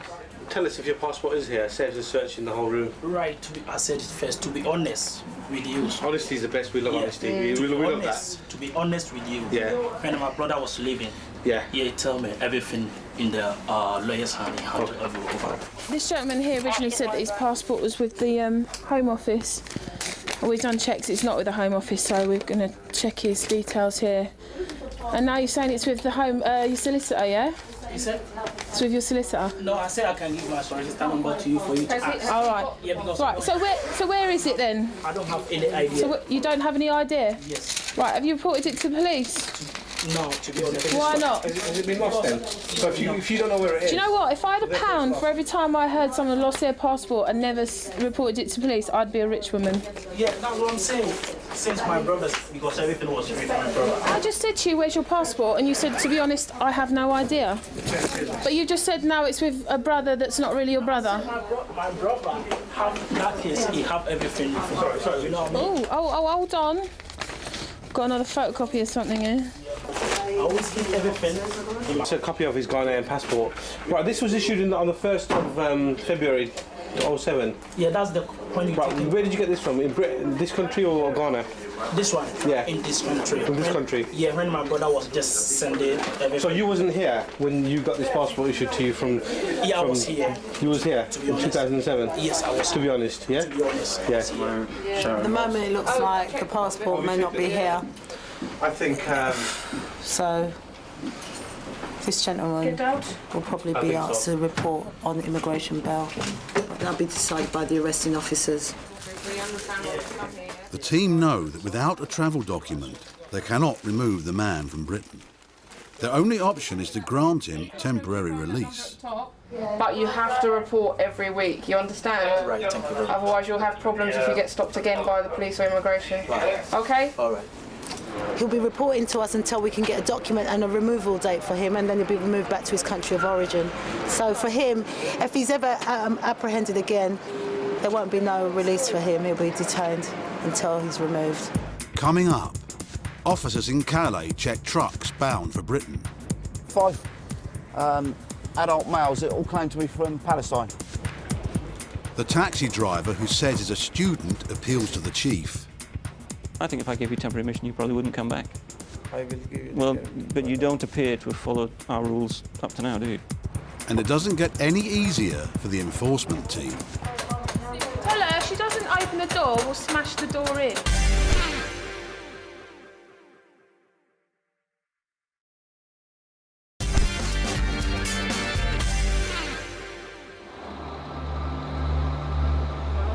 Nearly 1 million trucks a year come through the port of Calais carrying goods into Britain. Over 400 British immigration officers work here at the French border, checking that freight is all the trucks are carrying. In 2007, officers at Calais alone stopped nearly 12,000 people trying to cross the channel illegally. Officer Gary Caldwell has been working the Calais beat for 3 years. It's his job to find and stop the illegal entrants, known here as clandestines, before they cross the French border. We've just received a call from Amos Cook Security, which is a French firm that conduct searches down at the berths here. They've searched the lorry that they think they found 5 clandestines in, so we're going to make our way down now, have a look at it. The clandestines may have breached the port fence and got into the lorry whilst it's been parked down here. First, Officer Caldwell must make sure that the clandestines aren't carrying any weapons. No sharps? No? No, no. Yeah? No, No? Okay. Yeah, what we've got is it's a level load of white goods, as you can see. And in a space maybe this high, across the top, there are 5, I believe, 5 adult males that all claim to be from Palestine. We're going to move them down one at a time. We'll refer the circumstances to our CIO, and then they'll make a decision on whether or not we're going to serve illegal entry papers on these people. You're first. He just said to me, everybody likes England, which is why they're trying to make their way across there right now. Come on, don't worry too much about that, Wayne. It's only spitting. Please follow the signs for your correct immigration circles. Please complete 10 a.m. Terminal 3. Mr. Wajid Hussain? It's been a bad night for the passenger who says he's a student and claims he doesn't work. He's been detained in the holding room for 13 hours. And now officers have written confirmation from the taxi company that he's been working full time. He's refused entry and told to be put on a plane in 2 hours. But he has a wife and 2 children living in Luton. He asked to see the Chief Immigration Officer, Matt Dyson. Sometimes I think they believe that if they talk to a senior officer, he's going to turn around and be more sympathetic. But to be honest, you know, this decision's been through 2 CIOs now, so it's not a decision I'm looking to overturn at all. So, but we can all see what he's got to say. Do you want to come and have a quick chat? I'm the chief, yeah? We'll just nip outside. What's up? I just want to make a request Mm-hmm. that I got my wife and my daughters, 2 daughters in Luton, yeah. And I just want to request you personally for the bail. I'm not saying your decision. No, as it stands, I'm not willing to entertain any releasing you at the moment, okay? You can do that. If you wish to appeal. No, I'm not granting you temporary admission. I think that's what you're asking for, isn't it? Temporary admission. No, because I think if I gave you temporary admission, you probably wouldn't come back. I will give you Well, but you don't appear to have followed our rules up to now, do you? No, I've read this. The case against you is pretty strong, okay? I don't think you're studying. You don't know anything about your course. If any guarantee you want, I can bring the bill No, to 3 people. I can't really do that. I mean, I can understand why you're concerned about your wife and daughters. Well, no, I mean, you're concerned about your wife and daughter, but obviously, you know, I have to balance that concern with the fact that, you know, you fall well short of re-entering as a student. And also, you didn't seem to think it was a problem going on holiday and leaving your wife and daughters here, did you? No. So it's not as if, you know, I think that they're in any danger. My brother is dying with the cancer, leukemia. He's fighting for his life in hospital. That was the reason I went to leave my wife and my kids. Right. As whilst I can understand you want to see your wife and children, I'm not going to be letting you in, I'm afraid. If you want to pursue the appeal, that's up to you. You can never divorce yourself entirely from the decisions you make. But in the end, you have to look to your job, and you have to look what is the right thing to do according to your job. Now, you should never, ever divorce yourself from being sympathetic towards people. And just because somebody falls short of the immigration rules doesn't automatically make them a bad person.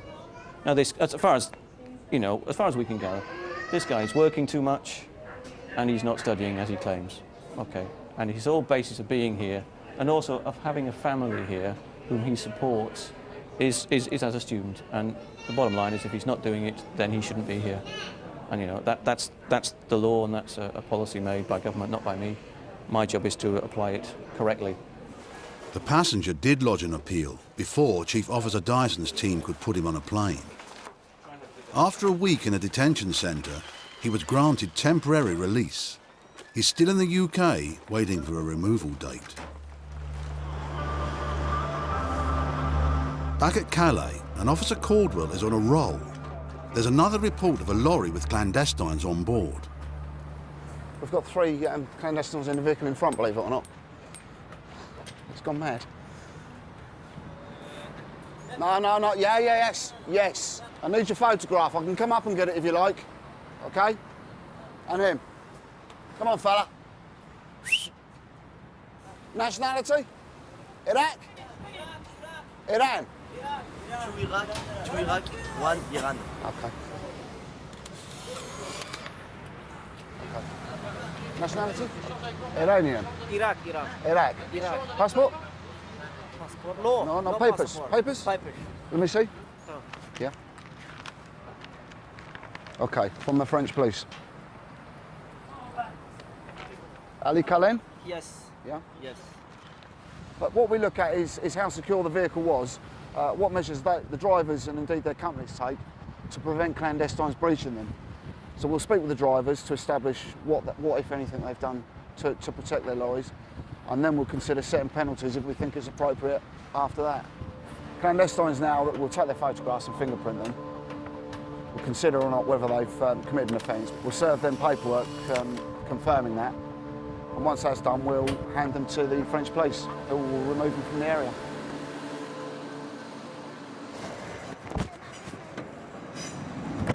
The enforcement team in London need to search the home of a cleaner they've arrested on suspicion of being in the country illegally. Come on, mate. Watch your head, yeah? Come down. Stand there for me, mate. The man gave a false name. But officers found an ID card, and checks against this name confirmed he is from Nigeria and here on a tourist visa that expired 2 years ago. The gentleman says it's his sister's address and she lives on the 5th floor. We've got officers providing rear cover just in case someone throws documents out of windows. The team must find his passport. Without it, they can't send him back home. No, hold him. He can go in. Because his sister's a bit nervous of the law and police, and especially immigration, he's asked us to stand away from the peephole, or she won't answer the door, basically. If she sees his face, she'll answer it. If she sees us, she won't. So we're just waiting for her to answer the door. Hello, ẹ bá mi ṣílẹ̀kùn o. Hello, ẹ ṣílẹ̀kùn o. Wọ́n á mú wa ń bíṣẹ́ ni o. Wọ́n dẹ̀ náà fẹ́ wọlé o. Ẹ kàn ṣílẹ̀kùn ni o. Don't open the door, immigration going to arrest you. Yeah, basically. That's what he's saying. Can you let me use your phone? I'll call him. I'll call her. I will explain what is happening. Excuse me. I will explain what is happening to her. She will open the door. Let me just. She's just only afraid. Tell her if she doesn't open the door, we'll smash the door in. Let me use the phone. Do it in English. Yeah. I'll tell her what is happening.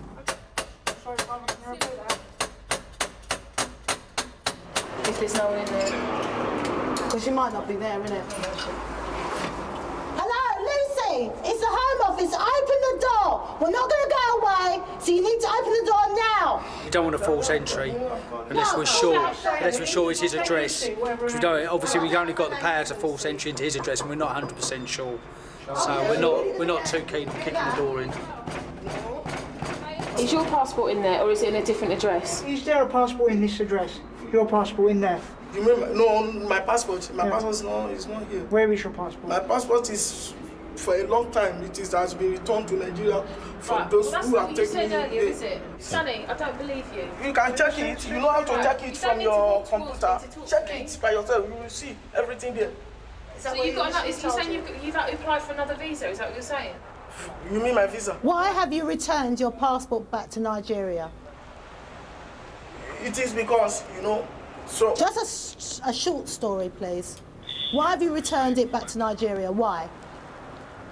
It's someone that has helped me that take it back to Nigeria. No, you come here, you get a Right, visa, relax, stand back. you get a job, you send it home, get a new visa, pretend you've gone back to Nigeria, put a fake landing state from someone in Nigeria, get a new visa, yeah? We know how it works. This is not a new story to us. We hear this every day. Now where's your passport? You know what I'm Nothing saying about. now? I'm very, very sure of what I'm saying. Forget about what happened in where you come arrest me. It's just a panic. Right, where's But your now passport? I'm ready to tell you the real part of the matter. That's what I'm Where's telling your you now. passport? My passport is not here. It's not in this England. And I have to tell you the truth. I swear to Almighty God. The team can't get in.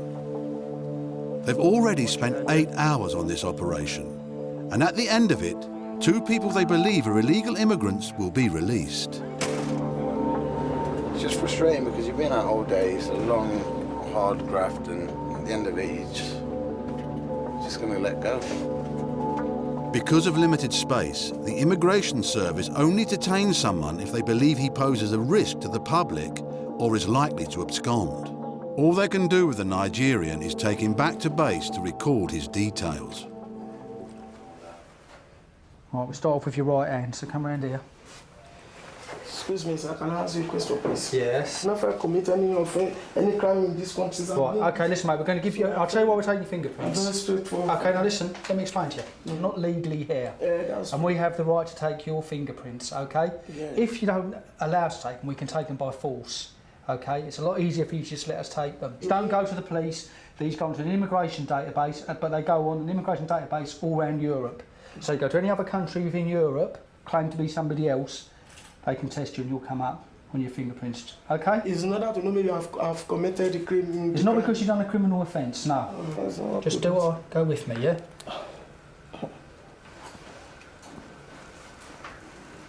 I'm going to give you this form. It's a notification of temporary release, okay? Which basically means that we're releasing you. You need to report to this office. You need to bring this paper with you, all right? And then you come back every Wednesday, okay? You're not allowed to work, mate, yeah? So the best bet for you now is probably to go to the Nigerian High Commission and get hold of a passport or a travel document and go back to Nigeria, okay? If I've been deported to Nigeria, they will kill me. If I prefer to kill me here than to die in Nigeria. I prefer to kill me than to go to Nigeria and just waste my life. The man fears for his life if he goes home to Nigeria because of a feud over property with members of his family. It started after the death of his parents, when he sold some property to fund his trip to Britain. I mean, we spoke about the possibility of you wanting to claim asylum, but you're not sure yet, are you?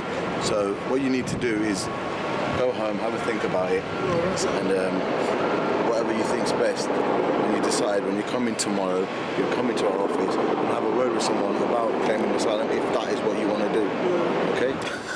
Asylum is protection for people fleeing persecution in their own country. A claim because of a family dispute, however serious, is unlikely to be successful. Well, now he's been released. He's probably going to go home, speak to his mates. They're going to tell him, oh no, stay away, whatnot. And lost in the system again. The man did report as instructed the following day, but he did not seek asylum and has not been seen or heard of since. The Ghanaian cleaner also reported only once, before disappearing. Both men have been circulated as absconders on the police national computer. Coming up, boiling point for the Aussie chef. Look, you've read my diary, you've been through everything. I'm not here to work.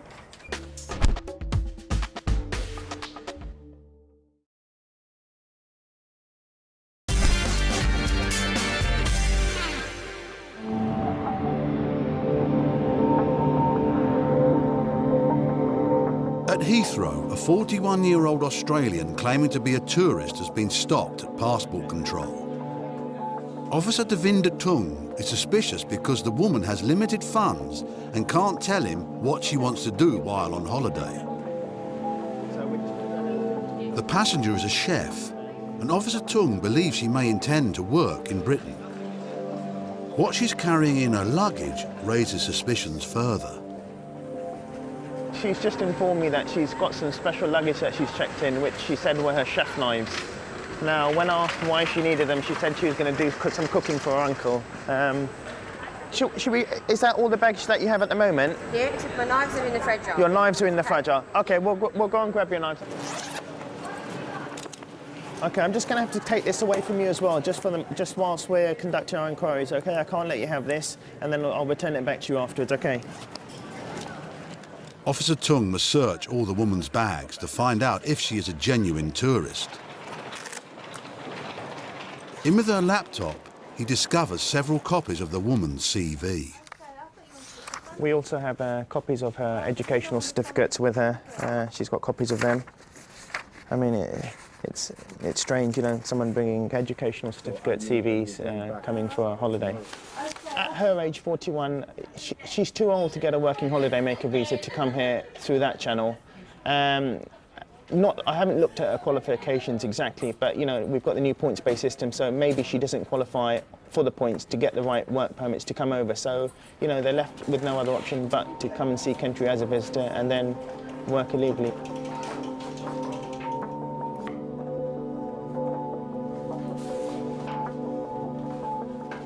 And can I ask you what this is?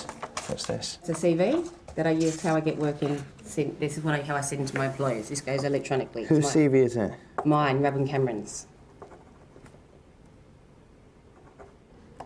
Why are you bringing them with you? They're always in my laptop. They're always there. They're always there? They're always in my bag, yeah. So many copies? You've got about 25 copies of your covering letter. Yeah. And there must be maybe the same amount of CVs. Yeah. When I'm looking for work, that's what I send them. Always looking for work, but you always get bits and pieces. You're always looking for work? Yeah. Why are you carrying your chef knives with you? Because I'm going to cook some food for my friends while I'm here. I take them everywhere I go. Can you not use their knives to cook food? No, because they're blunt. You always cut. No. Why not? No, because people. I can't. Because you're only going to cook for friends. How many friends do you have here? You have. Yeah, but even when I'm at home in Sydney, You have I an take them to uncle. people's house. Yeah, you have an uncle to cook for. Yeah. And you have Julie to cook for, and another. Yeah. So there's 3 people. I don't like using anyone else's knives. It's a personal thing that I've had my own knives. People's knives are normally blunt. Okay. I mean, looking at what we've looked at so far, everything suggests to me that you're coming to the United Kingdom to seek and take employment here. But I can't. I can't get a working visa here. Yeah. No, I can't work here. But no, everything suggests to me that you are, because, I mean, why else would somebody carry a CV with them? You have 3 friends here. Yeah. And you've bought your chef knives to cook for them. But if you could understand what it's... I do understand, but... The chefs are like... You're not cooking... Unless you plan to cook in a professional kitchen, you don't need to bring your knives with you. If I go to my dad's house, I take my knives. If I go to anyone's house to cook for them, I take my knives. So do you have any intention of working here? No, in the I don't. No, okay. What did she say about the knives and the certificates? Well, certificates, she said, well, she always carries them around with her wherever she goes. She's always looking for work. I said, you're always looking for work. Are you planning to work here? No, I'm not planning to work here. I don't buy this thing about taking your chef's knives everywhere you go. And you don't take your certificate. No, you When don't. did you last take yours on holiday? No, and it's not just one. There's a few copies of each. It's not just like, you know, she's got different coloured one. Here we go. This is her CV. Oh. That's her, yeah. No, she's looking for work, isn't Oh, she? she's definitely looking for work, yeah. Nope. Sorry. Yeah, I've checked RDs. There's a flight out tonight at 2100 or something. Fitting well? Yeah, she's fitting well.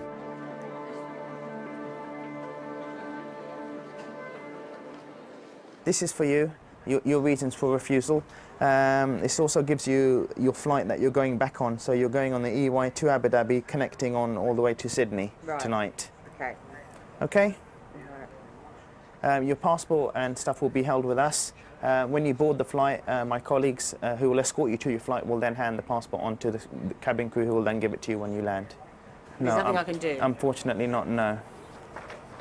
This is so wrong. I've worked my ass off to get here. I'm a chef. I make $25 an hour in Sydney. I've worked that hard. Look, you've read my diary. You've been through everything. I'm not here to work. Okay. Well, everything that you've brought with you suggests that you are here and your intentions are to seek employment here in the United Kingdom. You can keep all that. No, that's not going to stop. I know. I just grabbed my laptop. My laptop had recipes in it. She didn't take it too well. She'd spent a lot of money. I mean, it didn't seem as if she had limited funds to her anyway. Now, you know, someone wouldn't spend all that money to come here just for a trip if they didn't have it. I mean, there must have been more intentions to her coming here, like to work, so she could earn some more money. So I think that was the right decision. I've worked my ass off for the last 6 months to come to this country to have a holiday. I brought my knives, I'm a chef, I'm going to cook for my friends, and they've refused me entry into this country. It's just so wrong. You know, he wants me to bring my family. My family just had the biggest party for me to leave yesterday, and now I've got to bring him with the child and come home. So I'm embarrassed and I'm upset and I've done nothing wrong. I've done nothing wrong except for trying to come to this country. Thanks.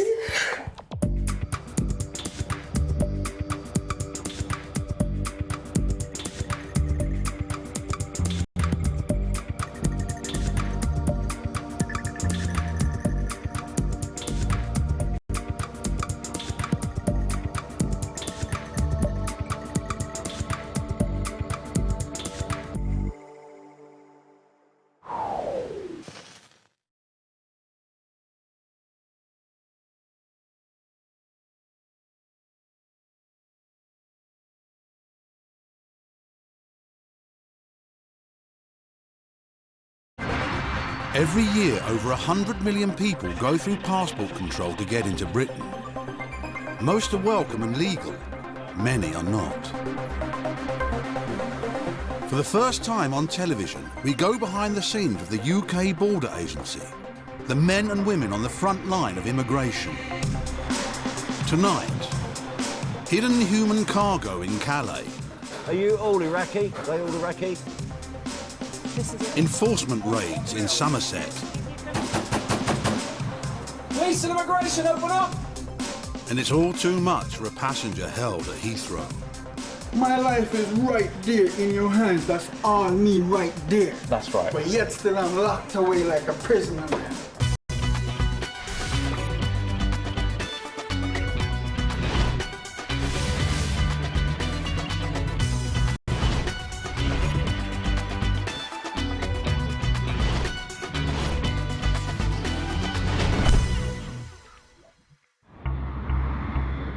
More than 1 million passengers every month arrive at Heathrow's Terminal 3. Many are from some of the world's poorest countries. Next, please. How long will you all be staying for? There you go. Thank you. Lisa Lee has been an immigration officer for 2 years. It's her job to make sure each passenger has a valid reason to enter Britain. Today, she stopped a woman from South Africa travelling on a visit visa. The woman also has an out-of-date letter. It's for a beauty training course called Steiner. Steiner are a well-known training organisation that do beauty training for employees of cruise ships. I think what I'm going to do, I'm going to ring Steiner before I do anything else, because if they can confirm she's coming on a training course, then it may not be more than just a quick chat with her. We have a passenger arrived today from South Africa. She's presented 2 Steiner letters from last year, and she claims to be coming on a training course starting shortly. I just wondered if you were able to tell us if she's registered. You're not expecting her. OK. They don't have any record of her on the training course. The passenger's reason for coming to Britain is thrown into doubt. Officer Lee wants to know if what she's carrying in her bags tells another story. You told the officer when you arrived that you were coming for a training course. Do you have a definite place on a training course in the UK? What happened is last... Do you have a place on a training course in the UK, yes or no? No, ma'am. So why did you tell the officer that you had a place on a training course when you don't? Sorry if I said my answer very wrong. She appears to have very little cash, in fact no money at all to speak of, and she's brought with her CVs, which you don't really bring on holiday, and all her beauty training certificates, which I guess you could say could be legitimately there if she's planning to enrol on a training course or hoping to embark on another cruise ship. But other than that, she's got no real reason why she would have her CVs with her. I'm just concerned that she may have worked here previously and she may be intending to work in the UK. What is the purpose of your visit? Me joining the ship? Yeah. OK, I spoke to the agency and they're not expecting you. Why didn't you arrange your place on the training course before you came? I don't know where to start. Okay, you know, just like where I come from, the place where I live. I have a lot of friends here in London. Yeah. And I wanted to leave Cape Town, like where I'm from, because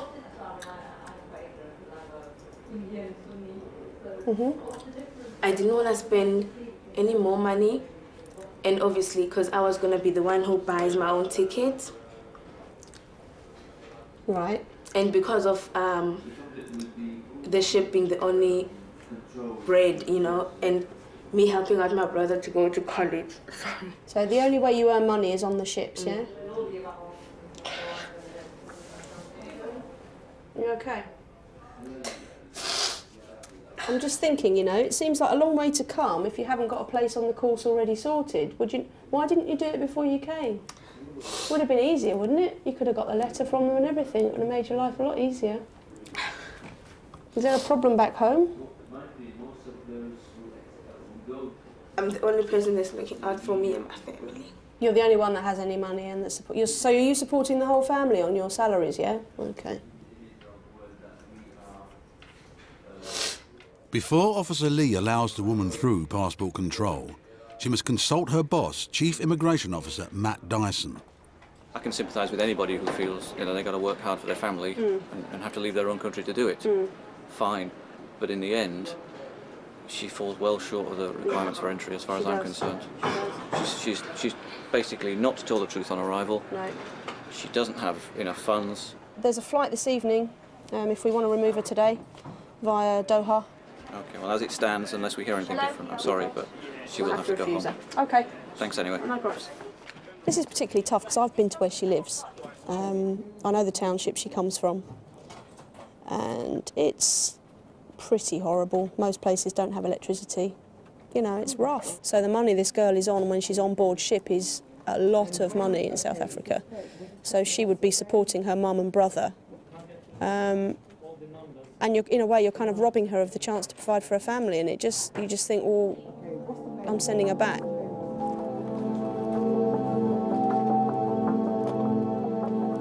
I'm afraid it's not very good news. Okay, you are going to be refused entry to the UK today, all right? She just doesn't qualify today for entry.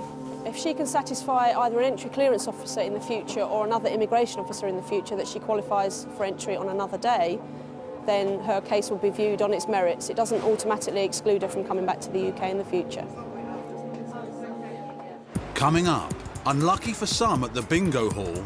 I'm arresting you now on suspicion of being an overstay in the United Kingdom. But it's a full house for the team in Calais. 4:20, 4:30. Let's go in. It's estimated there are up to 1 million people living illegally in the UK. Many come into the country on a tourist visa, but find a way to stay on and work illegally. One problem for the immigration service is the number of Brazilians who use fake Portuguese ID cards. In Yeovil, Somerset, an enforcement team led by PC Phil Artingstall has been given a tip-off that Brazilian illegal immigrants are working in a bingo hall. Information has been received to the effect that there are several Brazilian nationals working at the bingo hall in Yeovil. These persons are all believed to be using counterfeit Portuguese documents to obtain employment.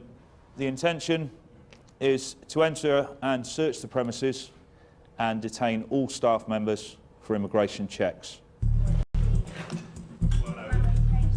Being Portuguese speakers, Brazilians with fake ID can convince an employer they belong to the European Union and have the right to work.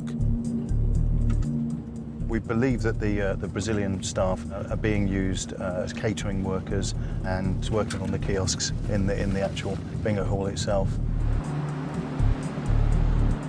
Can somebody check there, please? Hi, can you just stay there for me, please? OK, is the manager about? Police and immigration. We have a warrant here to enter and search this premises and speak to your staff because we have reason to believe that some of the staff that are working here are illegally in the country. With such a large building to search, the team split up to make sure no workers are missed. We just want to make sure there's no one hiding, basically.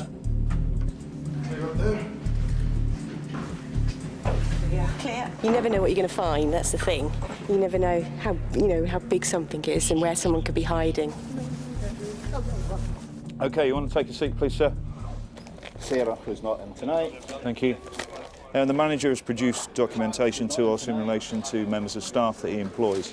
We're just checking them to make sure there's no anomalies with the documents and their possible counterfeits. Immigration officer Ronnie Watson discovers that this woman's family is from Brazil. Mother's Brazilian, so what's your nationality? Do you have Portuguese nationality? OK. He checks the woman's details against the Home Office database. OK, so there's nothing to say that she's actually got Portuguese nationality. Basically, all we've got on Home Office systems is that she's a Brazilian national and she had a 6-month visit visa. So I'm just going to go and ask her a few more questions to see why she's still here. Have you got a Portuguese passport? You haven't got a Portuguese passport, just a Portuguese ID card.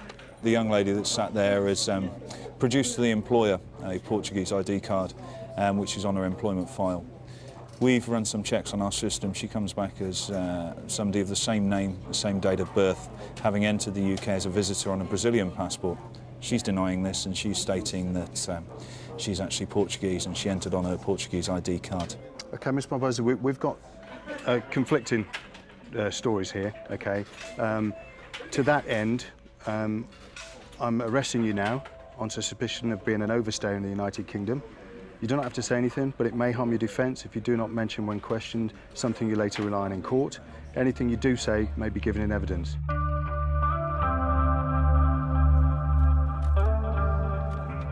Should she not be a Portuguese national, she is actually Brazilian, then she'll be taken to the police station and we'll make arrangements to remove her from the country.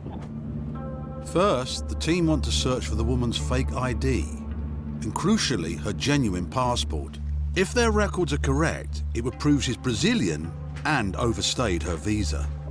I'd just like to take a seat for a moment. Whereabouts is your ID card? I missed them. I don't have any. You don't have it?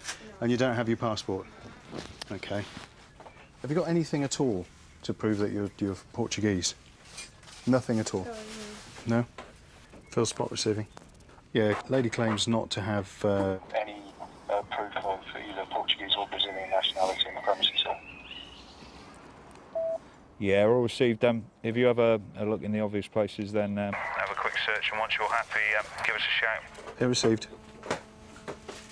The team has a lot to search through. The bingo hall worker seems to have accumulated a lot of stuff during her time here. Now she decides to help out. You find one green bag. Green backpack? No, bag. A backpack? Green No, backpack. not in there. The bag should be in here, did you say? Yeah. It's dawning on her that she's in trouble and that we're not going to accept the fact that she's Portuguese. So she's trying to come up with little snippets of information, and then hopefully she'll eventually divulge to us where her Brazilian passport is. Giovanni, what we don't want to have to do is keep you in custody for longer than we have to. I know, but I tried to. The only place that showed me is there. She said that she didn't find a green bag. Should be there, I don't know. All right, just have a seat, relax. sometimes the thought of us going through people's personal things tend to make them show us where these things will be, but obviously that's not going to work in this case. Do you know where the passport is? If I knew, I would get it. Okay, but it's a Brazilian passport, yeah? Yeah. Okay, all right. The team did not find the woman's passport, but in a formal interview she admitted to being Brazilian and an illegal worker. After 2 days in detention, she was sent back to Brazil.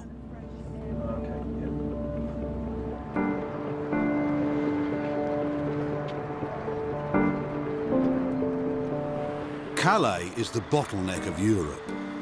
Trucks from the continent and beyond queue here to come into Britain. 1.5 million of them every year. It's an ideal opportunity for those who want to smuggle their way to the UK. There are over 400 British immigration officers working in this corner of France. Just starting his night shift is Officer John Cassidy. So we're in the port of Calais at the entrance. The passport booths here are where the French-English control zone begins. So from here we have jurisdiction until it gets down onto the boat by the berths here. So as the lorries approach here, they show their passports at the booth where they'll be checked to make sure they're allowed to travel on. We will then select vehicles to be searched in our sheds. This selection process is known as spotting. After 2 years at Calais, Officer Cassidy knows what to look for. But we have certain vehicles we like to look out for. If they don't look like they've been secured, find out if they've been sleeping in the port area outside, which is where most illegals will try to enter the vehicle. So the job here is just to traffic management and make sure that the right vehicles get selected for searching. In 2007, immigration officers stopped nearly 12,000 people trying to cross the channel hidden in lorries. That's more than 30 every day. Chief Immigration Officer Kerry Lockie is prepared for a busy night. The optimum time that we have fines are between 2 o'clock in the morning and 8 o'clock in the morning, purely and simply because that's when the lorry drivers are sleeping. So it is usually without their knowledge illegals manage to get into the vehicles. Slow from Calais? No stop, van lock, this. The officer's favourite tool is the CO2 probe. It detects the breathing of anyone hiding in the trunk. No, it looks good. No, that's clear. It's fine, yeah, it's clear. Clear. We're clear with that. A little less high-tech, but equally effective, the nose.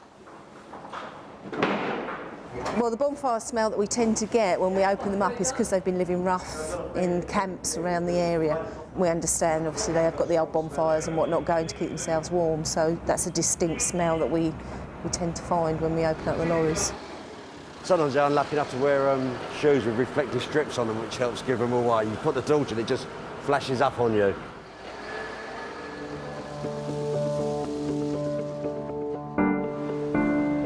It's nearly home time for the team. They've checked more than 100 trucks during the night, but still they haven't found any illegal entrants. You got something? Hang on a minute, I've just got in. I'm going straight up though. 420, 430. Let's go in. As we put the probe in, the readings started to rise quite dramatically immediately, which is usually a good sign. It means that someone might have been in there for quite a while. CO2 builds up, so it doesn't take long for it to be drawn into the probe. Go straight up and we get excited then. Is that all the way down? The lorry's load is industrial drain pipes. They look like they go all the way through though. Yeah. How many can you see? 3 so far. Oh, I can smell. You can smell. There's pipe that goes all the way along, but there's a slight gap to one side, and I think they must have crawled along there. And from what we can see, where it dips down, there's some shoulders and some tops of heads. We think 4, 5 possibly at the moment. One of my colleagues is down there speaking to them at the moment. It's pipe work all the way down. There's 4 just hidden at 10, 15 foot down on the further side. What you're going to have to do now is take the curtain off at the side, get a better picture of it. Just can't really see from here. Need a bit more light. There he is. Are you all Iraqi? Are they all Iraqi? No. You? Yeah, you sure? You keep smiling. We're just trying to confirm anybody's actually in here at the moment and their nationalities. Take some photos in situ to show how they got in and where they are hiding for future reference. And then we'll try to get them down safely. Just you next to me, Charlie. 1 minute, wait. Next step is to match their photographs to the names. The majority of these people do not carry documents at all because they don't really want to be identified with their country. And also, a lot of them don't actually have documents anyway because of the countries that they come from. This is what it's all about, actually. You feel like you've done your job. This is what we're here for, to try and find these people. You know they're trying to get here, so you get a buzz and a satisfaction when you do finally get you searching all night long to finally get at least someone. You know it's been worthwhile. That's 5 more people who haven't been successful on this occasion. They will no doubt try again at some stage, and hopefully we'll be able to thwart them again, and they won't be successful next time. But it's what we're here for, and if you don't catch them, you don't feel like you're doing your job. So this is a nice one. This makes you go home on a bus now and go, yeah, good one last night. The driver was fined £500 and the owner of his vehicle a further £1,500.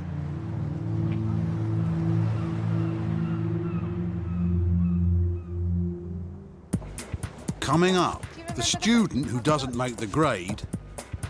Either you're not telling me the truth, sir, or the college isn't. And Portuguese or not Portuguese? That is the question. To say it's been altered. It's been altered. The detail. At Terminal 3, teams of immigration officers work round the clock checking every new arrival. Officer Kay Lomas was a teacher before she joined the UK Border Agency. She knows when someone's trying to pull the wool over her eyes. Today, she's investigating an Indian national returning to Britain on a student visa. Now, we have your suitcase, the rucksack and this. Are these all of your bags? Yeah. Before you came to study here, you did a 3 years course in India. Yeah. Was that, what's BCA? BCA, Bachelor in Computer Education. So you've got a bachelor's degree in computers. And what for university?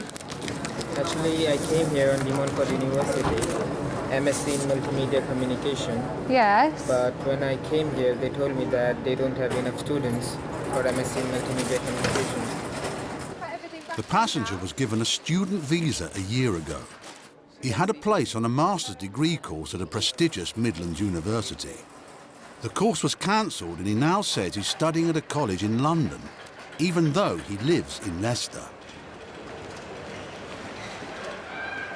Officer Lomas reports her findings so far to the Chief Immigration Officer, Sarah Dyson.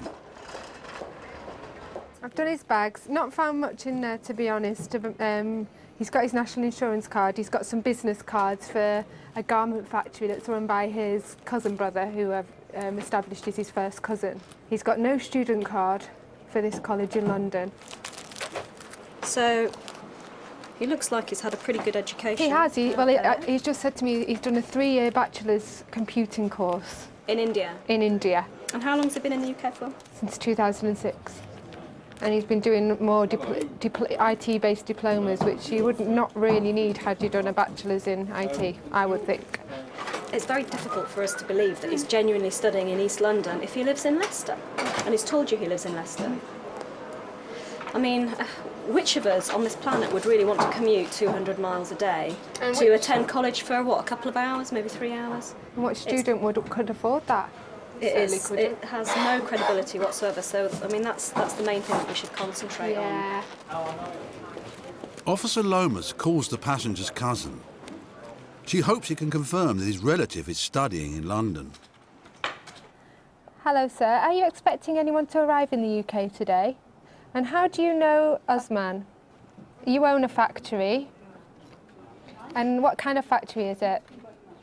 Manufacturing ladies' wear.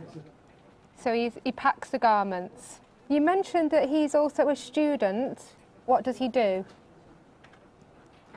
You have no idea what he studies? Every time that he goes to college, do you take him every single time? Yes. So you should be able to tell me which days he goes to college then if you take him there. When was the last time he went to London to college? Last Thursday? Wasn't he in India at that time? He wasn't in UK then, was he? Very vague about when he goes to college, has no idea what he does in college at all, can't tell me which subject he studies, can't tell me the name of the college, but he apparently drops him off there every week, 3 times a week. But he's very clear on his position in the factory, which leads me to believe that, leads me to doubt the fact that he's a full-time student here, because it's just a bit strange to me. Now that doubts are raised over the passenger's studies, Officer Lomas makes a second call. This time to the college where he claims to be studying. Could you just confirm the name of the student that you have? I want to know all the details about his current course, when he started, what's he studying, when was the last time he attended college. Is he studying with you at the moment? It should be quite a simple yes or no answer to that, sir, really. When was the last time he attended? When was the last day that he came to college? 15th of November. Thank you. According to the college, the student has not attended at all in the last 6 months. And what was his attendance rate for his previous course? How can it be 82% if he already missed 4 weeks? Right, so his attendance rate for his last course was 82. Could you tell me a bit more about your college, please? St Paul College, who's on the 3rd floor. Okay. And then your college is on the 4th floor, and that's it. So we're talking 4 colleges in one building. The reason I asked so many questions to him is because what I want to do is go and, if this man is a genuine student, if he's a full-time student here, he should be able to answer basic questions about his tutors, about the modules he studied, about the building, what facilities they've got, how much fees he's paid. So I'm going to put all these questions to him in the interview. If he can answer them all and he's very confident in what he says about his studies, then that's fine. But if he can't tell me these things, obviously that's something that I need to be worried about.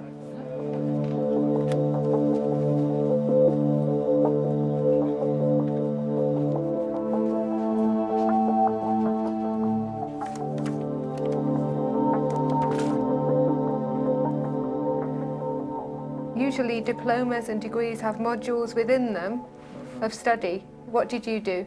I studied basic programming, Microsoft Office, and then it got to C, programming in C. What was the title of the courses called? That's what I want to know. The titles? Yes, of the courses that you studied. Modules. It was like subjects to me. What is your attendance like? What is your attendance rate? Have you missed any lessons? My attendance should be 85%. Right. Now then, sir, have you been telling me the truth during this interview? Yes. Well, then we've got a problem. Because I have spoken to your college at length today, and they're telling me a very different story than the one that you've just said to me. I spoke to Mr. Suleiman Khan, who tells me he's an admin clerk at your college. He tells me that you've not attended the postgraduate diploma at all. In fact, when I asked him when was the last time they saw you, he says it was November 2007. When was the last time? And I want the month, and I preferably want the week. When was the last time you studied, you attended classes in the United Kingdom?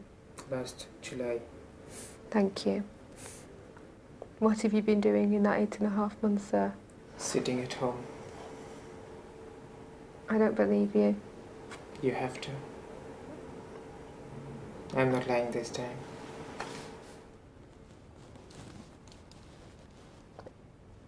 Now, I'm concerned that your college did not tell me that you didn't attend. from July to November. They said your attendance rate was 82%. What's going on?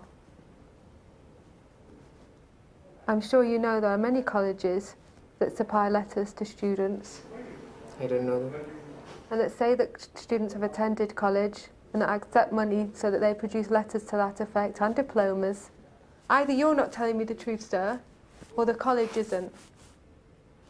Is this college a genuine college? Do they have lectures there? I've not been there, I don't know. They just told me that your attendance will be done. Your attendance will be done. Did they ever charge you any money, sir, for the fact that they were fixing your attendance? Yes. Okay. What did they charge you? 500 quid. For? The attendance. Just to clarify, the £500 was so that they said you had attended when you hadn't attended? Yes. Realising his UK residence permit is in danger of being cancelled, the student makes an appeal. I want to study, ma'am. My future will be ruined. Why would it be ruined? Without a post-graduation, I'm nothing. That's not true. Yes, ma'am, it is.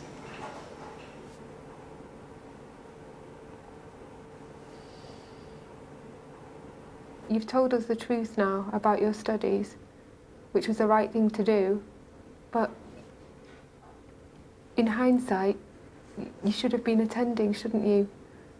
You applied to do a Masters at De Montfort University, a good university, excellent course, and since then things have just gone downhill.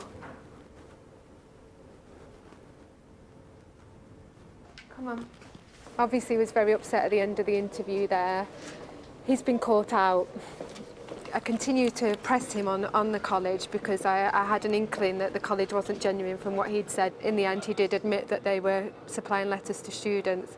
I will pass that on to our intelligence unit and they will check that out, and that college will then be on a list of colleges that we will look into further. Officer Lomas makes her final report to her boss. And he has a UK residence permit issued for the purpose of studies. Okay. Only a month ago. Only a month ago, so he was quite happy to deceive the Home Office only a month ago. Yes. Well, once again, I think without a shadow of a doubt, we'll have to refuse this guy entry and cancel his residence permit.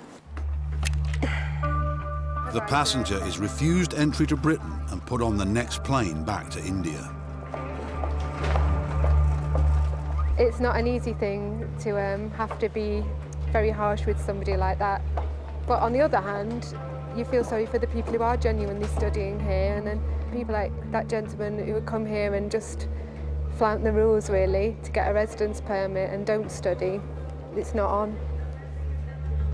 It's estimated that up to 5,000 foreign students a year enrol at British colleges with no intention to study.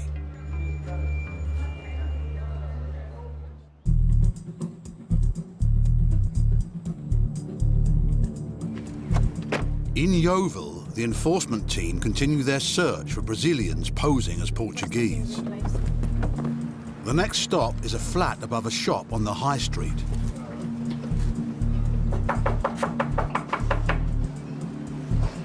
Just see if there's any life upstairs in the front window. Unfortunately, while they're knocking on the front door, people seem to be escaping from the back. In what direction, over? Right. Nick? Oh yeah, we've got some runners at the top here, over. Do you want us to attend?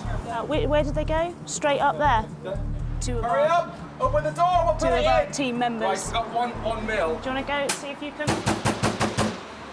Police and immigration, open up! Because we've got one inside, but he won't open up. Come to the front door! Open the door! Right, thank you very much. Where's your friend? There was two of you. Come here. There's one just gone round the back. Right, come up here now. Stand there. Do not move.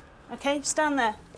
Tracy, he appeared to go into the back of the shop, so if you want to stay here, I'll just run down and see. He appeared to, when I saw him, he seemed to go into the rear of the shop. You come downstairs, please. Now, with me. Inside, the team find 2 people. They think at least 3 others were here just a few moments ago. I'm going to need your name, your nationality and your date of birth, or I need to see an ID doc. Where's your passports? OK, 1 passport upstairs. Do you want to take him up, Laura? The 2 men claim to be Portuguese. If they are, it means they can legally work in the UK as members of the EU. But they need to be able to prove it with a passport or ID card. We will look for it. We will look for it. If you can't find it, we'll look. Yes. Yeah. Hey, where's your passport? Yeah, roger that. Is this you? Is that you? Yeah. Is that all you've got? Have you got a passport? Yes. This is what you were looking for? Please. Okay, come downstairs. Because the subject's got a Portuguese ID card. Obviously, the intelligence is that they're using counterfeit Portuguese ID cards. We're obviously looking at all of the safeguards, the forgery safeguards that the card has on it to try and establish whether or not it is indeed a counterfeit. I reckon it's probably sub-photo and change the date of birth. Yeah. Yeah. Because if you look at, there's a lot of dirt under there. Lines. I think we're safe to say that this gentleman is not a true Portuguese national. It's been altered. It's been altered. The details have been altered on it. It might possibly be a genuine card that's obviously been stolen at some point, and they've altered some of the details and put his photo in it. Could you explain to the gentleman that I'm going to arrest him as a illegal entrant into the UK? Okay, he does not have to say anything to me, but anything he does say, I will take down and use in evidence. Okay, he will be properly explained the full caution by an interpreter once we get to the police station. Thank you.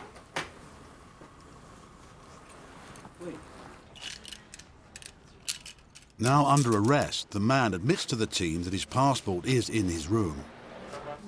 Okay, all right. We're going upstairs to get this man's Brazilian passport.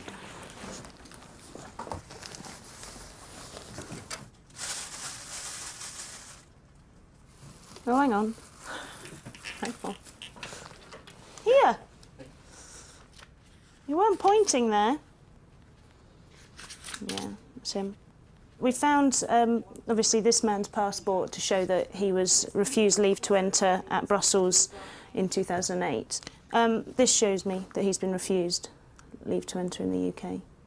We've also found a passport for what would appear to be his girlfriend. They travelled on the same date, they've both been refused leave to enter. They've obviously then both gained counterfeit Portuguese ID cards from somewhere and both travelled in on those. We also found her Portuguese ID card, so... Yep, go. I think we can safely say there was at least one other person here that we saw. 3 in total that have run from here. I mean, clearly, there's at least 4 bedrooms, and they're all lived in. Both the Brazilians found in the flat were arrested and detained. The man with the fake ID card was sent back to Brazil, along with his flatmate who had overstayed his 6-month visit visa. Coming up, breaking point at Heathrow. Man, listen, man, I know from rides too, man. I'm getting fed up.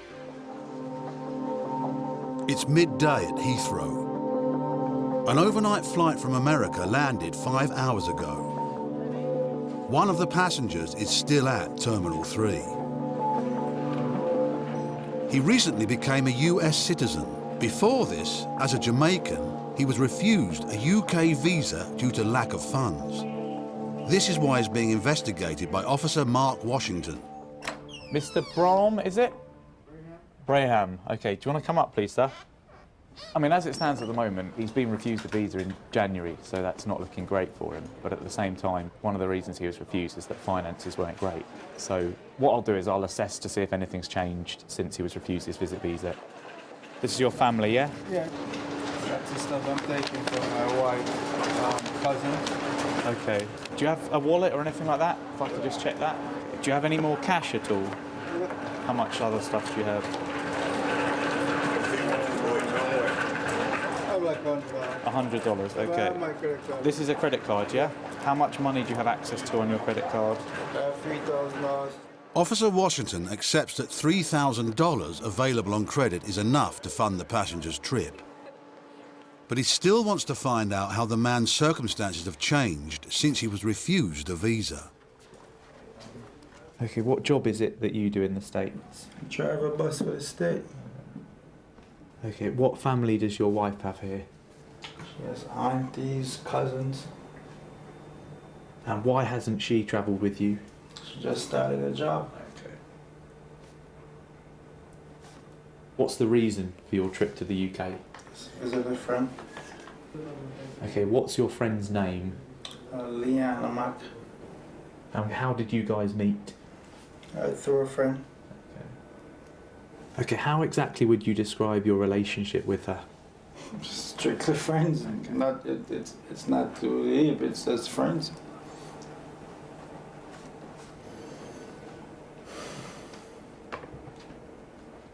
Follow me, so we'll put you back in the room and I'll speak to my Chief Immigration Officer. Hopefully 10, 15 minutes. He's saying for a week to stay with a friend. He's saying that he's only known her for since about December time. So who's looking after the kids? They're with his wife. She's starting a new job almost this week. That's right. They have 5 kids under 12 and he's chosen to come on holiday. That's right, and they all live, I mean, And he's come on holiday to a friend that he really doesn't know anything about, and maybe visit the wife's family, whose address he hasn't bothered to bring with him. Yeah. Doesn't sit that well, that. It's one or two areas we'd be quite happy to speak to the wife on. Right, let's ring her up. Okay, I'll go and do that. The passenger's wife has plenty to be coping with, while her husband visits a friend in Britain. Now Officer Washington has to call her in America, where it's 6 in the morning. I've got your husband here, and I wonder if I could just ask you a couple of questions about his trip to the UK. Okay, and who is it that he's coming to visit? One thing I just wanted to go over, he's saying that the friend he's got here in the UK, he's saying to me he only met them sort of in about December time. But you're saying they're childhood friends. I mean, I don't quite know how that can be the case. I mean, in terms of the discrepancy. Okay, to be honest, I think that's all I need to ask you, madam. Thank you very much for your help, and I'm sorry about waking you up. I'll go and speak to your husband now. But anyway, thank you very much for helping me. Okay then, bye. Before Officer Washington can update his boss, he's called to the holding room where his passenger is far from happy. And that's before he knows about the call to his wife. I understand the Americans are not overly happy. Okay. Hello, sir. My papers is what you guys require, right? So why am I locked away in a room for 6 hours like I'm a prisoner? Okay, now, sir. Listen, man, I know some rights too, man. I'm getting fed up. Okay, so I've explained why you've been locked in the room. Yeah, but that's crazy. You have everything right there all about me. I have got it all, sir, and I've just spoken to your wife, and that's what I need to do. I need to go back to my Chief Immigration So Officer. you talk to my wife? Yeah, I have. She said that the person you'll be visiting is a lifelong friend. Oh, yeah, that's the one I met her through. Okay, so that Yeah. friend lives here in the UK as well? You know what? Yeah, you live there too. Okay. Yeah. Are you sure you don't want another drink or anything like that? No, Okay. It's like this. Yeah, My life is right there in your hands. That's all me right there. that's right. But yet still I'm locked away like a prisoner, man. Okay, sir. Getting fed up. I totally understand that. The decision is going to be made. I'm just going to go and speak to my Chief Immigration Officer about it now. Then once I've spoken to him, we will make the decision, and then it'll be done and dusted. You'll either stay here and go back home, or you'll come into the country and be landed. Anyone will be fine, man. Okay, if you just sit down, I'll go and do it now, and I'll be back as soon as I can. Do we think there's more to this than just a friend? I honestly don't know. I mean, my initial reaction was that maybe there was. He said, no, we're just friends, nothing more than that. All I'm bothered about, is he going to do something that he shouldn't do when he's here? And I don't think he is. No. Is he going to go back when he says he's going to go back? I reckon he probably is. He is, yeah. End of story as far as I'm concerned. There's been a change of circumstances in his favour since the visa was issued. Yeah. His wife now has the job. That's right, yeah. Finances make more sense. Yeah. It's not up to us to run his family life for him. Okay. Let him go. Now a decision has been reached. All that's left is to tell the passenger. We're going to land you. So here's your passport back and your ticket. If you want to grab your luggage, you're free to go. The area where we search your bag, if you go through there, you should meet your friend who should be there waiting for you. I'm going to give her a ring now just to say that you're coming out, OK? All right, no problem.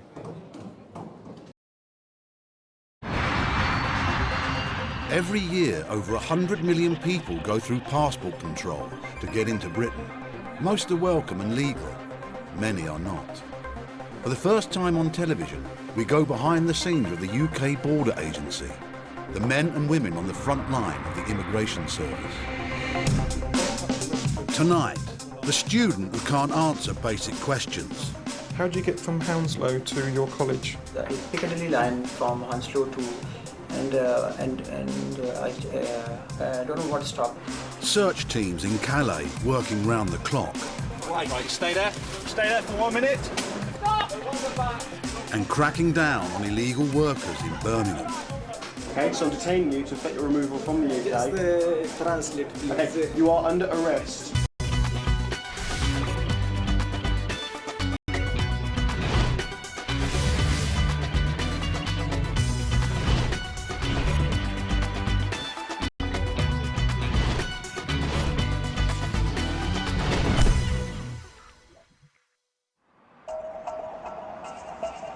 Many operations carried out by enforcement teams are based on information given by members of the public. Hello, UK Borders Agency. In the northwest, intelligence is processed here at Brooklands in Manchester. What kind of passport? The centre receives over 1,000 calls every month. Today, an enforcement team led by immigration officer Rob Evans is about to act on one of the tip-offs. And we're going to Tarman Indian Restaurant, Burnley Cottage, New Road. They've been told that 2 restaurants in Manchester are employing illegal workers. Health hazards, cooking utensils.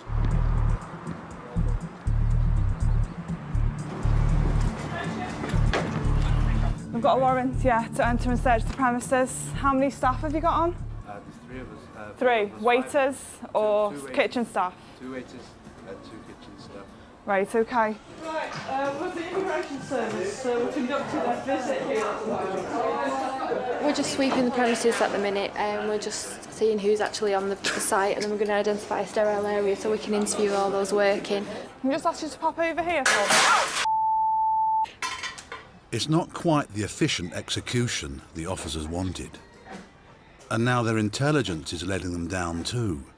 Do you know this person? He was meant to be working here. That's the information that we've received, so that's why we've conducted a visit today. So you don't know this person? There's no date of birth, I don't. No. No, you can go back to work, pal. Thanks very much. 2003, you were granted indefinite leave to remain. Okay. They've all checked out, they're all fine. 3 of them have got British passports, haven't they? And the guy that's just the last one has been granted indefinite leave to remain in 2003, but he's never been naturalised, but he doesn't have to be naturalised, he can just remain in the UK. The workers in the restaurant are all entitled to live and work in Britain. They find nothing to suggest the owner is employing illegal workers. All the enforcement team are left with is a bill for a broken table. The enforcement team move on to the second restaurant. Stop working, tell them to stop working, come out, now.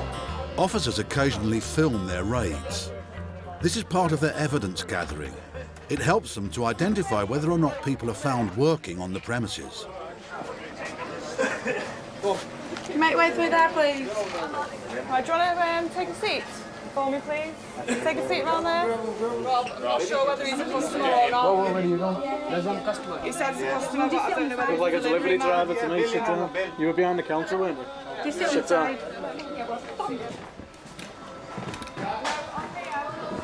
The team find 5 employees. Now they want to know if the men are entitled to work in the UK. Pakistani, yeah? What's your immigration status in the UK? इतना किस रहा हो stay was the work permit पर या शादी करके visitor. Your visitor? He says he just come to see his uncle. Just come see your uncle, but you're working here, aren't you? Your friend? You telling me you're not working here? So come with no karna. You are. I can tell by what you wear. I can tell by your hands and your shoes and your t-shirt. You're working here. No, वैसे accident को वैसे 2-3 तो फिर इससे help कर रहा है. He says he come in to see him and he was helping him, he says. Right, I can take your name, please. Yes, Mr. Muhammad Afzal. What's your date of birth, Mohammed? 19th December 1951. What's your immigration status in the UK? Just about. You got a work permit? One worker claims he has a work permit, but he says his passport is at a friend's house. The team check his details. When did you last enter the UK? Last about 1 year. May 2007. Who has your passport? No, he took it my passport. Your friend's got your passport? Yeah. I beg to differ because I've got it. It's downstairs. It was in your coat out there. Your passport. So don't be telling us lies that your friend's got your passport. Tell the truth. I've got your passport and your identification card. No, this is mine. It is yours? Yeah. How can you say that's not you? No, it's time to tell the truth now. Tell us the truth. You last came to the UK in February 2006, according to your passport. So you've been here for over 2 years without leaving the UK. Yeah? Yeah. So you're actually here illegally at the moment, aren't you? Yes. And you're working illegally in this takeaway, yes? Yes. Thank you very much. Just stay there.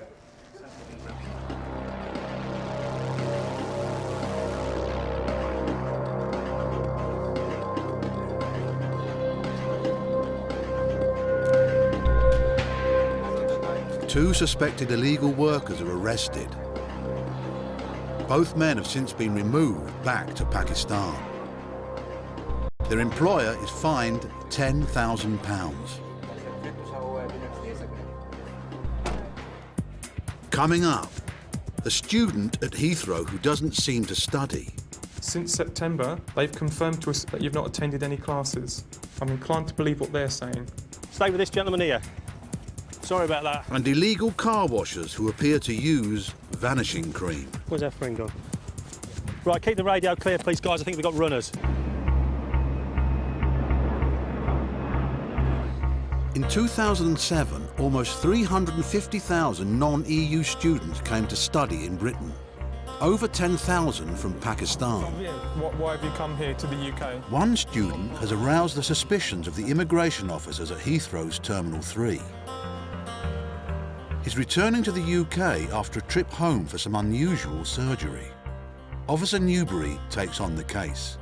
We get people going home for all sorts of treatments because obviously in the UK they got entitled for the free treatment on the NHS, so they have to pay for it, and it's quite expensive for them to pay for it, so a lot of them do choose to go home. This is the first time I've had someone go home to have a hair transplant. This is definitely a first for me. Who's been away for 6 weeks. The thing that initially tipped off the officer was the fact that I think he said that he travelled direct from Hounslow to his college at London Bridge on the Piccadilly line without actually changing, which I think is actually impossible. You need to change. Officer Newbury wants to make sure the passenger is a genuine student and that he isn't working more than a foreign student's maximum allowance of 20 hours a week. Why have you come to the UK? You came in yesterday. Why have you come to the UK? I come for study in Western College, London. Western College? Western College. And what subject do you study? I diploma in study. Business study. Business study? Yeah, definitely business study. You said you had surgery in Pakistan? Yeah, surgery. What was that for? Yeah, it's for hair surgery, sir. Hair surgery? Hair surgery. Okay. How much did that surgery cost you? In currency is £500. Cost £500 in Pakistan, yeah? Do you work in the UK? Yes, sir. What do you work as? I just work with a recruitment company, and after that they send me some other reports for packing something. Packing, yeah? Yeah, just. Is it just labour? Yeah, just with your hands. trade, yeah. something straight. How many hours do you work a week? Yes, it's 20 hours. 20 hours. Exactly 20 hours? Yeah, 20 hours. Because 2 days of work. What days do you work? Normally Sunday. Okay, you say you study 18 hours a week. What days do you study? Study is Monday, Tuesday, and Friday. I just study 2 subjects, and managerial management. Is it management or managerial? Managerial.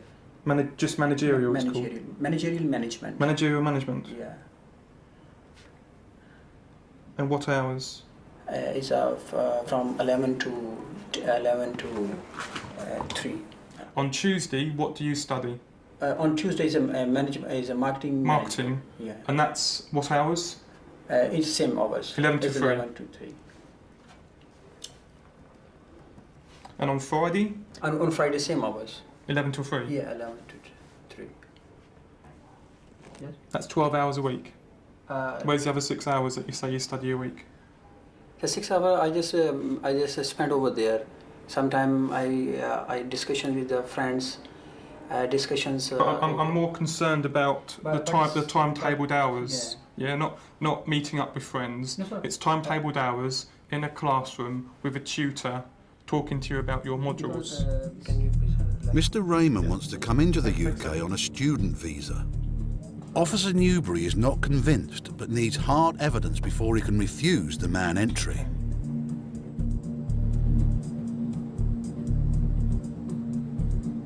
In Essex, enforcement teams regularly visit businesses they believe are employing illegal workers.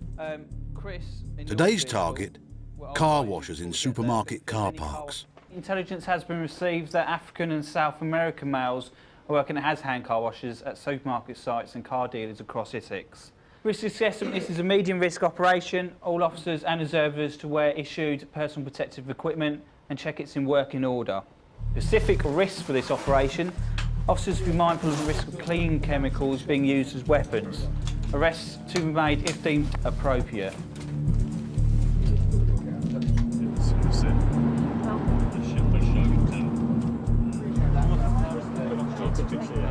With the car washers quickly rounded up, the team want to know their identities. Okay, sir, can I have your right hand? Using a mobile fingerprint unit, the officers will soon know who is legal and who is not.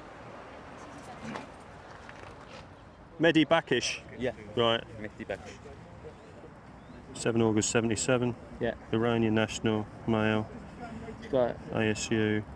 Reference Bravo, Bravo 111-797. Yeah, it's Faz. Faz, not allowed to work. A Faz is a failed asylum seeker.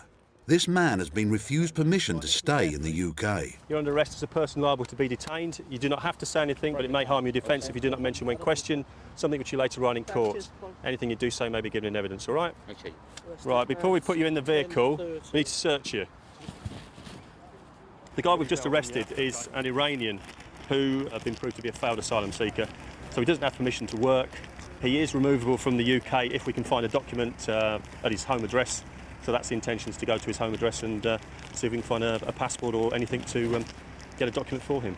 She understands, okay? The person allowed to be detained on the Immigration Act, you have to say anything, but it may harm the defence. The team arrest 4 other suspected illegal workers, and their documents must also be searched for. All the men claim to live in the same house, only a short walk away. Gloves on. A lot of these places are all multi-occupancy, lots of foreign nationals all living in bedsits and paying a lot of money to landlords. OK, start searching. Do you want to take that side, or are we going to do it methodically? Passport is the essential thing which we're trying to find. That's the key to everything. Passport or anything with proof of identity. Because without that, the Iranians won't entertain any application to get him a document whatsoever. It's very rare that we find them, but one day we will do. Searching can be a dirty job, but this time it's a dangerous one too. We've just been advised that one of the detainees we've been arrested is a possible heroin addict, so we've got to watch out for sharps. Julie, we've got some drugs in the back room here which may relate to the heroin user. Do you want to ask him if they are his and if he needs them? The team find a heroin substitute, but no documents with ID. Got from the library. However, Officer Dan finds evidence of a misdemeanour that falls outside his jurisdiction. 2006. If we can't nick him for immigration offences, we're looking for an open book library, yeah? Yes. But because the book is a manual for a jet fighter, the team alert Special Branch just in case. At Terminal 3, the foreign student who went home to Pakistan for a hair transplant is still being questioned by Officer Newbury. Where do you live in the UK? Sir, I live in Hounslow. Where is your college based? In this college is in Borough High Street. Where, sorry? Borough High Street, B-R-O-U-G-H. Borough High Street? Yeah, Borough High Street. Okay. How do you get from Hounslow to your college? Sir, I go to Hounslow by tube. Okay, so I want you to explain to me what your route is. I know you told the officer earlier that you go direct from Hounslow to London Bridge on the Piccadilly line, yeah, which Piccadilly. you can't do. Yes, sir. Okay, Yeah. so I want you to explain to me what your route is. Yeah, I told you, it's Piccadilly line from Hounslow to, and I don't know, is some stop I put off and change something other. You don't know what stop that is? Pardon? You don't know what stop? But I don't know what stop. But I think so. I just take in is the lineman, because most of the time I go with my friends.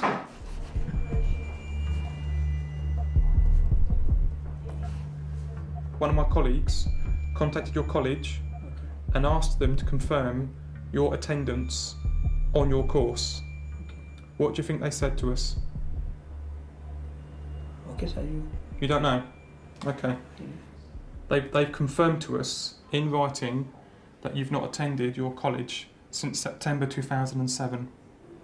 No, sorry, it's not possible. Not possible. Are you saying that they're lying? Yeah, it's been lying. Okay. But one letter I have also. Well, that's what they've sent us. Okay, that was sent to us. Okay. Since September, they've confirmed to us in writing, as you can see, that you've not attended any classes. They've also confirmed what modules you should be studying, and they're not the ones that you've told me today.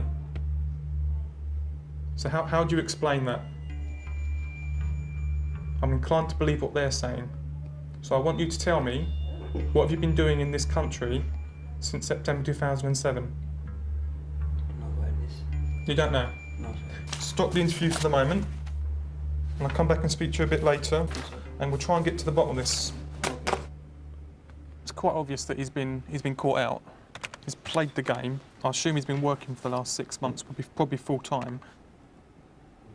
He's probably made a bit of money out of it. He's been caught,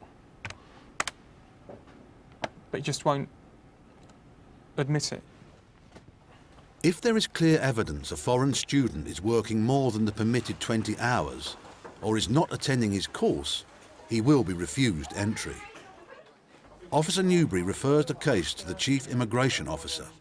Do you think, in your opinion, that we have sufficient information as things stand for us to cancel it without necessarily having the information from the employers? Yes. From the interview notes that you've done so From far? interview notes and from what the college has sent us this morning, I think we have got sufficient information to cancel his UKRP and return him back to Pakistan. Right, fine. I'm authorising that recommendation.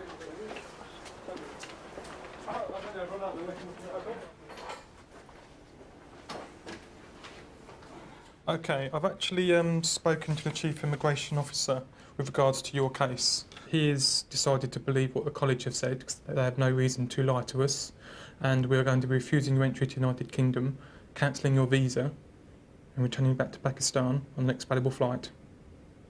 Okay? You do not give me a right of appeal. That's what I was going to come to next. So those are two options that you have in front of you. You can either stay in the UK for 5 days to appeal, and you'll be in detention for 5 days, or you can return to Pakistan, and you've got 28 days to make an appeal out of country. So I need to know now what your option is, what you decide you want to do. I want to appeal here. You want to appeal in country, you want to stay for 5 days in detention. You won't be allowed entry into the UK, you aware of that? Yeah? Okay. The basis of your argument going to be that the college is lying. Why college send like this letter?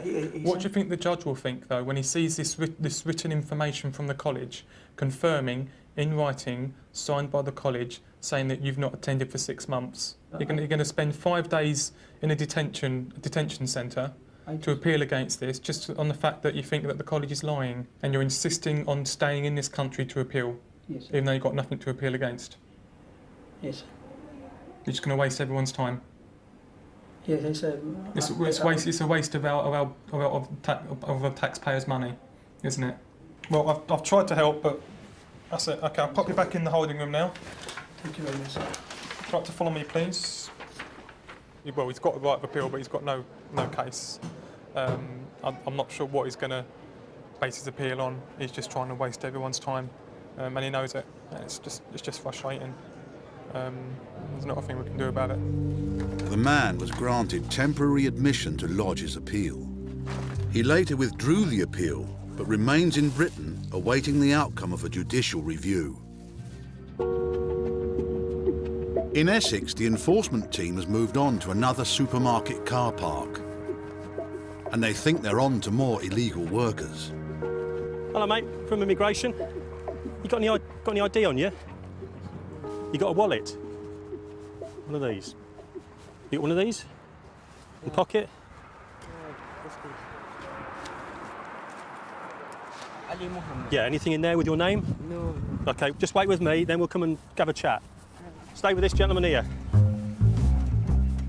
Officer Dan has found a worker who isn't too keen to answer his questions. Tango Alpha Lima.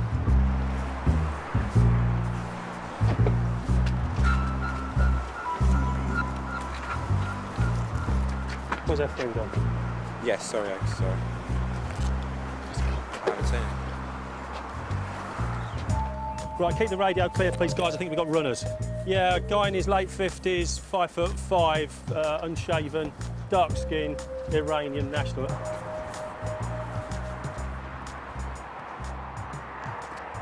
The 2 people have run off from the site have been picked up, and we put the call out to the local police, and looks as if they've been detained by a local police unit.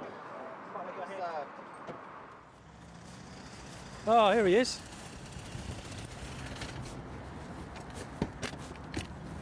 Thank you, gentlemen. No worries. Well, I thought it was one, but he was the one, yeah. The team are reunited with their runner, along with 2 others they didn't know had You gone. two come over here. Yeah, well, you ran away, mate. You shouldn't have done that. To remove illegal workers, they must first find evidence of who they are and where they're from. What's your name? Muhammad. Mohammed? Hussein. Hussein? Yes. Akdar. Passport? No passport. No? Pourquoi pas? No. Address? No. Address? Yeah. Here? Chris, what's a wallet in French? A portefeuille? No. Gentlemen, you've been arrested by the police. You're further arrested as persons liable to be detained under Schedule 2 of the Immigration Act. You do not have to say anything, but it may harm your defence if you do not mention when questioned something which you later on in court. Anything you do say may be given in evidence. Do you understand? Probably not, but no. You're under arrest. Right. Everybody have children, everybody have wife, everybody rent house, my Iran, no, but everybody no working, no free. I will stay here. Well, you're not allowed to, are you? You're not working legally. That's what it's all about. Thank you very much for your help. There's people in this country who haven't got jobs. In the 2 car parks, the team arrested 11 suspected illegal workers. All were Iranian nationals. 1 man is later removed from Britain. The others are on reporting conditions, while the Immigration Service await their travel documents. Coming up, suspicions of tampering with trucks. They've cut through the tilt cord and they've pinned it back together and glued it as well. And the sex offender caught out in Manchester.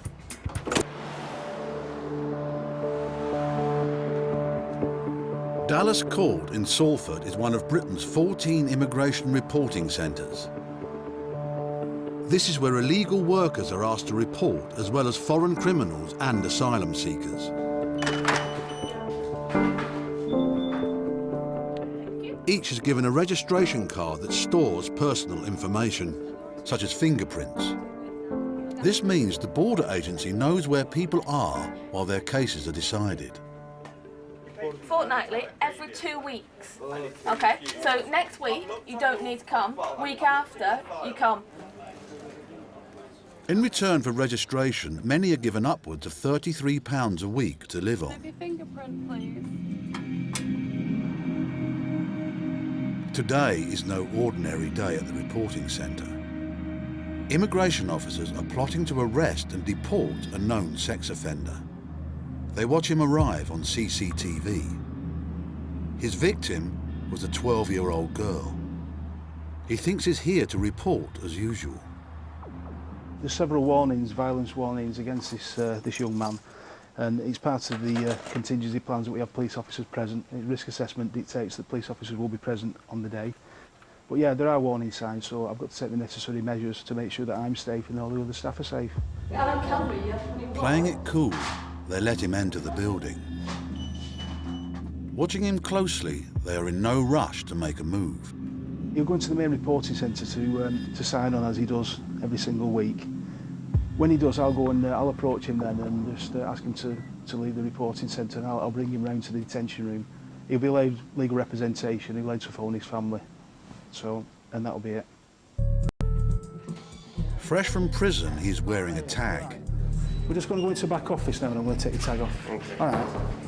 I've got some papers to serve and I want to explain them to you, but you'll be all right. Officer Emmett is doing his best to keep the situation calm. Let's have a seat in here, fella. Sit yourself down over here, young man. Morning. Sit yourself down. Which leg are you tagged on? That one there. That one. When you put your foot up there, just keep still. Take your foot.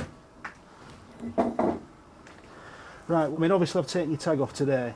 What I'm going to do is now is serve papers. I've been instructed to detain you today, pending your deportation from the United Kingdom. What's going to happen now is one of my colleagues is going to search you. You've been searched before. That's to ensure your safety and our safety. So could you just stand up, please? Okay. Step away from this one. Put your hands up for me, thank you.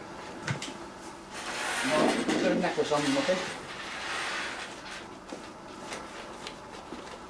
Just pull your pockets out, that's it. That's it, thank you. Do you understand what's happening? Yeah. If it's possible to notify my legal representative. I'll be doing that straight away. I'll be faxing everything that you've been told today and every form that you've had served on you today. I'll be faxing that in the next 5 minutes to your solicitor. Okay. And is it possible to come or not? Because she's actually waiting for me. Right. These gentlemen here will make that decision. Where is she? She's at home. She's at home? Yes. We're all out there, guys. I have no objection to that. Okay, it's over here, guys. Have you got a number? Come on, As soon as I get a movement, mate, I'll get it back up. Yes, hello, Mum. Sit down. Can you sit down, please? Yes, Mum, sit down. Okay, I want you to sign in today. And they're detaining me. They're about to take me to London now. He served the full 4 years of his prison term. His deportation is the final part of his sentence. It's one thing removing people who shouldn't be in the country. It's quite another stopping them before they get to the UK.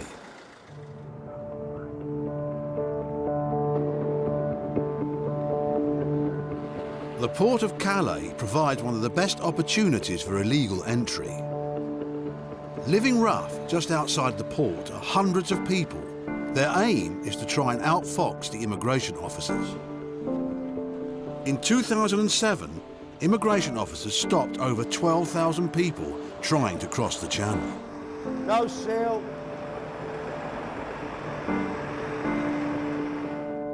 Officers John Cassidy and Emma Matthews are starting their shift. They'll spend the night checking trucks just before they board ferries bound for Britain. We're now 2:23 in the morning. We're in the shed at Calais, and we're trying to find illegal entrants hiding in the back of vehicles. At the moment, I'm going to use a CO2 unit probe. The probe is inserted into the vehicle where it will draw air in. The air will be analysed by this machine here. It'll tell us how much the CO2 reading is compared to the oxygen. It's an indicator. If there's a lot of CO2, it could possibly be someone inside. Because I'm near the exhaust, when you probe at the front, it picks up the fumes when the vehicle first comes in. So you can get quite a lot of false readings. Yeah, I've got 500. Technology is a useful tool, but so are experience and a nose for the job. Often the people we're looking for have been sitting around campfires. They usually live a bit rough in the woods, etc. And they can smell the campfires they sit around. So that very strong burning smell that associated with a bonfire as such. Plus, cleanliness tends to go out the window slightly once they've been living rough for a few weeks. So they have a very distinctive smell about them that you can often get the minute you open the door. You've got some footmarks, right?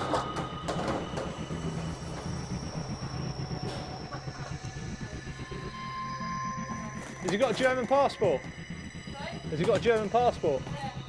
So I've got a feeling it's probably clear because the way the boxes are collapsing underneath Mark's knees, I'm sure they would have left some marks if they'd actually crawled up the same space. But it has got a strong smell of burning in here.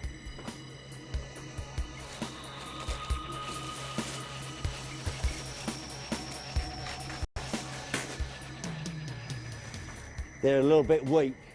Sometimes you go through these, they look fairly rigid as you go across, and all of a sudden they just give way underneath you. So you have to be careful. Plus it's people's loads, you know, they're expensive cargo sometimes, and you try to be careful as you go across them.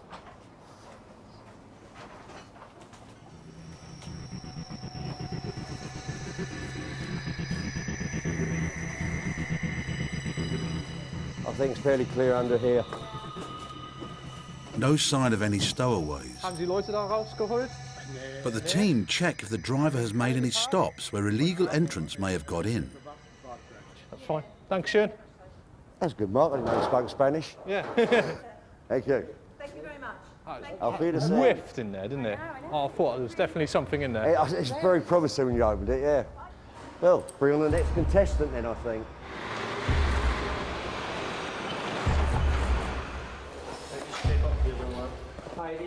The Nigerian sex offender has been held in a London detention centre for a week. Today, he's being deported. No one is taking any risks. 4 security guards will escort him all the way to Lagos, Nigeria.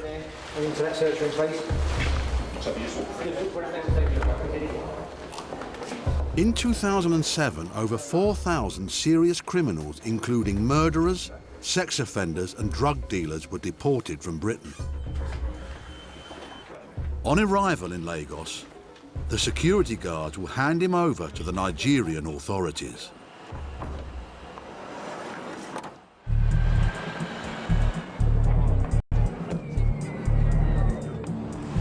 It's now 4 in the morning, and so far the search team in Calais have not caught anyone trying to cross the border.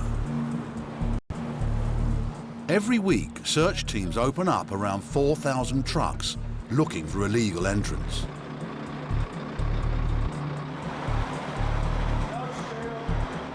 And with an average of more than 30 fines a day, the officers are not giving up yet.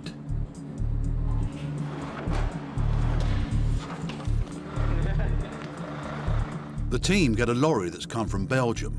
They want to take a closer look. Before opening up, they photographed the lock. This proves the truck is sealed and the driver has protected his vehicle from being used as a free lift to Britain. Got a reading with the CO2 probe at the back that was relatively high, which makes us think we ought to have a look inside. It indicates that there's a high CO2 reading. It could be nothing at all, but the fact there is a reading there means we have to check it out. The truck's carrying sofas wrapped in plastic. The only way to find out if someone's inside is to get in and search. I'd say there is a strong smell. The smell isn't the only clue that the truck may be carrying more than freight.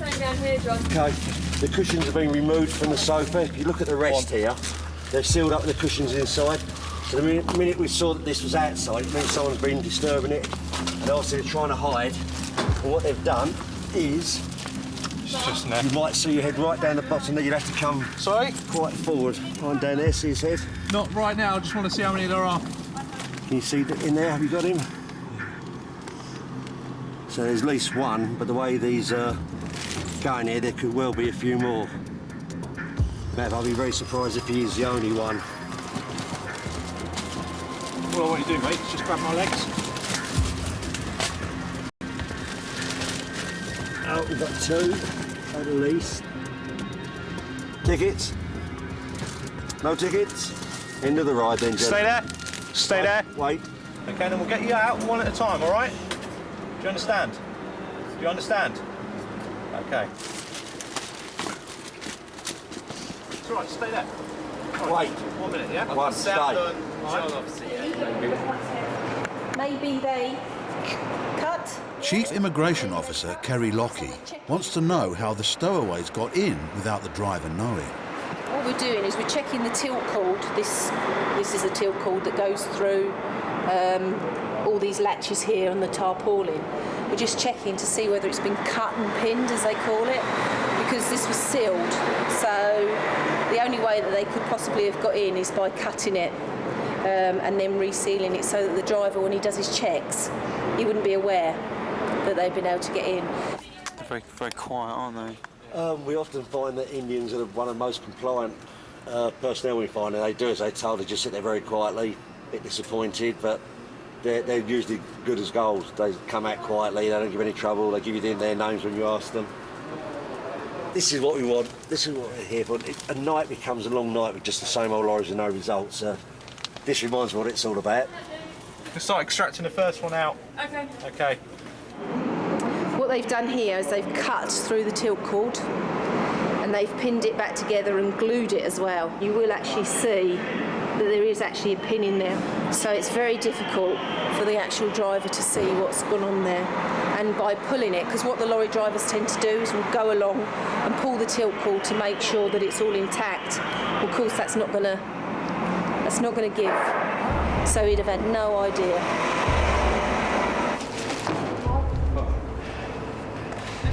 Their desire to get to England is so strong, so they will do anything to actually get there, and they have people that organise this for them. So they're very skilled, you know, people actually putting them into the lorries themselves. So they know what to do, they know what shortcuts they can take as well. So, you know, it's a hard thing to call for the lorry drivers, really. The team will fingerprint and photograph the two stowaways before handing them over to the French authorities. But without the documents required to send them back home, on this occasion, all the French can do is remove them from the port. Coming up, being in the wrong place at the wrong time for a customer in a cake shop. I'm arresting you on suspicion of being an illegal entrant in the country. It's estimated there are around 1 million illegal immigrants in Britain. One of the jobs of the UK Border Agency is to track them down and remove them from the country. Right, this briefing is for Operation Bernards. Op Bernards concerns a visit to a sweet centre called Mushtax. A Midlands enforcement team are preparing to raid a cake shop or sweet centre which they believe is employing illegal workers. None of these gentlemen show up in any Home Office records as having entered the UK lawfully, and none of them show up as having made any applications for further leave to remain. This is not the first time they've targeted the shop. Last time, the suspects escaped from the back of the building. Today, the element of surprise is key. Stop! Stop! Stop!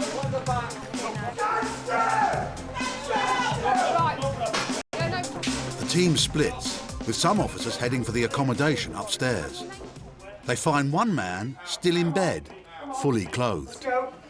Shoes? Shoes in. Don't move! Get it down. So have you got any idea at all? Any bank cards? Anything with your name on? All the Southampton. All in Southampton. Yeah. How did you get up here? Huh? How did you get here? 5 years. No. How did you get here from Southampton? Did you drive? Did you get the train? No, it come in bus. In the bus? Yeah, in bus. Haven't got a bus pass or anything like that? Got a wallet? Huh? Wallet? Sorry? A wallet. Yeah, John, we've got an Afghani chap up here. Having a bit of trouble communicating with him, but he says he's in the system, so he should come up on live scan. Can I take him downstairs to get that sorted? We need some papers. ID papers, bank card, driving license. All the. So you have nothing? Nothing here, my friend. Yeah, I think quick check's the quickest way of doing it. He's not even sure how to spell his own name, so I'll bring him down now. Have you ever used one of these before? This doesn't store your fingerprints, it just scans them and it checks them, it sends them off, and it checks them with our systems, okay? That's great. Take a seat again, and we'll know exactly who you are in 5 minutes. Do you have any ID? Everyone in the shop is questioned, even those who have just come in to buy a cake. Oh, he doesn't work here. It doesn't matter, we're still going to speak to him. Visitor, but visitor 6 months maximum here. 6 months to what? Right, he arrived as a visitor 4 years ago, allegedly applied for an extension of stay, hasn't had an answer. So what's his full name, please? For the full name, Rashid Hussain. Thank you very much. Is there any other name? No. He said he came in 4 years ago as a visitor and has apparently made an application for an extension of stay. Everyone who is legally in the UK should be on record, but the unfortunate customer doesn't seem to exist. Yeah. I think he might have given bogus date of birth. No trace. Yeah, we'll put him on the quick check unit. If the man has applied for an extension to his visa, he should be on the Home Office database. It's bad news for the customer. Yeah, he's come back as no match and that's nothing on the system at all. It means he's not known to us as an asylum claimant at this point. OK, right, if you can just listen carefully to what we're going to say. I'm arresting you on suspicion of being an illegal entrant in the country. And now the results have come through for the Afghan worker found upstairs. Okay, here we go. We've got a possible identification. Khalid Kakasar. Yeah. It's not what you told me earlier. Sorry, I have... Came in on the back of a lorry in Dover. Is that what happened? You came in the back of a lorry? Yeah, of course it was. You have exhausted all your appeal rights to be in the UK. Okay, so I'm detaining you to effect your removal from the UK. Just translate, please. Okay, you are under arrest. Come on, mate. Yeah, sorry, let me. Okay, no. You're going to go straight to that. No, you're going to have to go straight to that. Listen, please, No, this is... No, I'm sorry, it's too late for that. You've lied to us already. You're going to have to go straight to van. Somebody, you just look at You hid that? Is that his? Yeah, he's hid it. It turns out the arrested customer does have an ID card. It was under the counter. He'd thrown it there when the officers turned up.